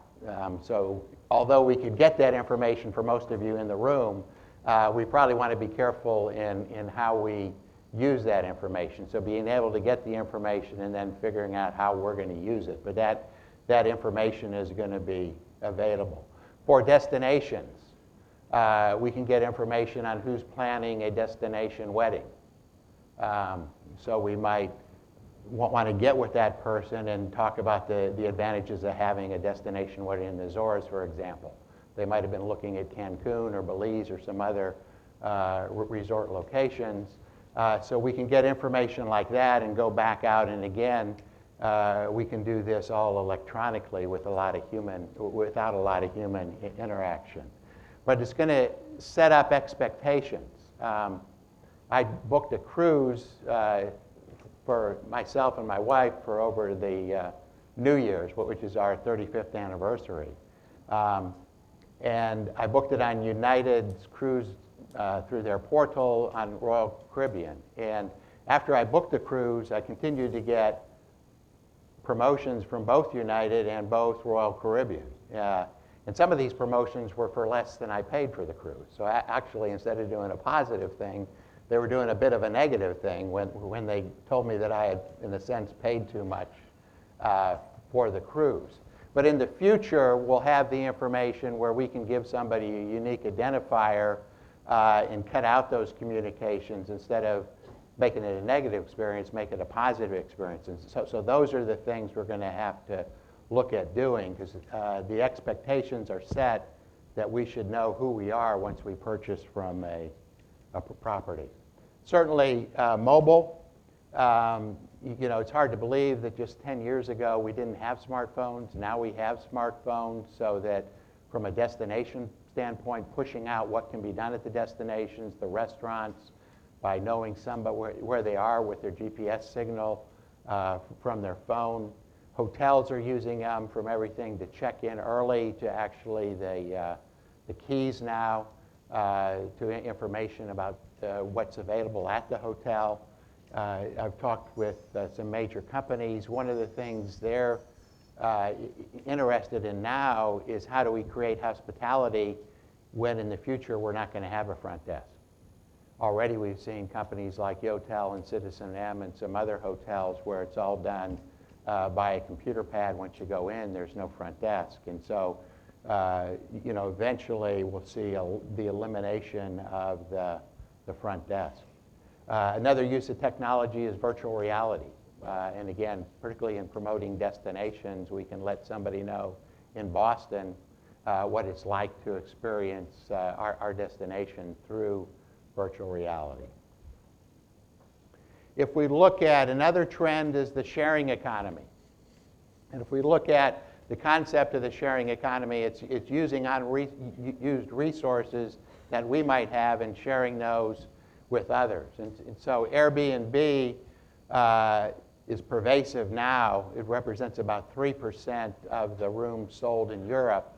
And the original concept was that if you had a house with an extra bedroom or something, you might be willing to share that with a tourist, and that way you could monetize that property.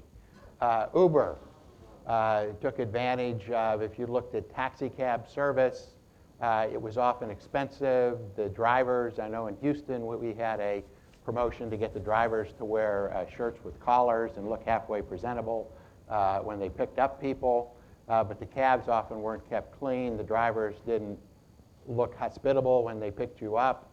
And so Uber saw an advantage in that they would get well-kept cars, the drivers would be evaluated, so they set up a nice system looking at all the detractors of the normal taxi system, incorporated that into Uber, and for a fixed price. So you didn't have to worry about a taxi driver driving you all around town and building up the price. You knew before you got in what the price was going to be. I remember we took our family to Rome, and we took a train down to the railroad station. We got off, we got a cab for our hotel.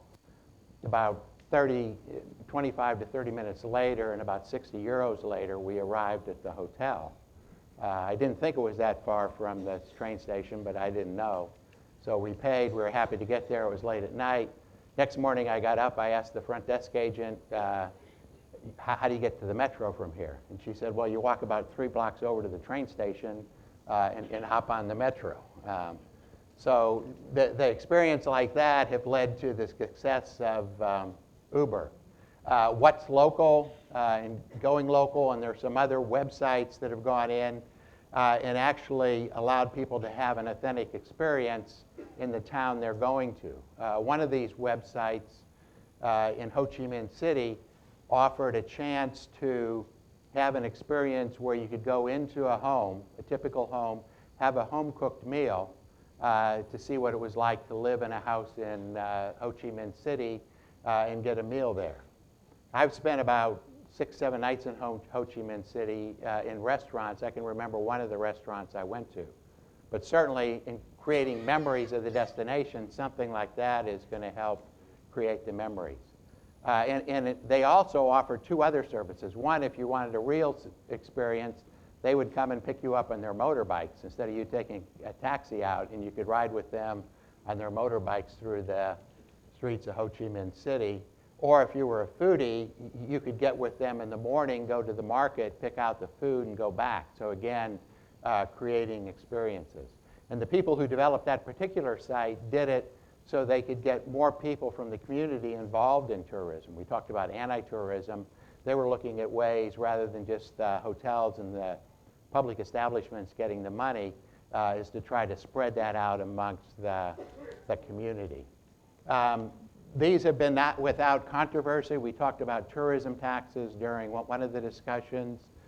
In the United States, it's common to have what we call a hotel occupancy tax or hot tax, which is supposed to go to support tourism.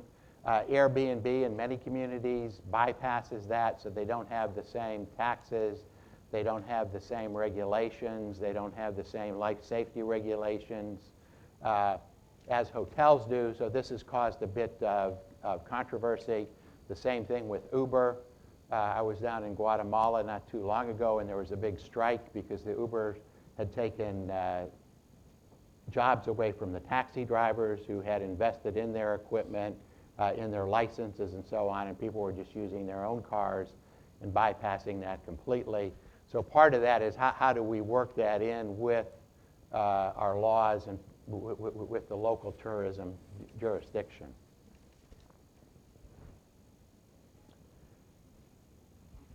The other thing I think we didn't talk about yet is co-creation. But one of the hot topics in tourism now is the idea of co-creating experiences with the guest. So rather than just somebody come to the hotel and they're told what they can do at the hotel, is actually finding out what they want to do and go out and creating those experiences in the community.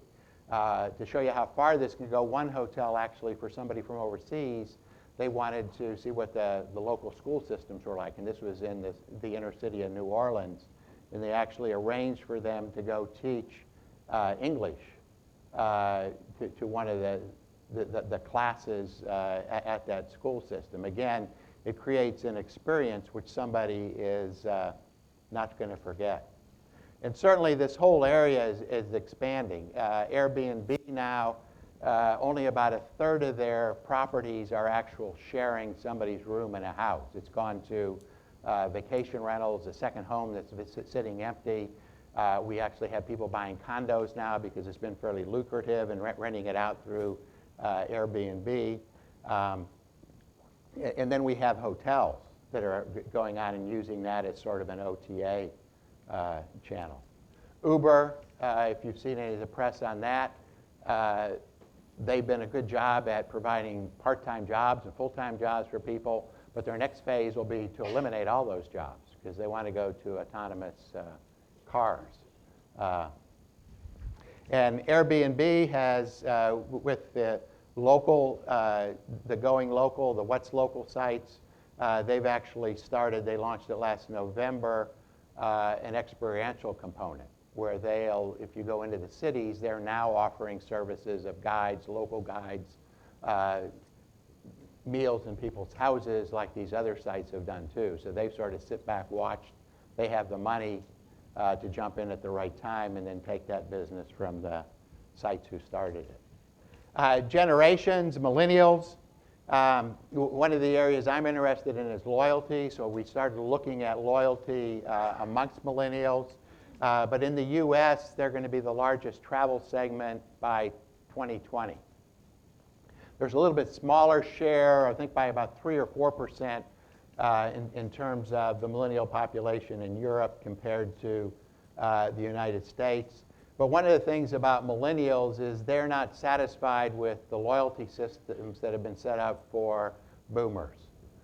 You know, if you look at the conventional airline, hotel loyalty systems, to get a gold, you have to stay 25 times, and then you start getting some real benefits. What millennials are saying is, I'm spending my money today, what are you going to do for me this trip?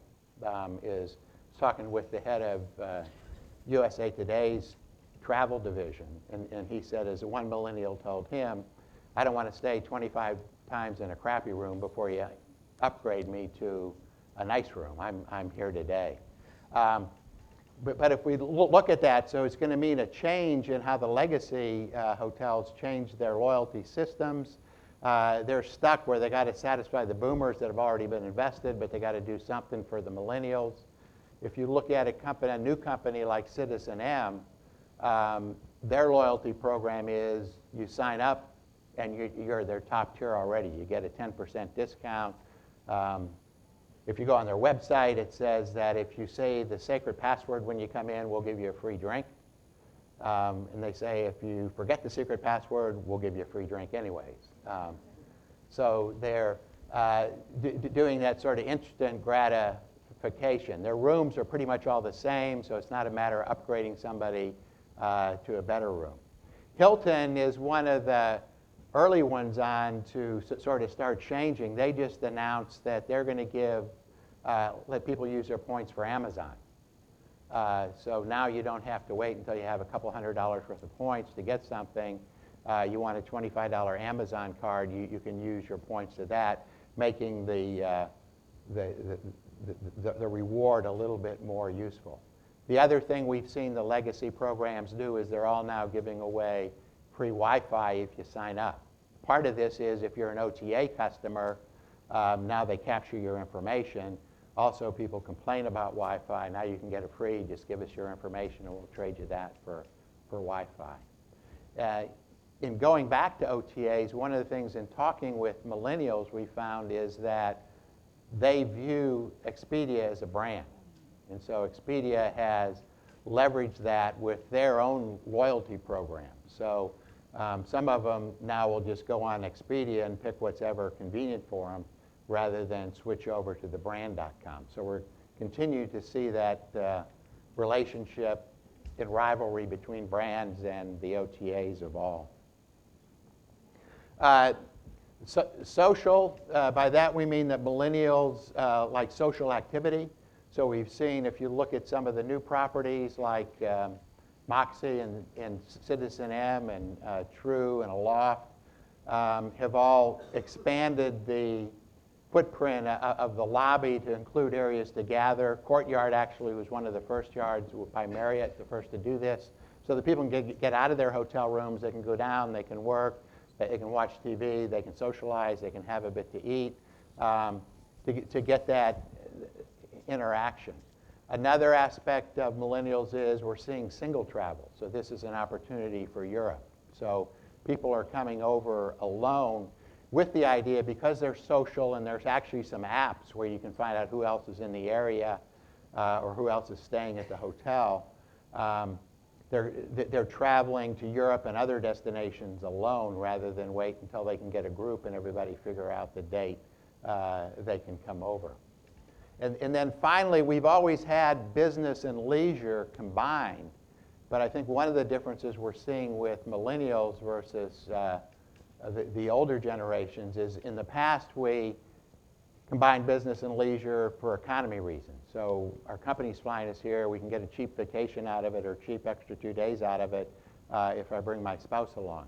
Now millennials are really interested in experiences and travel. So they're combining business and leisure for the experience of not just flying in for the meeting, but the experience of getting to know the destination. So I think that's the difference in the business and leisure with millennials. Check my time there to make sure we're not going over.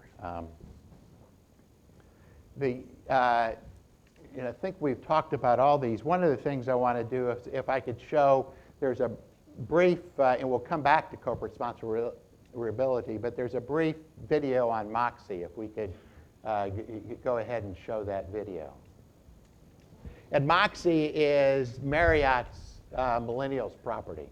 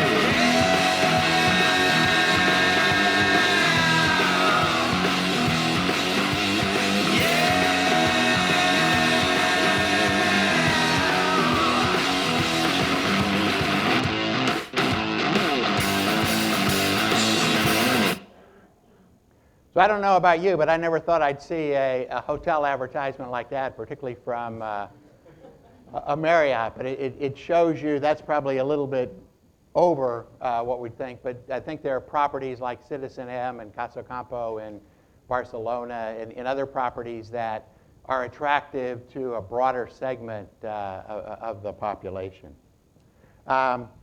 The other is baby boomers, and we've talked about baby boomers, and just briefly that in the US there are 10,000 baby boomers retiring every day, so certainly that presents an opportunity for Europe. They're not bound by school holidays. Globalization, and we've seen all the charts today about the increasing rise in global tourists. It's not something new, but it's certainly a trend that's going to keep coming. I think one of the things is to making those tourists feel accepted.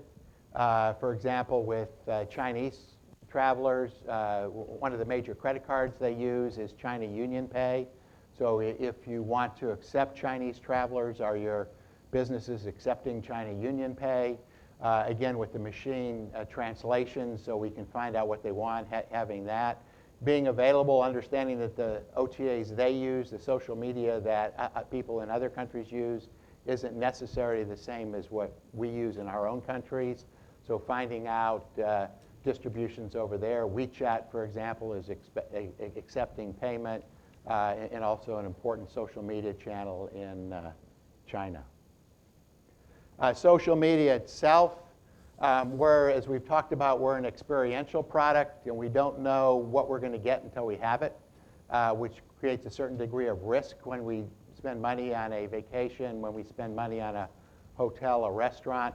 So we're seeing people go out to social media, finding people like themselves and what they say. So Facebook can be a great way to find out what our friends feel about a destination, as well as the different social media sites, and use that as a way to find out where we're going to travel to. So it means that we need to manage those sites. What are people saying about us? What are people saying about our destination on TripAdvisor? TripAdvisor, from a destination management standpoint, also gives the exciting things to do in town. Are they the same thing as we, as a destination manager, would think are the most important things to do? So is there a disparity there, and do we need to work on that? Shoots is another company, a high-tech company that will scan and take from the social media photos that travelers have put up of our destination or our property.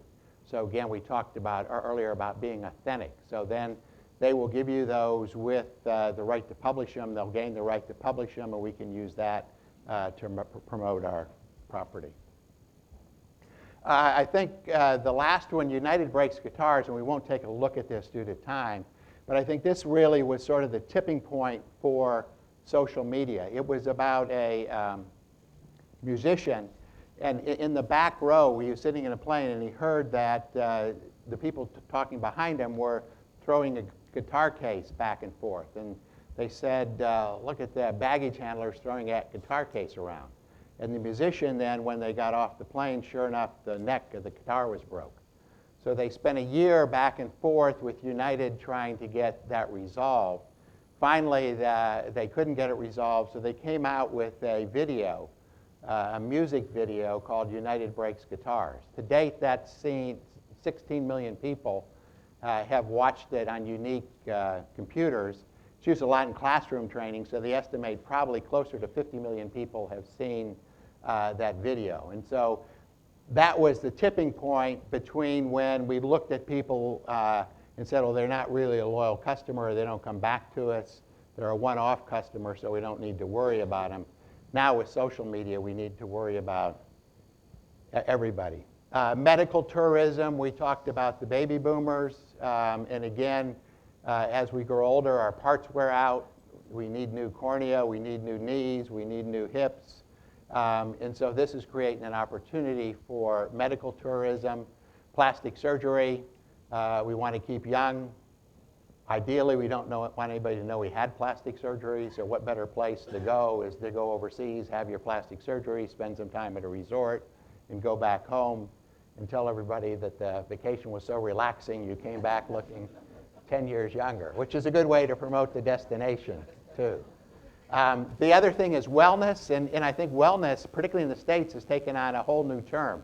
I used to think of wellness as going to the desert, sitting in a yoga position, meditating. But today, wellness, in the US, we haven't taken vacations like we should. We tended to hog the vacation days, not take them. And now there's a lot of research that's shown that it's good to get out. It rejuvenates you. It actually makes you more productive when you take a vacation. So there's been a lot in the States to go take vacations, to rejuvenate yourself, to rejuvenate your physical ability, to reconnect with your family. And corporate social responsibility, we already talked about UNWTO. It's the International Year of Corporate Responsibility. But I think this links back to millennials, and you can see these are interconnected. But millennials are very much concerned about corporate responsibility because they're concerned about the earth. They look for authentic corporate responsibility, so not just having that we recycle the towels, but is it pervasive throughout the organization? Does it seem they're doing things that are concerned about the environment overall? Is a destination doing things that are concerned about the environment? For companies, are they giving back to the community where they work? So if you have a destination resort, is it doing things for the local people where they are? And the loving it to death, it's by William Chalmers. He actually, one of the trends he came up with is that the destinations we like we're killing because they aren't well managed. We're just inundating them with tourists, and eventually they disintegrate, or they deteriorate, I should say. So given the time, that was a quick walkthrough, and again, there'll be time to share your thoughts on this too, but the 7 trends that I see that are going to be here for the next 4 or 5 years and going to affect tourism during that period. But thank you very much.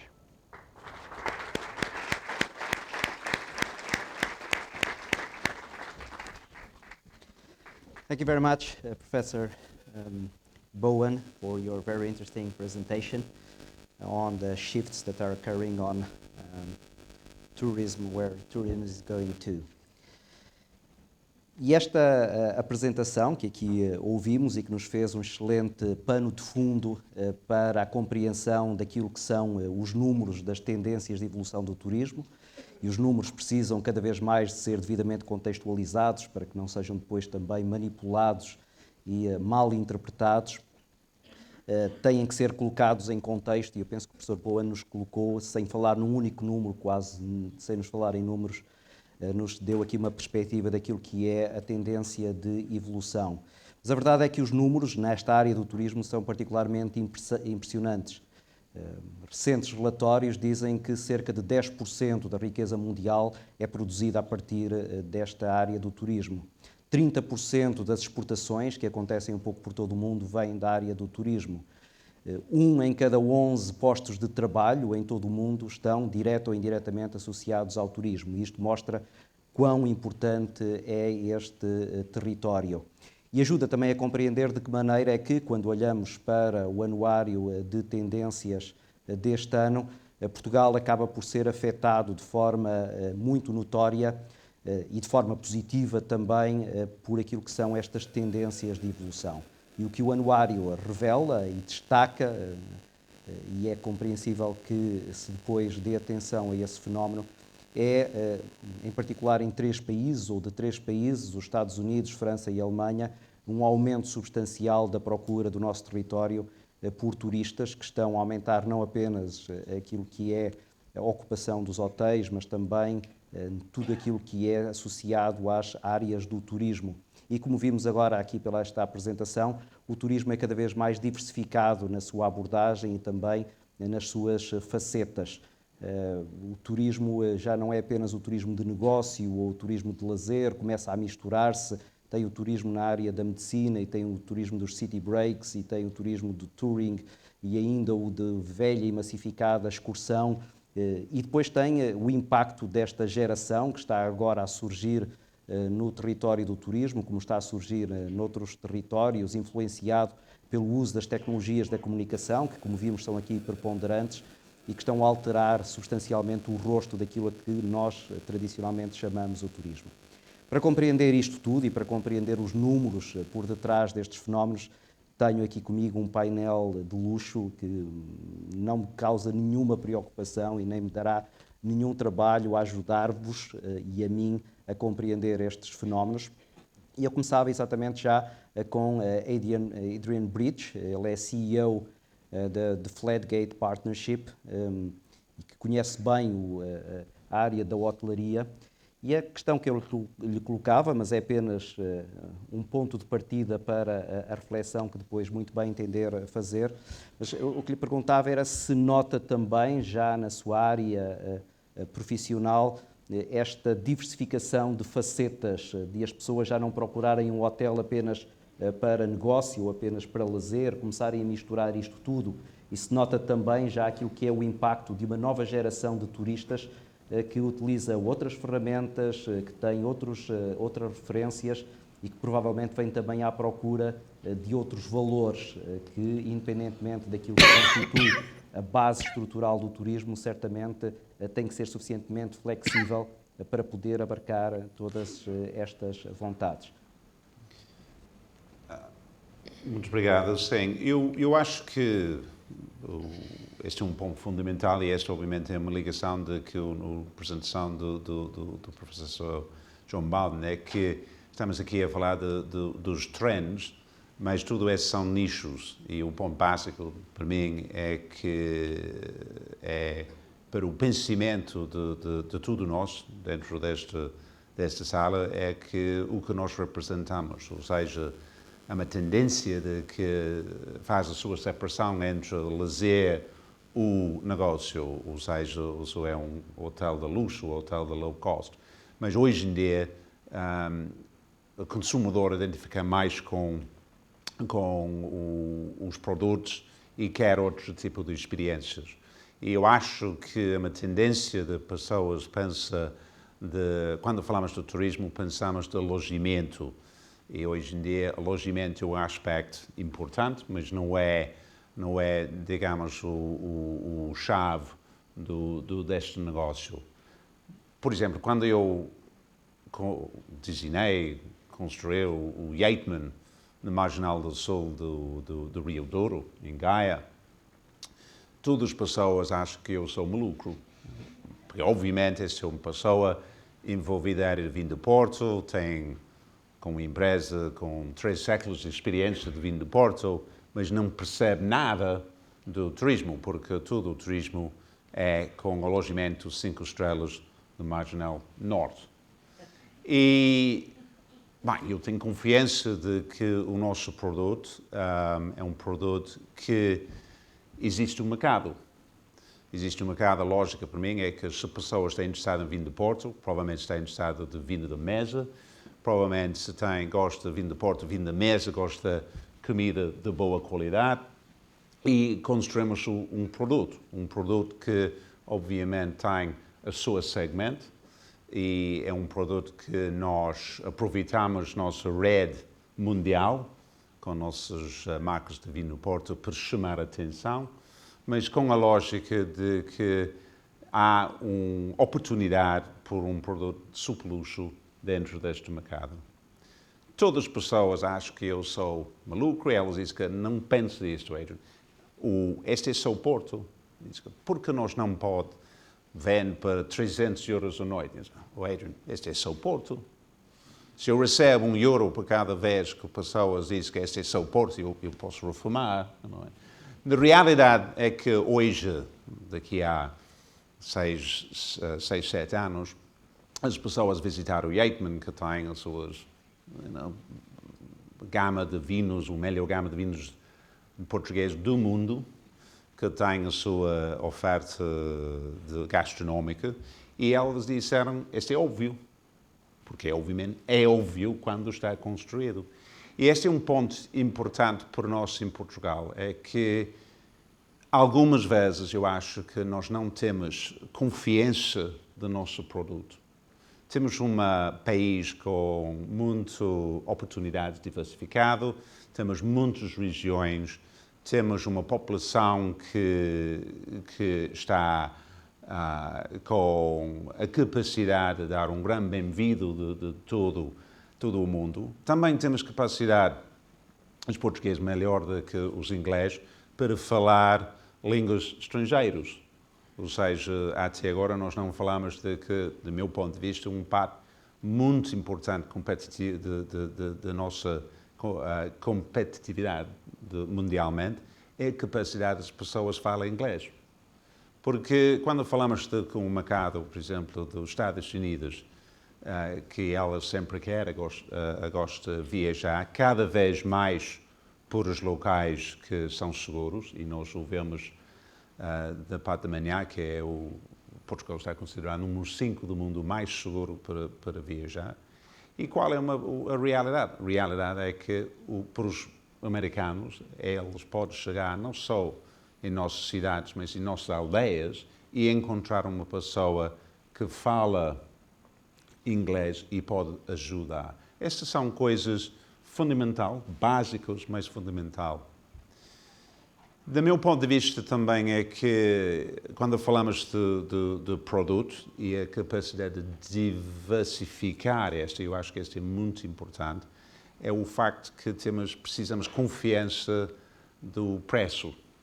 Ou seja, há muitas vezes as pessoas ligam low cost, implica de que turistas sem dinheiro. Não é verdade. O low cost implica ligações mundial, a capacidade de pessoas a chegar. Hoje em dia, o avião está exatamente igual de que o autocarro no século de 60 ou 70. Um avião é só a capacidade das pessoas a chegar aqui. So, low cost não implica low spend. Ele está completamente preparado a pagar por um produto se tem qualidade, se dar uma experiência, e é nesse que nós entendemos o mercado. E esta, para mim, são coisas que dão-nos capacidade de diferenciar. Precisamos partilhar nossos mercados muito mais do que negócio, lazer. Há pessoas que têm os seus interesses muito diferentes e no futuro eu acho que nós vamos viajar nem só com o pensamento de que eu quero viajar ao Porto. Okay. Agora o próximo passo, qual é o hotel? E depois com o hotel decidir o preço. No futuro as pessoas estão a pensar, eu queria uma experiência e não sei se é a melhor experiência deste tipo, seja em Porto, em Bordeaux ou África do Sul. O ponto importante é que qual é a sua experiência. So, para mim, o negócio do turismo está em grande fluxo e, obviamente, com estas 7 tendências que existem, esses são nichos que cada é uma grande oportunidade e cada destes dá para as pessoas dentro desta sala uma estimulação de que um novo negócio seja completamente diferente de seus vizinhos, porque também a tendência é que se o meu vizinho faz o hotel, eu faço o hotel ao lado. E qual é a minha capacidade de concorrer? É com preço. E a realidade do mercado hoje em dia é que sempre é uma pessoa que tem capacidade, oferece com um preço mais baixo da sua. So, se a sua chave do seu negócio é preço, não tem um negócio. E para mim esta necessidade de diferenciação e confiança do nosso produto e nossas oportunidades é o base do nosso negócio.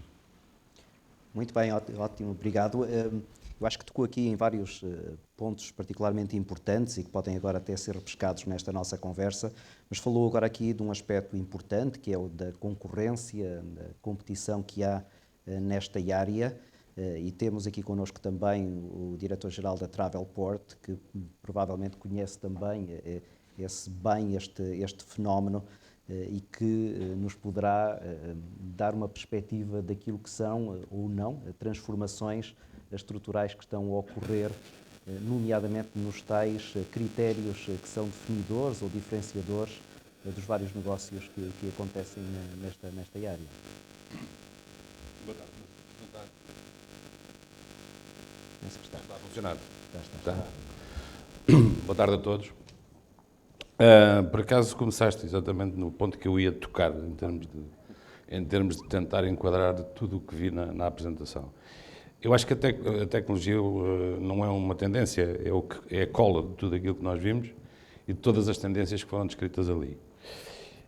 Sabendo nós que a tecnologia deriva diretamente de um conjunto de 3 fatores. Os meios, porque, como diz a cantora vietnamita, no whisky não chanson, se não houver dinheiro não há nada.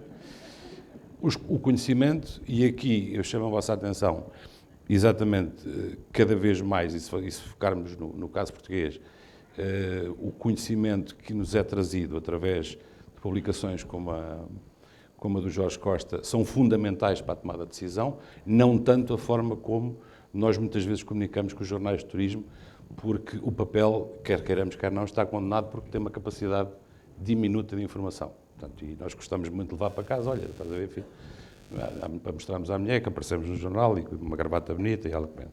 E o know-how, nós temos um know-how exatamente por falta da nossa capacidade de investimento nessa área, os portugueses são obrigados a produzirem esse know-how. Aquilo que o Adriano acabou por dizer, no fundo, foi exatamente a capacidade dele, talvez com outro tipo de mentalidade, suprir aquela ideia do está maluco o homem endoideceu. Depois, eu vi aqui também vi aqui algumas frases. Soon we will computer that outline humans e empregos para cargos que não existiam. Bem, não sei se alguém acompanha a Travelport, nós temos um vídeo que tem neste momento 3 anos que diz exatamente isto. E nós também já estamos a ficar obsoletos. E eu já lá vou por causa disso. Depois vi também os conceitos do Hermule, achei só por curiosidade a história do Hermule. Eu, quando tomava conta do Brasil, também havia uma coisa em Fortaleza que se chamava renta-coxo, em que as pessoas alugavam um deficiente para ir ao hipermercado para estacionar nos lugares para não deficientes. E aquilo era um excelente negócio.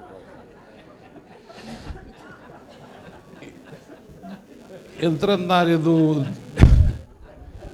até porque eles ajudavam a economia local e a segurança social, pelo amor de Deus, não havia nada contra. Isto para vos dizer o quê?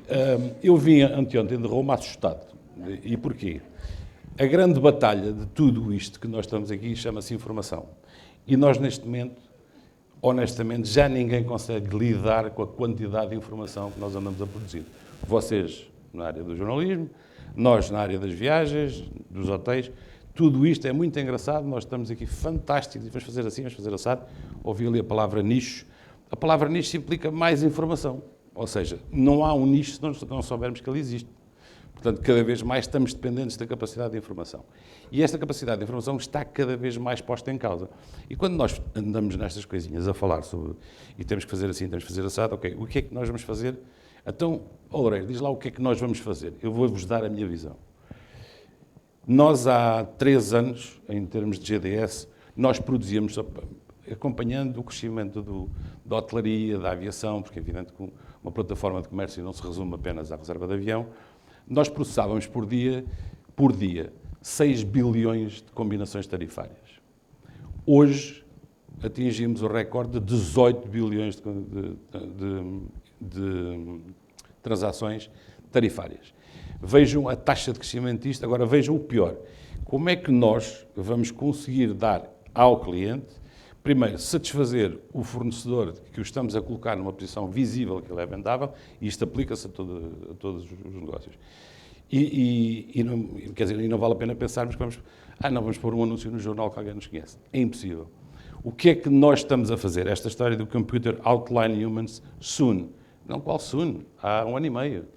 Nós não conseguimos gerir algoritmos de pesquisa, hoje em dia, que consigam pôr todas as ofertas entre Lisboa e Geneve num computador hoje em dia. Já não conseguimos gerir isto. Portanto, já são máquinas a pensar por nós.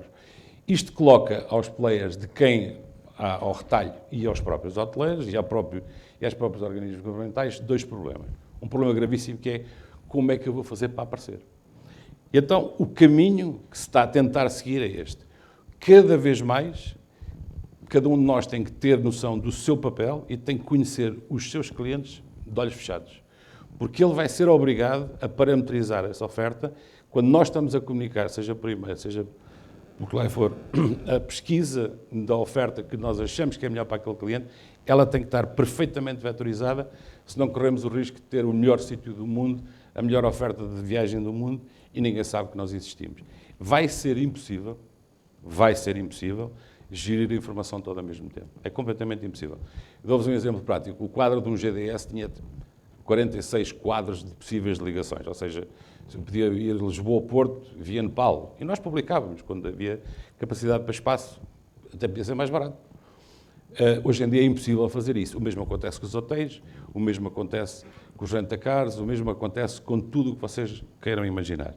E eu acho que essa é a grande batalha, é o nosso desafio, e ainda bem que ele sucede agora, porque é sinal que estamos vivos, e é sinal que o que nós pensamos hoje, efetivamente, amanhã já é obsoleto. Mas é fantástico, e estou contente por ser assim, mas temos é que cada vez mais conhecer não só as necessidades dos nossos consumidores, como também o que é que nós podemos almejar, introduzir em termos de informação nos nossos fornecedores. Senão corremos o risco de ficar fora do espaço. E não é questão de dizer, o online ou o offline. Isto vai-se aplicar a tudo, porque não tem nada a ver se é uma agência online, se é uma agência offline, se é um hotel online, se é um hotel offline.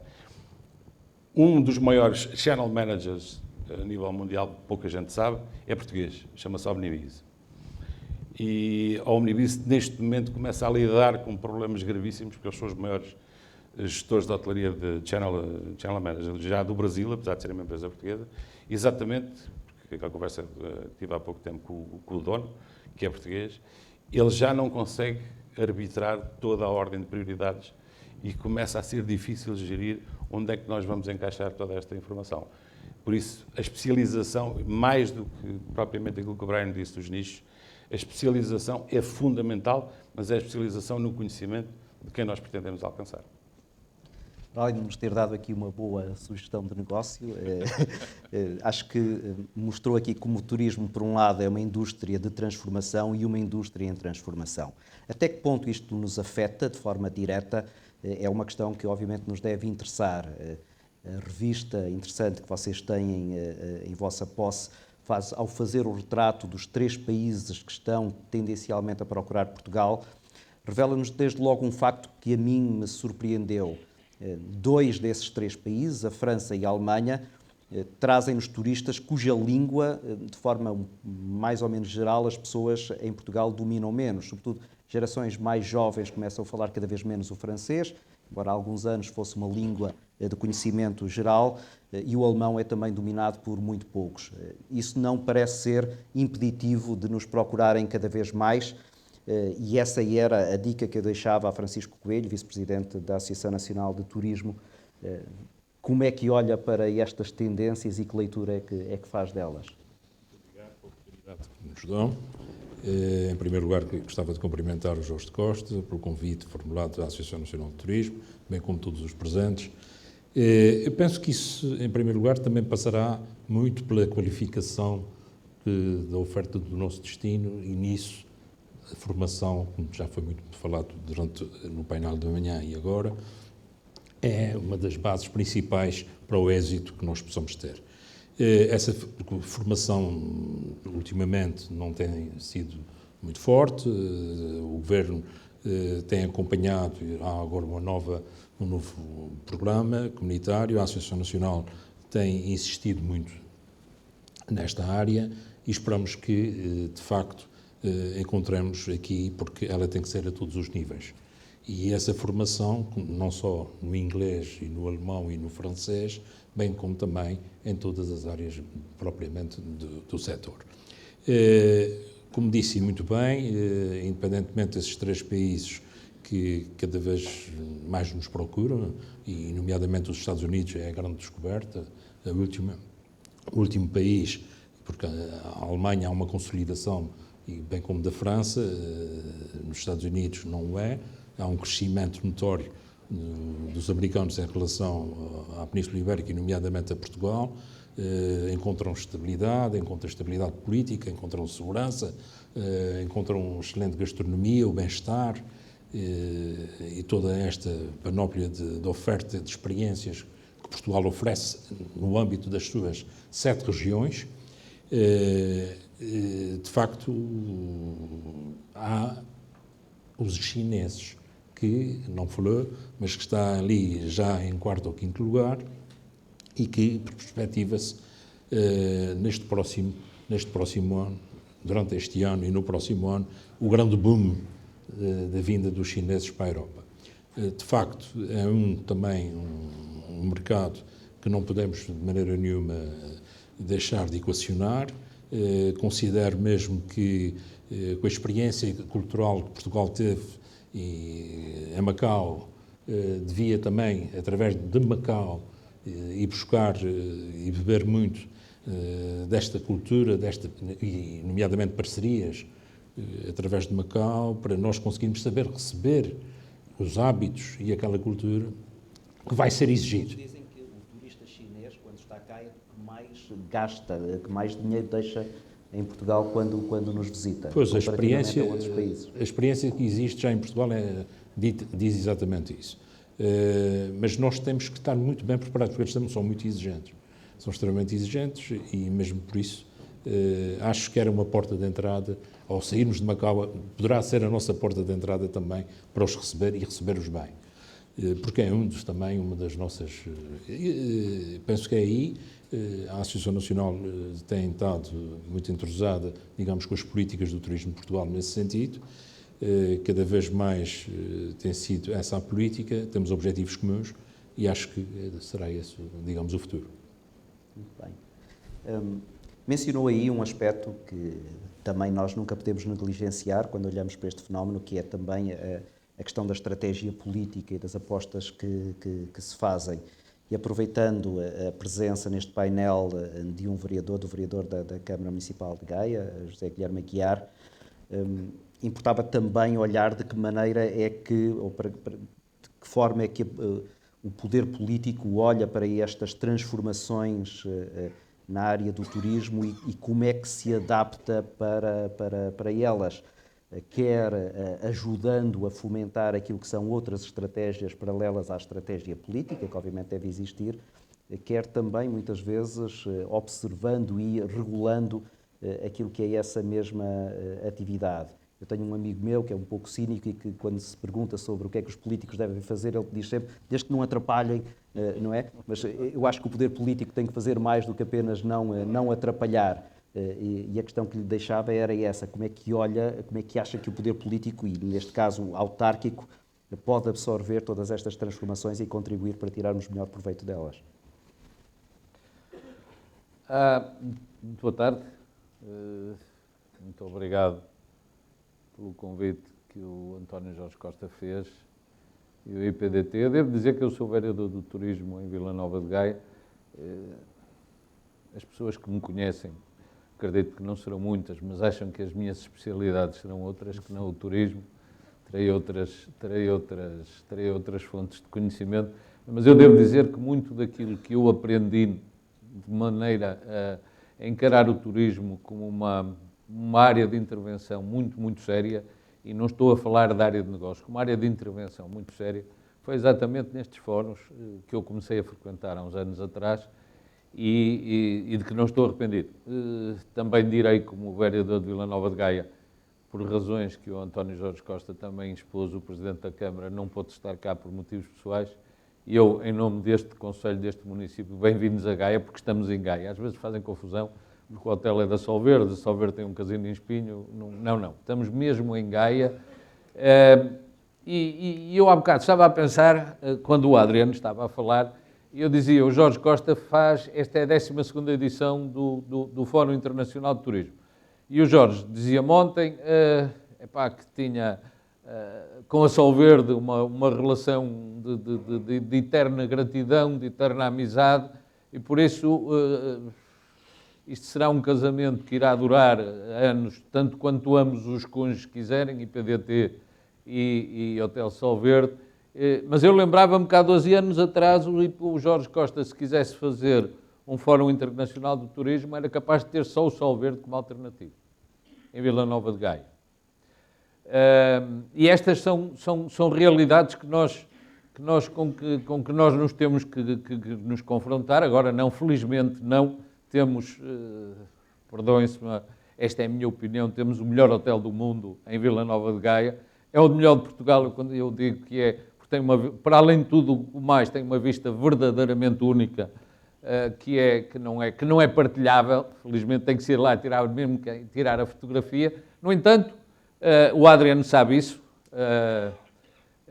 as companhias de vinho do Porto, que têm existência, que são centenárias em Vila Nova de Gaia, não reagiram, há 12 anos atrás, não reagiam desta forma que o Adriano reagia. Diziam, não, nem pensem nisso. Nós o que queremos são ruas para os caminhões externas transitarem, para poderem trazer o vinho, para nós fazermos o engarrafamento.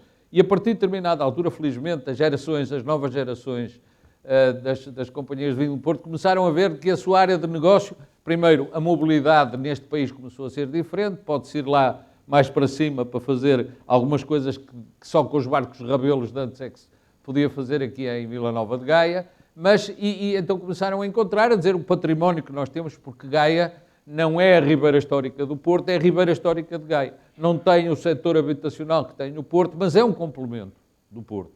É um complemento, eu não diria que é um complemento do Porto, é um complemento do Rio Douro, porque efetivamente misturam-se os habitantes, os nossos visitantes, quando estão a atravessar a Ponte Dom Luís, que infelizmente é a altura de pensarmos em novos meios de mobilidade, mas quando estão a atravessar a Ponte Dom Luís não fazem a mais pequena ideia que vão entrar em Gaia. E se lhes disserem, vai para Gaia, para onde? Não, estão no Porto. Estão no Porto e esta é a imagem que nós devemos, e nós autarcas, independentemente de eu ser autarca de Gaia, e por isso a minha obrigação é para com o meu município, e eu quero, aliás, eu sou nascido e criado aqui em Vila Nova de Gaia, mas é objetivamente pensarmos inteligentemente, pensarmos globalmente, pensarmos, como há bocado dizia, temos que pensar não nas nossas capelinhas, mas pensarmos num todo. E temos que, eu acho que os autarcas inicialmente devem não agir, reagir. Reagir perante os desafios que nos são lançados. Reagir, por exemplo, do ponto de vista urbanístico, facilitar ao máximo todas as propostas, facilitar dentro das regras comuns municipais, mas facilitar ao máximo as respostas que devem ser dadas para este setor, o setor da hotelaria. Nós, neste momento, felizmente, estamos no bom caminho. Daqui a 2 anos podemos anunciar, não podemos ter mais 4 ou 5 ou 6 unidades hoteleiras. Não vou compará-las, não são comparáveis, são unidades hoteleiras. E nós temos outras ofertas em Vila Nova de Gaia, no Porto, que não são unidades hoteleiras, que é desde a mera habitação, e temos ruas inteiras na nossa Ribeira Histórica que já estão reabilitadas e que são as casas, as moradias que a Airbnb vai comercializando. Temos hostéis, temos uma série e ainda estamos, dizia há bocado o Presidente da Câmara do Porto, Rui Moreira, que tivemos 2 milhões de visitantes. Em Gaia tivemos 1 milhão. Quer dizer que há 1 milhão que se desloca, partindo do princípio que poderão alguns visitar diretamente, vindos do terminal de cruzeiros de Matosinhos, ou vindos do aeroporto em grupos organizados, poderão visitar diretamente Gaia, mas vamos partir do princípio que a esmagadora maioria vem pelo Porto e vai pela ponte. Bom seria que tivéssemos uma ponte mais apoente, de maneira a centralizarmos o centro histórico.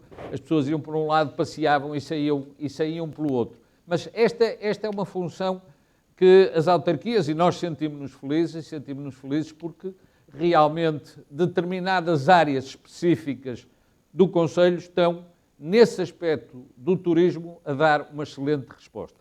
E há muitos desafios que se estão a pôr, e há bocado dizíamos, nós não estamos preparados para tanta gente. Eu acho que ainda temos muito território, ainda temos muita coisa para fazer aqui em Gaia, aqui no Porto e na área metropolitana, porque o Porto pode ser uma área que é geograficamente mais limitada. Vila Nova de Gaia é 4 vezes e meia maior. Por isso, ainda há muita tendência que em Gaia pode ser explorada. Não é para fazer concorrência ao Porto. Não estamos numa base de concorrência, estamos numa base de convergência, de complementaridade. Nós podemos ter aqui isto, podemos ter aqui aquilo, podemos ter aquilo, e permanentemente nós sabemos, temos dados objetivos, efetivamente confirmamos que os visitantes, o maior número de visitantes do ano passado era francês, depois os espanhóis, depois os portugueses, e também temos que pensar nos nossos portugueses, porque os nossos portugueses também gostam e começam-se a habituar a fazer turismo, isto é, a consumir.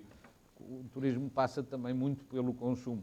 E já tivemos aqui um dado que para nós é extremamente interessante, é que a estadia em Vila Nova de Gaia já são 2 dias e meio. Isto é, nós já não temos o visitante que está no Porto, veio pela Ponte Dom Luís, foi a uma cave de vinho do Porto, comprou 2 garrafas e foi-se embora. Não. Já temos 2 dias e meio por estadia, o que quer dizer que já temos unidades de alojamento suficientes para permitir que o visitante venha a Gaia, esteja em Gaia e depois possa seguir o seu destino. Não sabemos para onde é que vai, se vai para o Porto, se vai para o outro lado. Temos efetivamente também uma oferta fantástica que são as viagens fluviais, todos conhecem, elas são em determinadas épocas do ano esgotam nas diversas companhias. Também nos põe outro problema, que eu não gostaria de ver o Rio Douro transformado naquele rio de Xangai, que eu não sei como é que se chama, mas não há rio, não se vê água, só se vê barcos. Não gostava que o António Jorge e que o IPDT fizesse daqui a 10 anos um fórum do turismo internacional numa cidade tipo Veneza, porque o problema de Veneza é tirar de lá gente, não é pôr lá mais gente. Por isso, nessa perspectiva, eu acho que ainda estamos muito aquém daquilo que podemos efetivamente fazer. Naturalmente que a nossa política é parceria. Nós estamos disponíveis para emparceirar com quem queira investir em Vila Nova de Gaia, investindo nesta ou de outra forma, tendo esta ou aquela oferta, tendo esta ou aquele desidrato e as tendências que o João falou, efetivamente são interessantes. O turismo de saúde. O turismo de saúde pode ser... Há turismo de saúde em Portugal há muitos anos, nós conhecemos as águas medicinais. Alguns, não sei se alguns já foram lá, mas há muitas, felizmente, há águas medicinais, turismo de saúde, mas o verdadeiro turismo de saúde que passa por ter um cirurgião de estética e depois passam lá mais meia dúzia de dias temos, e esta costa é fabulosa, por alguma razão. Era uma costa onde se dizia que vinham para cá doentes pulmonares porque havia muito iodo. Poderá não haver muito iodo para isso, mas de certeza que será uma ótima resposta. E depois há aqui uma coisa que nós temos que ponderar bem. É evidente que eu já sou velho demais, não vou dizer a minha idade, mas lembro-me que aos meus 18 anos tinha ido uma vez a Madrid numa viagem com o colégio que eu frequentava e suponho que 2 vezes a Vigo. E era o meu conhecimento. Eu tenho 4 filhos que aos 18 anos conhecem mais de metade da Europa. Porque é com os Erasmus, é com os low cost, e por isso, hoje, o meu filho telefona, olha, é só para me despedir. Mas despedir para onde? Não, vou para Barcelona. Dizem-me que vai para Barcelona, como se eu dissesse aqui, vou a Santa Maria da Feira. E é isto que nós temos que ponderar, que esta geração, estas futuras gerações, são gerações que vão futuramente consumir. São gerações que vão aumentar potencialmente o número de turistas. E depois há o turismo social, que não é despiciando, sobretudo em Portugal. E não é despiciando porque nós temos uma oferta, não é assim tão barata como diz, porque é uma oferta relativamente já cara. Aliás, temos ofertas para todos os preços, também depende, até há aquela oferta que pode dormir no meio da rua, se quiser, com 2 cobertores, mas já temos uma oferta muito diversificada e em que estas gerações vão ter, e por isso aparecem os low cost. Eu também estou de acordo com o Adriano que o low cost não é o preço baixo. O low cost é muitas vezes a oportunidade de nós termos um voo mais rápido. Eu muitas vezes utilizo o low cost a preços mais altos do que as companhias oficiais. Só que já sei que ali há aquela hora são escolhidos não para serem veículos de trânsito, às vezes entre aeroportos, estão a chegar uns e têm que esperar para... Não, o voo é direto, o destino é direto e aí conseguem na sua grande maioria, conseguem ter as lotações esgotadas. Isto é um bocadinho do que é que nós, eu estou a falar por Gaia, complementava muito daquilo que o Rui Moreira disse hoje de manhã, porque de facto nós trabalhamos e temos de trabalhar complementarmente. Não somos a ponte que nos separa, ou as pontes, infelizmente são poucas, e o rio tem um caudal tão estreito que não nos podem separar. Agora, vamos potenciar, e não tenho dúvidas nenhumas que o Adriano, quando pensou e idealizou o Yetman, olhou para o Porto e disse, mas eles alguma vez o Porto têm a vista que nós temos daqui para lá. É vida, nem toda a gente pode ter tudo. Muito obrigado. Muito obrigado. Professor Bowen, I would like to take advantage of your presence here and first of all to allow you to comment on your commentators, but to put you two questions. One is, how do you look at the phenomenon of tourism in Portugal, and how do you see the potential of the trademark of Porto that was just now referred by José Guilherme Aguiar? I think there were some certainly interesting conversations. I think that the comment about your son, who, when he calls you up, you don't know where he's headed to next. I think that's a great example of this new generation, that they, what we're seeing in the US, for example, is they're cutting down on other expenses, housing and so on, because they like to travel, they like experiences. I mean, my daughter is in her mid-20s and she's been to 10 different countries already.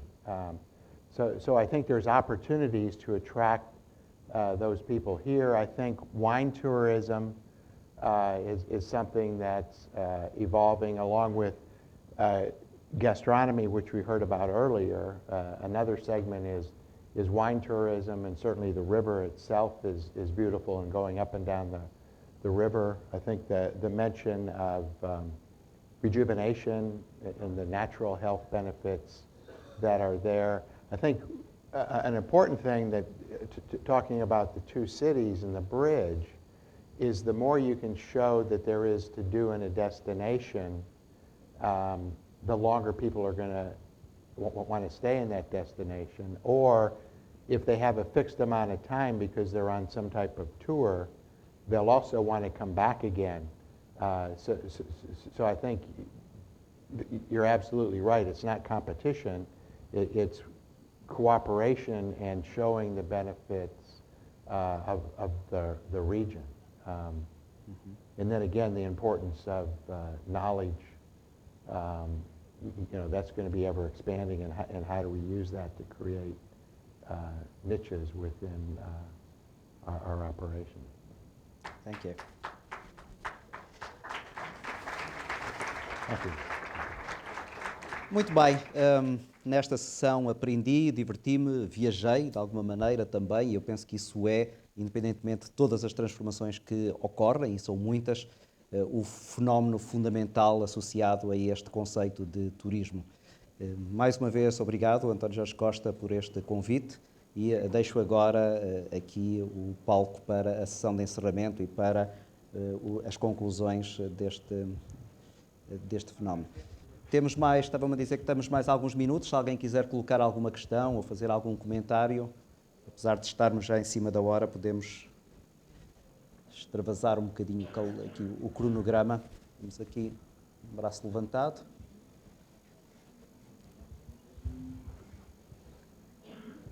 Carlos Mota, vou ser rápido na pergunta.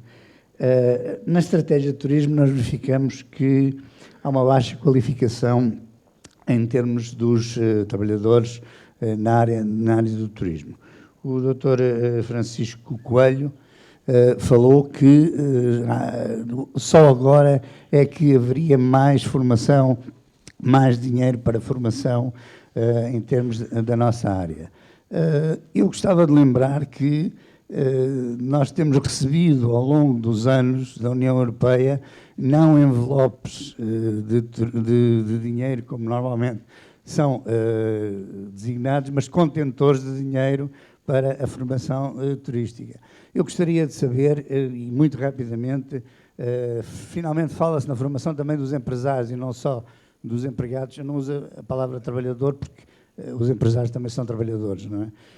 O que eu gostaria de lhe perguntar era, a formação que está a ser dada é insuficiente ou é inadaptada para aquilo que as necessidades dos empresários, para as necessidades dos empresários? É que, efetivamente, há aqui, assim, aparentemente, uma discrepância entre a realidade e aquilo dos dinheiros que são gastos. Era isso, obrigado. Bom, como sabe, a Associação Nacional de Turismo não faz formação. Congrega uma quantidade das regiões todas do país e o que nós pretendemos e alertamos, digamos, as entidades que têm essa responsabilidade, que há necessidade para se fazer e qualificando, formando. E foi essa a preocupação e é essa a nossa atitude e o posicionamento. Portanto, também que não se fazia formação nos últimos anos, sempre se fez, mas que nota-se perfeitamente que há uma grande aposta neste momento na formação. E a formação de ativos, na totalidade, portanto, de baixo para cima. Logicamente que os empresários têm que estar incluídos também. Obrigado. Se permite, sim.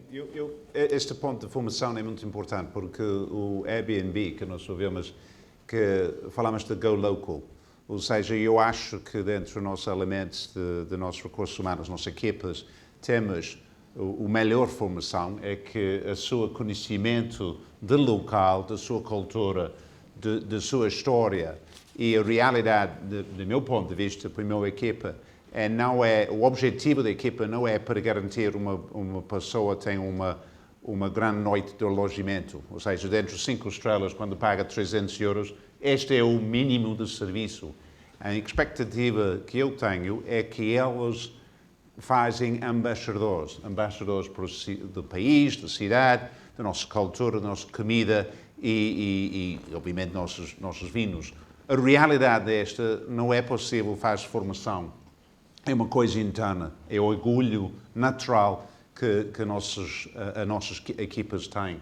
E a capacidade de liderança dentro dos nossos negócios para libertar as nossas equipas para apresentar não é uma coisa de formação, é uma coisa de attitude, é genuíno. Muito bem. Mais alguma questão, algum comentário?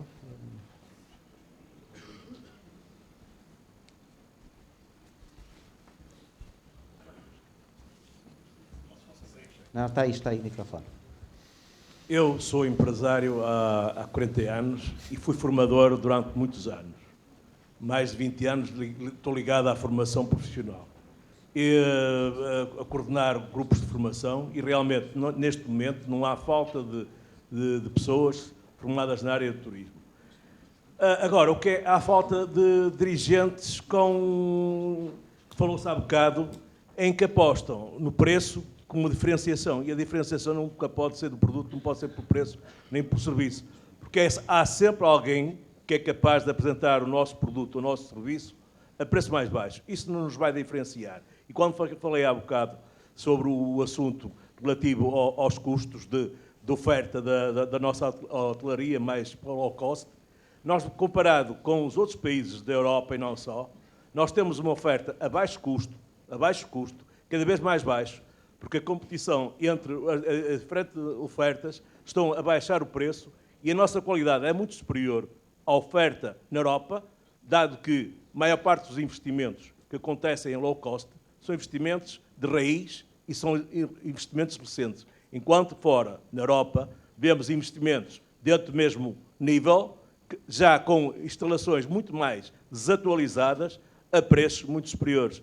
Nós, neste momento, eu não consigo perceber como é que há uma especulação imobiliária no centro da cidade do Porto, em que são dados rios de dinheiro por prédios e que são recuperados esses prédios para depois os custos de oferta serem ridículos. Cheguei a entrar em contacto com algumas empresas de low cost de hotelaria, a oferecer estadia a 17,5 € com um pequeno almoço no centro da cidade, junto à Igreja dos Clérigos.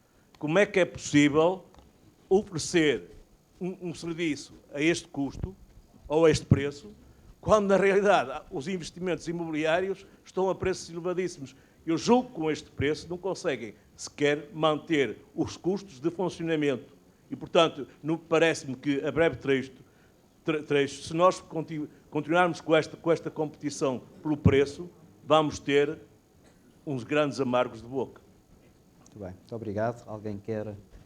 Eu quero dar a resposta desta porque ou seja, o desafio que eu tive com o Yateman, não só com o melhor hotel da nossa cidade, mas uma referência de qualidade nacional e internacional.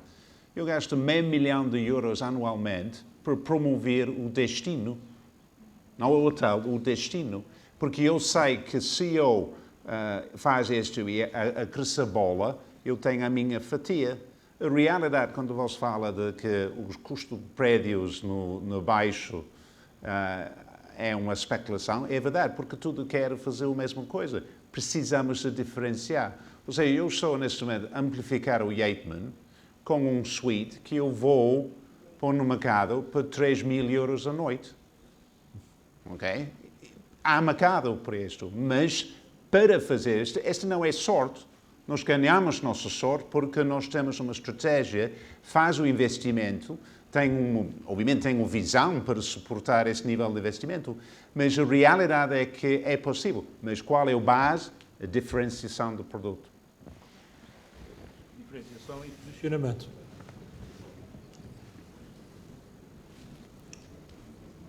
Muito bem, não havendo então mais questões, Jorge Costa, vamos às conclusões. Muito obrigado a todos pela vossa presença. Professor John Bowen, thank you very much for being here and for your interesting comment. E vamos então para as conclusões. Muito obrigado.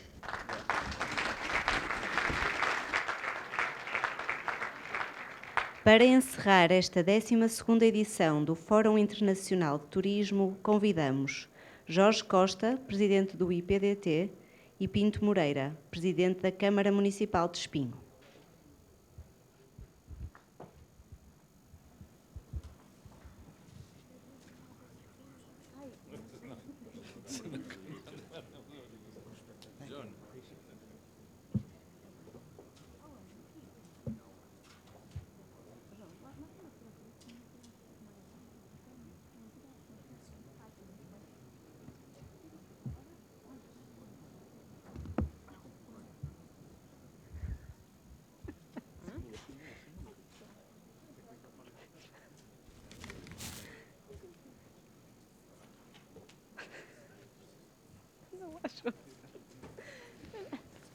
Muito bem, para cumprirmos o mais religiosamente possível o tempo que tínhamos alocado para esta sessão da tarde, eu ia só muito rapidamente dar algumas notas sobre aquilo que foi a nossa discussão durante o dia. Naturalmente agradecer o painel que acaba de intervir pela estimulante discussão que nos proporcionou. E lembrava só muito rapidamente, depois as conclusões vão estar naturalmente online, assim como toda a informação que hoje foi aqui apresentada e discutida, nomeadamente as questões que nos foram sendo colocadas ao longo do dia através de quem assistiu à conferência pelo live streaming. E posso-vos dizer que só as questões que foram colocadas no live streaming eram suficientes para alimentar uma outra conferência, o que muito nos apraz, porque conseguimos estender este evento muito para além de Portugal, e posso-vos dizer, como de manhã referia, nomeadamente Cabo Verde, Santo Tomé, Angola, Brasil, e creio que mesmo alguém de Timor que esteve a acompanhar-nos. Relativamente às questões que eu gostaria de destacar, basicamente esta importância de oferecer um serviço de qualidade aos turistas e, portanto, indo ao encontro daquilo que foi o estudo que nós apresentámos no segundo painel. E eu queria aproveitar para agradecer ao Adrian Bridge, porque o estudo foi feito com a parceria da Floodgate Partnership, que gentilmente nos ofereceu um conjunto de noites para a melhor frase relativa ao Porto. Adrian, muito obrigado, não só pela presença connosco, mas também por essa simpatia de nos proporcionar condições para fazer o estudo o mais abrangente possível. Dizer-vos também que a questão do turismo mundial, a crescer ano após ano, nos traz desafios cada vez mais diferentes.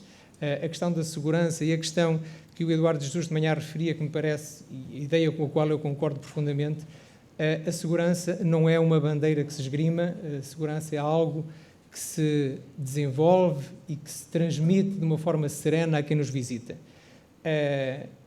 Eu sempre tive, e vivi em Londres uma série de anos, sempre quando chegava ao aeroporto e via agentes armados até aos dentes, eu não me sentia seguro.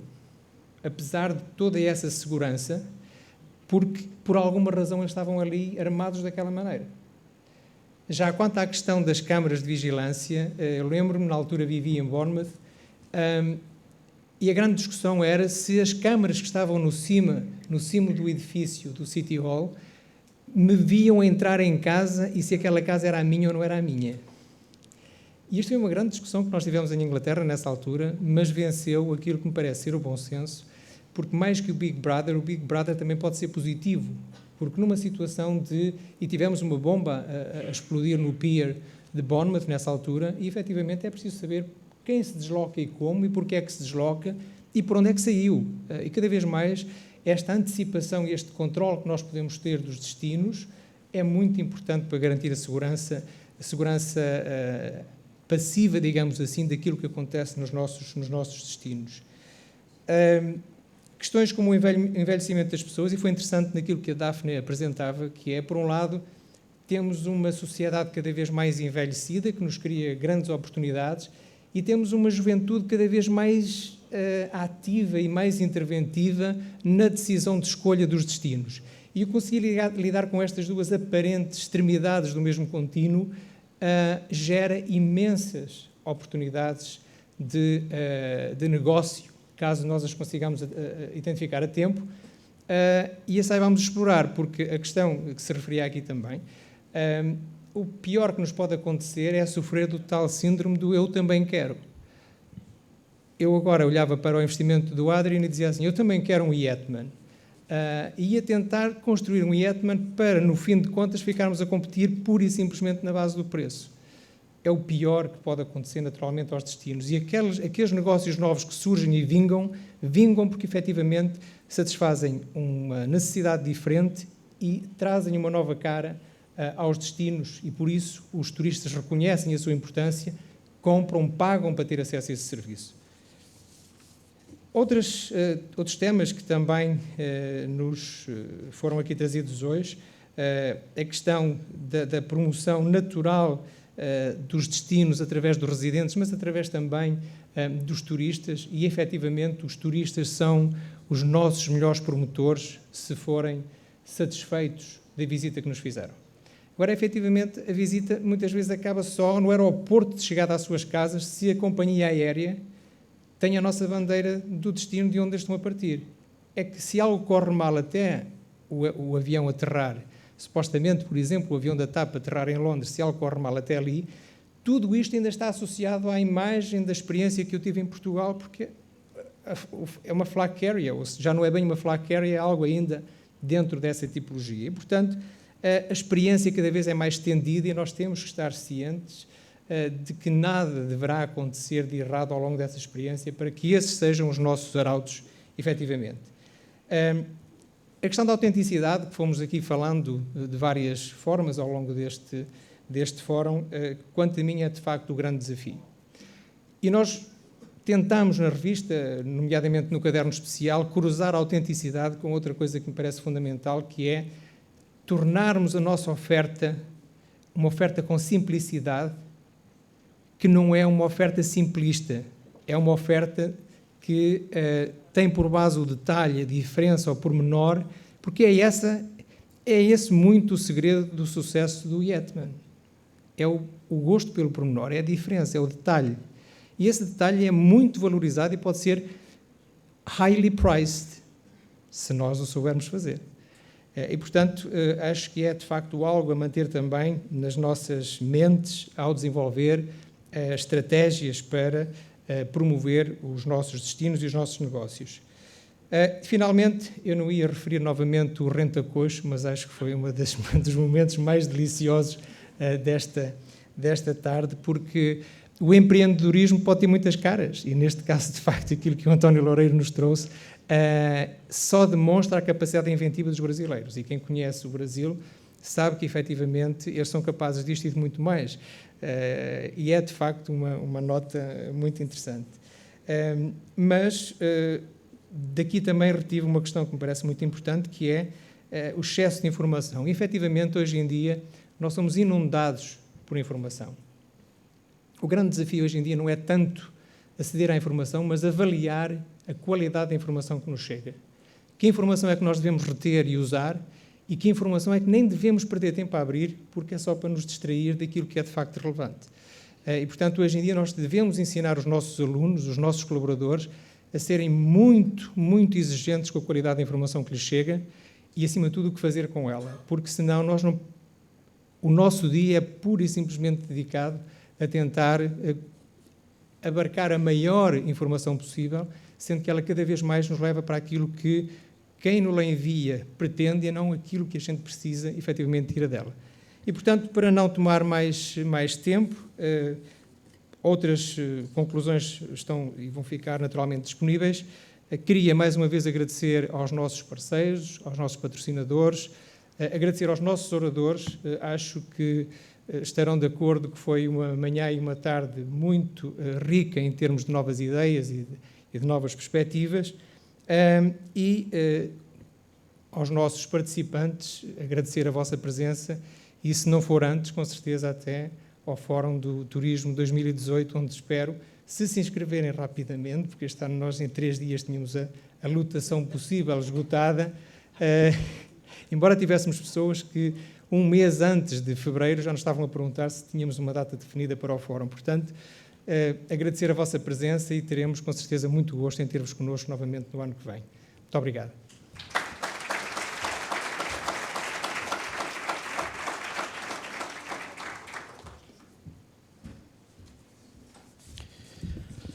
Muito boa tarde a todos. Cumprimento de forma particular o António Jorge Costa, todos os oradores, os participantes neste fórum e dizer-vos naturalmente que é um prazer estar aqui convosco a refletir sobre estas questões do turismo. Eu, muito provavelmente, aquilo que vou dizer, nos casos, será uma reprise daquilo que foi dito durante o dia, com certeza terá sido um dia extraordinariamente profícuo para todos.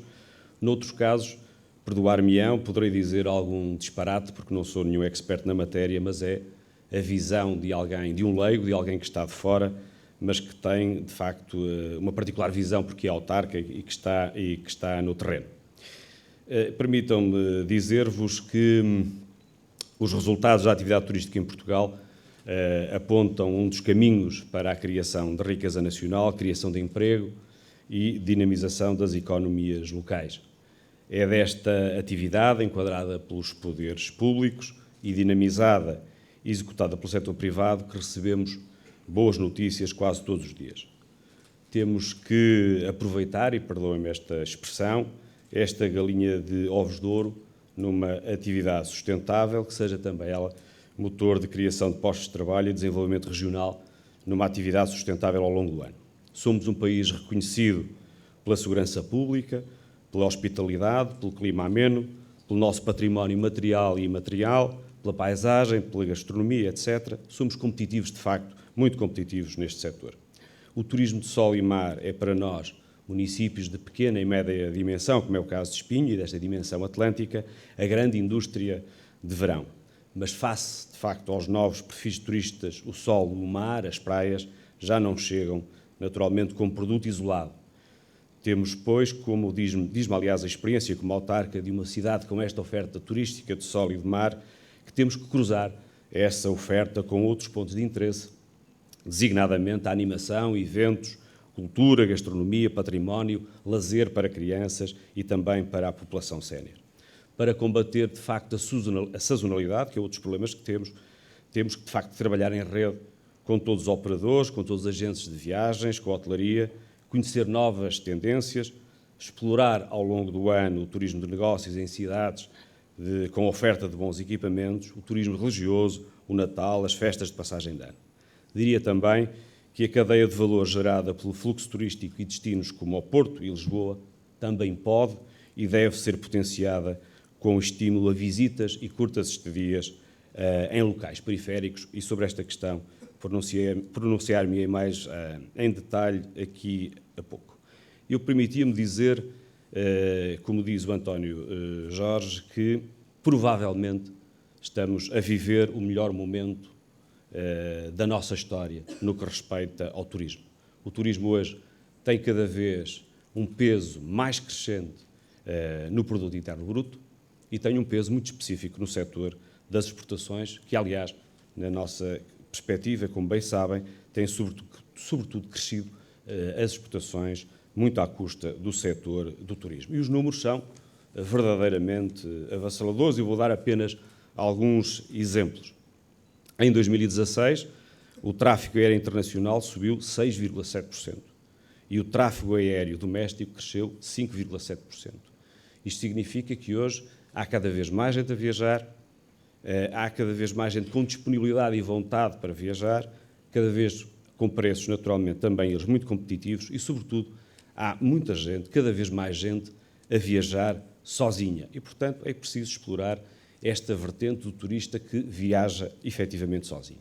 Temos, em segundo lugar, o crescimento exponencial do número de turistas, mas o que é mais, de facto, relevante é que também tem crescido, e cresceu muito em 2016, o índice de pernoita, isto é um dado extraordinariamente relevante, sobretudo aqui no Norte, e também cresceu o montante gasto pelos turistas em Portugal no ano de 2016, que cresceu 1,5%, atingindo já a cifra global de 1,5 mil milhões de euros, de facto, que gera, de facto, este fluxo económico. E, por último, também um dado que é extraordinariamente relevante é que o nosso aeroporto, o aeroporto Francisco Sá Carneiro, cresceu o ano passado, em 2016, 23,7%.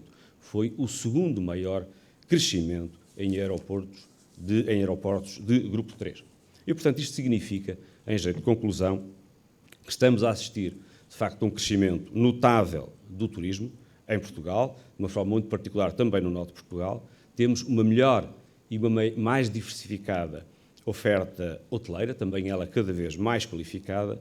Temos hoje produtos turísticos que são cada vez mais explorados e penso que as autarquias locais, ao longo dos anos, têm conseguido potencializar os seus territórios, têm conseguido, de alguma forma, qualificar as virtudes do seu território e transformá-los, de facto, em produtos turísticos. Temos também os agentes e os operadores cada vez mais preparados. Isto tem, naturalmente, este crescimento e esta qualificação tem trazido consequências muito positivas para as nossas economias locais e, como é óbvio, também para a economia nacional, como há pouco disse.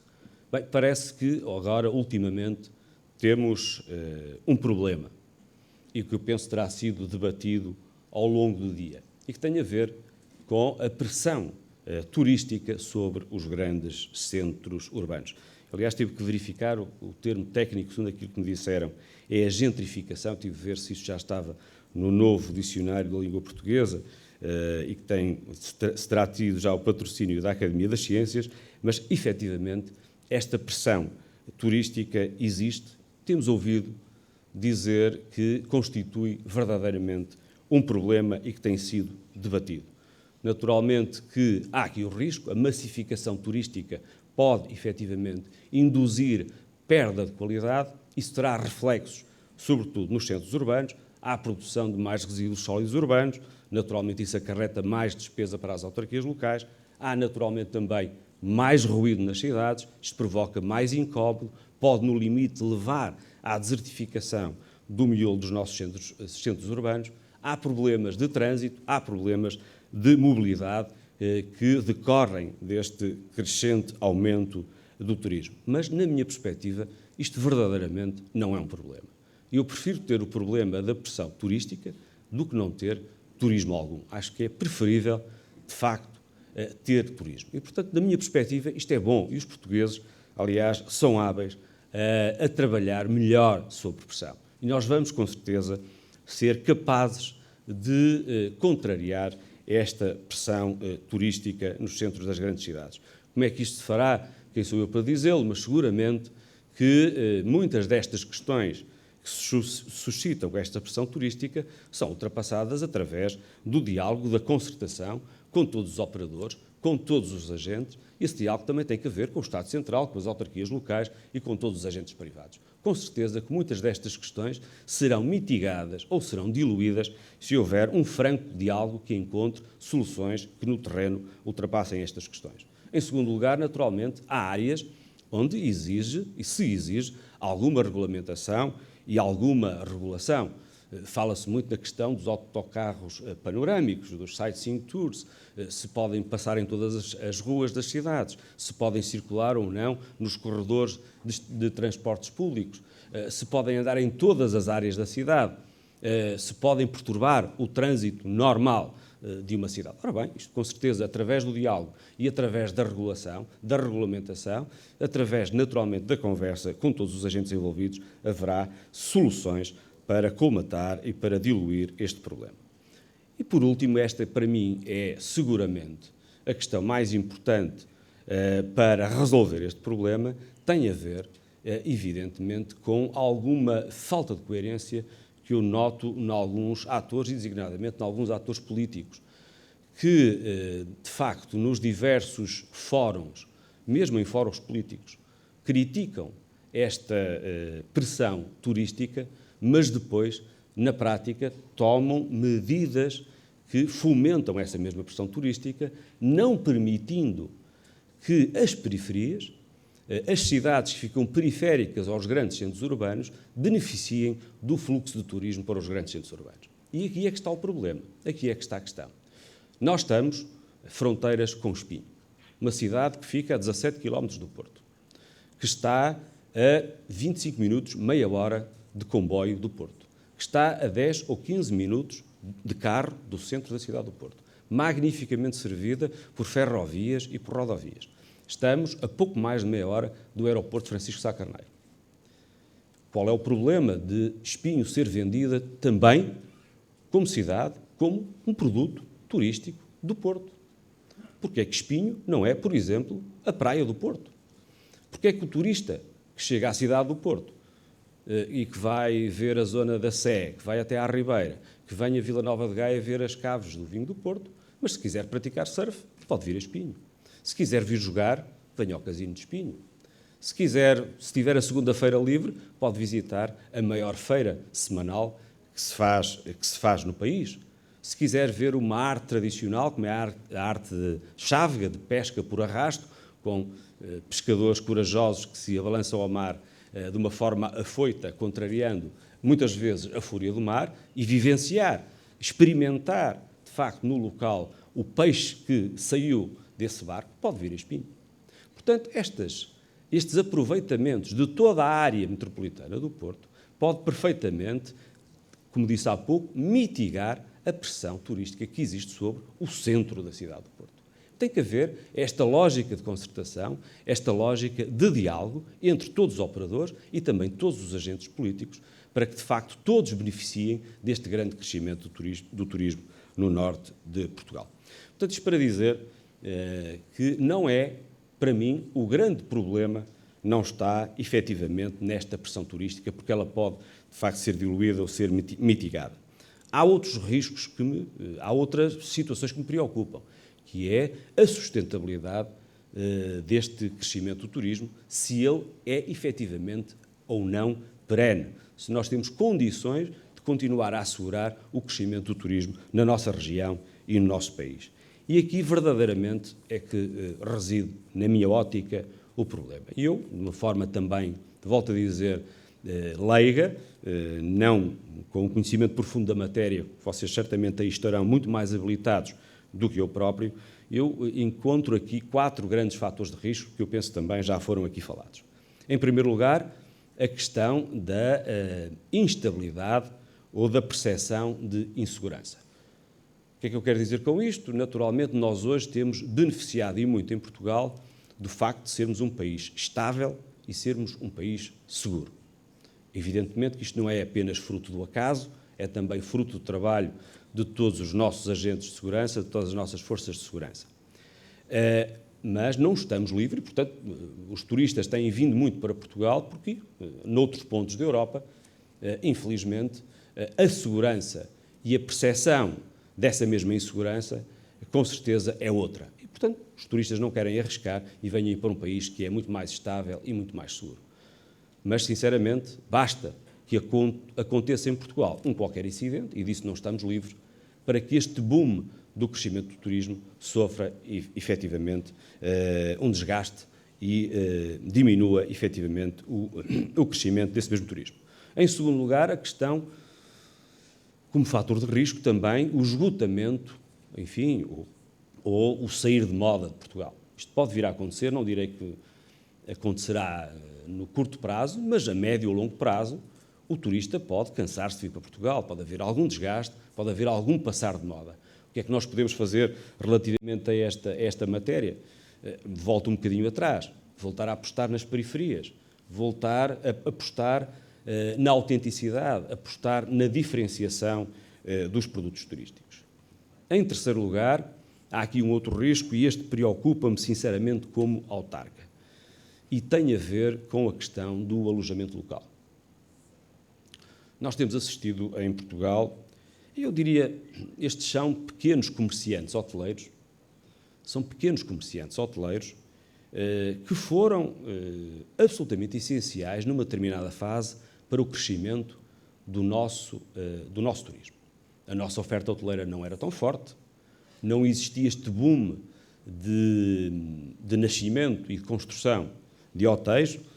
Parece que em Lisboa estão previstos pelo menos mais 20 hotéis nesta cidade, mas enquanto isto não aconteceu, efetivamente, o turismo cresceu muito à custa destes pequenos comerciantes hoteleiros. E há aqui alterações legislativas que implicam hoje o cumprimento de determinados requisitos que são, de facto, de difícil execução e que colocam muitos destes pequenos comerciantes hoteleiros, e perdoem-me estar sempre a repetir esta expressão, em grandes dificuldades para cumprir essa mesma legislação. Evidentemente que eu estou de acordo que se traga para dentro da legalidade muitos destes alojamentos, e dos proprietários destes alojamentos têm que ter essa mesma consciência. Mas eu penso que isto não pode nem deve ser feito a todo custo e, sobretudo, com um aumento da tributação de 15% para 35%. E há aqui um outro dado que também é preocupante. Saiu recentemente uma decisão do Tribunal da Relação de Lisboa que proibiu o alojamento local em prédios de propriedade horizontal. Portanto, não é possível fazer alojamento local em frações sem que haja, de facto, uma deliberação da Assembleia de Condóminos. E, portanto, há aqui dificuldades tributárias, há aqui dificuldades legislativas, há aqui dificuldades até que resultam de jurisprudência que poderão pôr em causa a sobrevivência do alojamento local. E, portanto, é também uma referência e uma preocupação que partilho convosco. E, por último, não queria deixar-vos sem abordar a questão da gestão aeroportuária, que encerra em si alguns riscos. Eu acho que esta gestão em Portugal tem sido algo ambivalente, diria mesmo algo incoerente, hesitante e que merece também, na minha perspectiva, uma maior atenção da entidade reguladora. Como eu disse há pouco, o aeroporto de Francisco Sá Carneiro, aqui no Porto, que é um excelente aeroporto, como todos sabem, com excelentes condições, e os números do crescimento em 2016 são números também eles extraordinários, como disse há pouco, 23,7% em 2016, um crescimento abissal, tem assistido a algumas desconsiderações por parte da entidade gestora e, na minha perspectiva, também da parte do acionista, que merece algumas preocupações. O aumento, de facto, das taxas aeroportuárias, como sabem, levou, inclusivamente, a TAP, a Transportadora Aérea Nacional, ao cancelamento de voos para Milão, para Roma, para Barcelona e, penso eu, que também para Bruxelas, e levou também a que pratique preços mais caros do que aquele que pratica, por exemplo, nos aeroportos espanhóis, exatamente porque as taxas aeroportuárias são muito elevadas. Ora bem, as companhias low cost, como vocês sabem, das quais muito beneficiamos, recebem apoios públicos e, portanto, tornam-se de facto muito mais competitivos do que a própria TAP. E, portanto, o que é que eu quero dizer com isto? As companhias low cost mantêm-se efetivamente cá enquanto se mantiverem estes preços ou estas vantagens comparativas que para elas são extraordinariamente competitivas, prejudicando as companhias, ditas companhias de bandeira. Isto corresponde a alguma distorção do mercado. Eu gostaria muito que, de facto, o Governo e a entidade gestora dos aeroportos estivesse muito mais atenta a esta problemática que eu creio que pode trazer sérios problemas de uma forma muito particular para a região norte e para a cidade do Porto e todo o turismo de cidade e área metropolitana do Porto, que muito dependem do aeroporto Francisco Sá Carneiro como porta de entrada na nossa região. E devo dizer-vos que ontem, no momento da assinatura do protocolo para aproveitamento da base aérea número 6, no Montijo, para a sua readaptação a aeroporto civil, para a instalação também na zona de Lisboa das companhias low cost, ouvi um comentário, hoje reproduzido em alguma comunicação social, um comentário do Sr. Primeiro-Ministro, que me deixou absolutamente perplexo e não vi nenhum desmentido deste comentário. Disse o Sr. Primeiro-Ministro, António Costa, dirigindo-se ao Presidente da Câmara Municipal de Lisboa, que vamos lá então ganhar ao Porto. Eu acho que isto é uma desconsideração que o Porto e a região norte, de forma alguma, merecem, e gostava muito de ver esta afirmação completamente desmentida. Espero ter correspondido também nesta sessão àquilo que me foi desafiado. Com certeza, muito haveria a dizer sobre o turismo. Fico extraordinariamente satisfeito por continuar a ser a aposta nesta casa do Hotel Sol Verde como, enfim, o edifício que recebe este simpósio, este fórum, que, embora situado em Vila Nova de Gaia, um concelho vizinho, pertence de um grupo que está sediado, efetivamente, em Espinho e, portanto, estamos aqui todos, sentimos-nos também, naturalmente, em casa. Há aqueles que cá estão, espero, naturalmente, que voltem sempre, seja a Espinho, seja a Vila Nova de Gaia, mas seja, sobretudo, a Portugal. Muito obrigado a todos pela vossa atenção.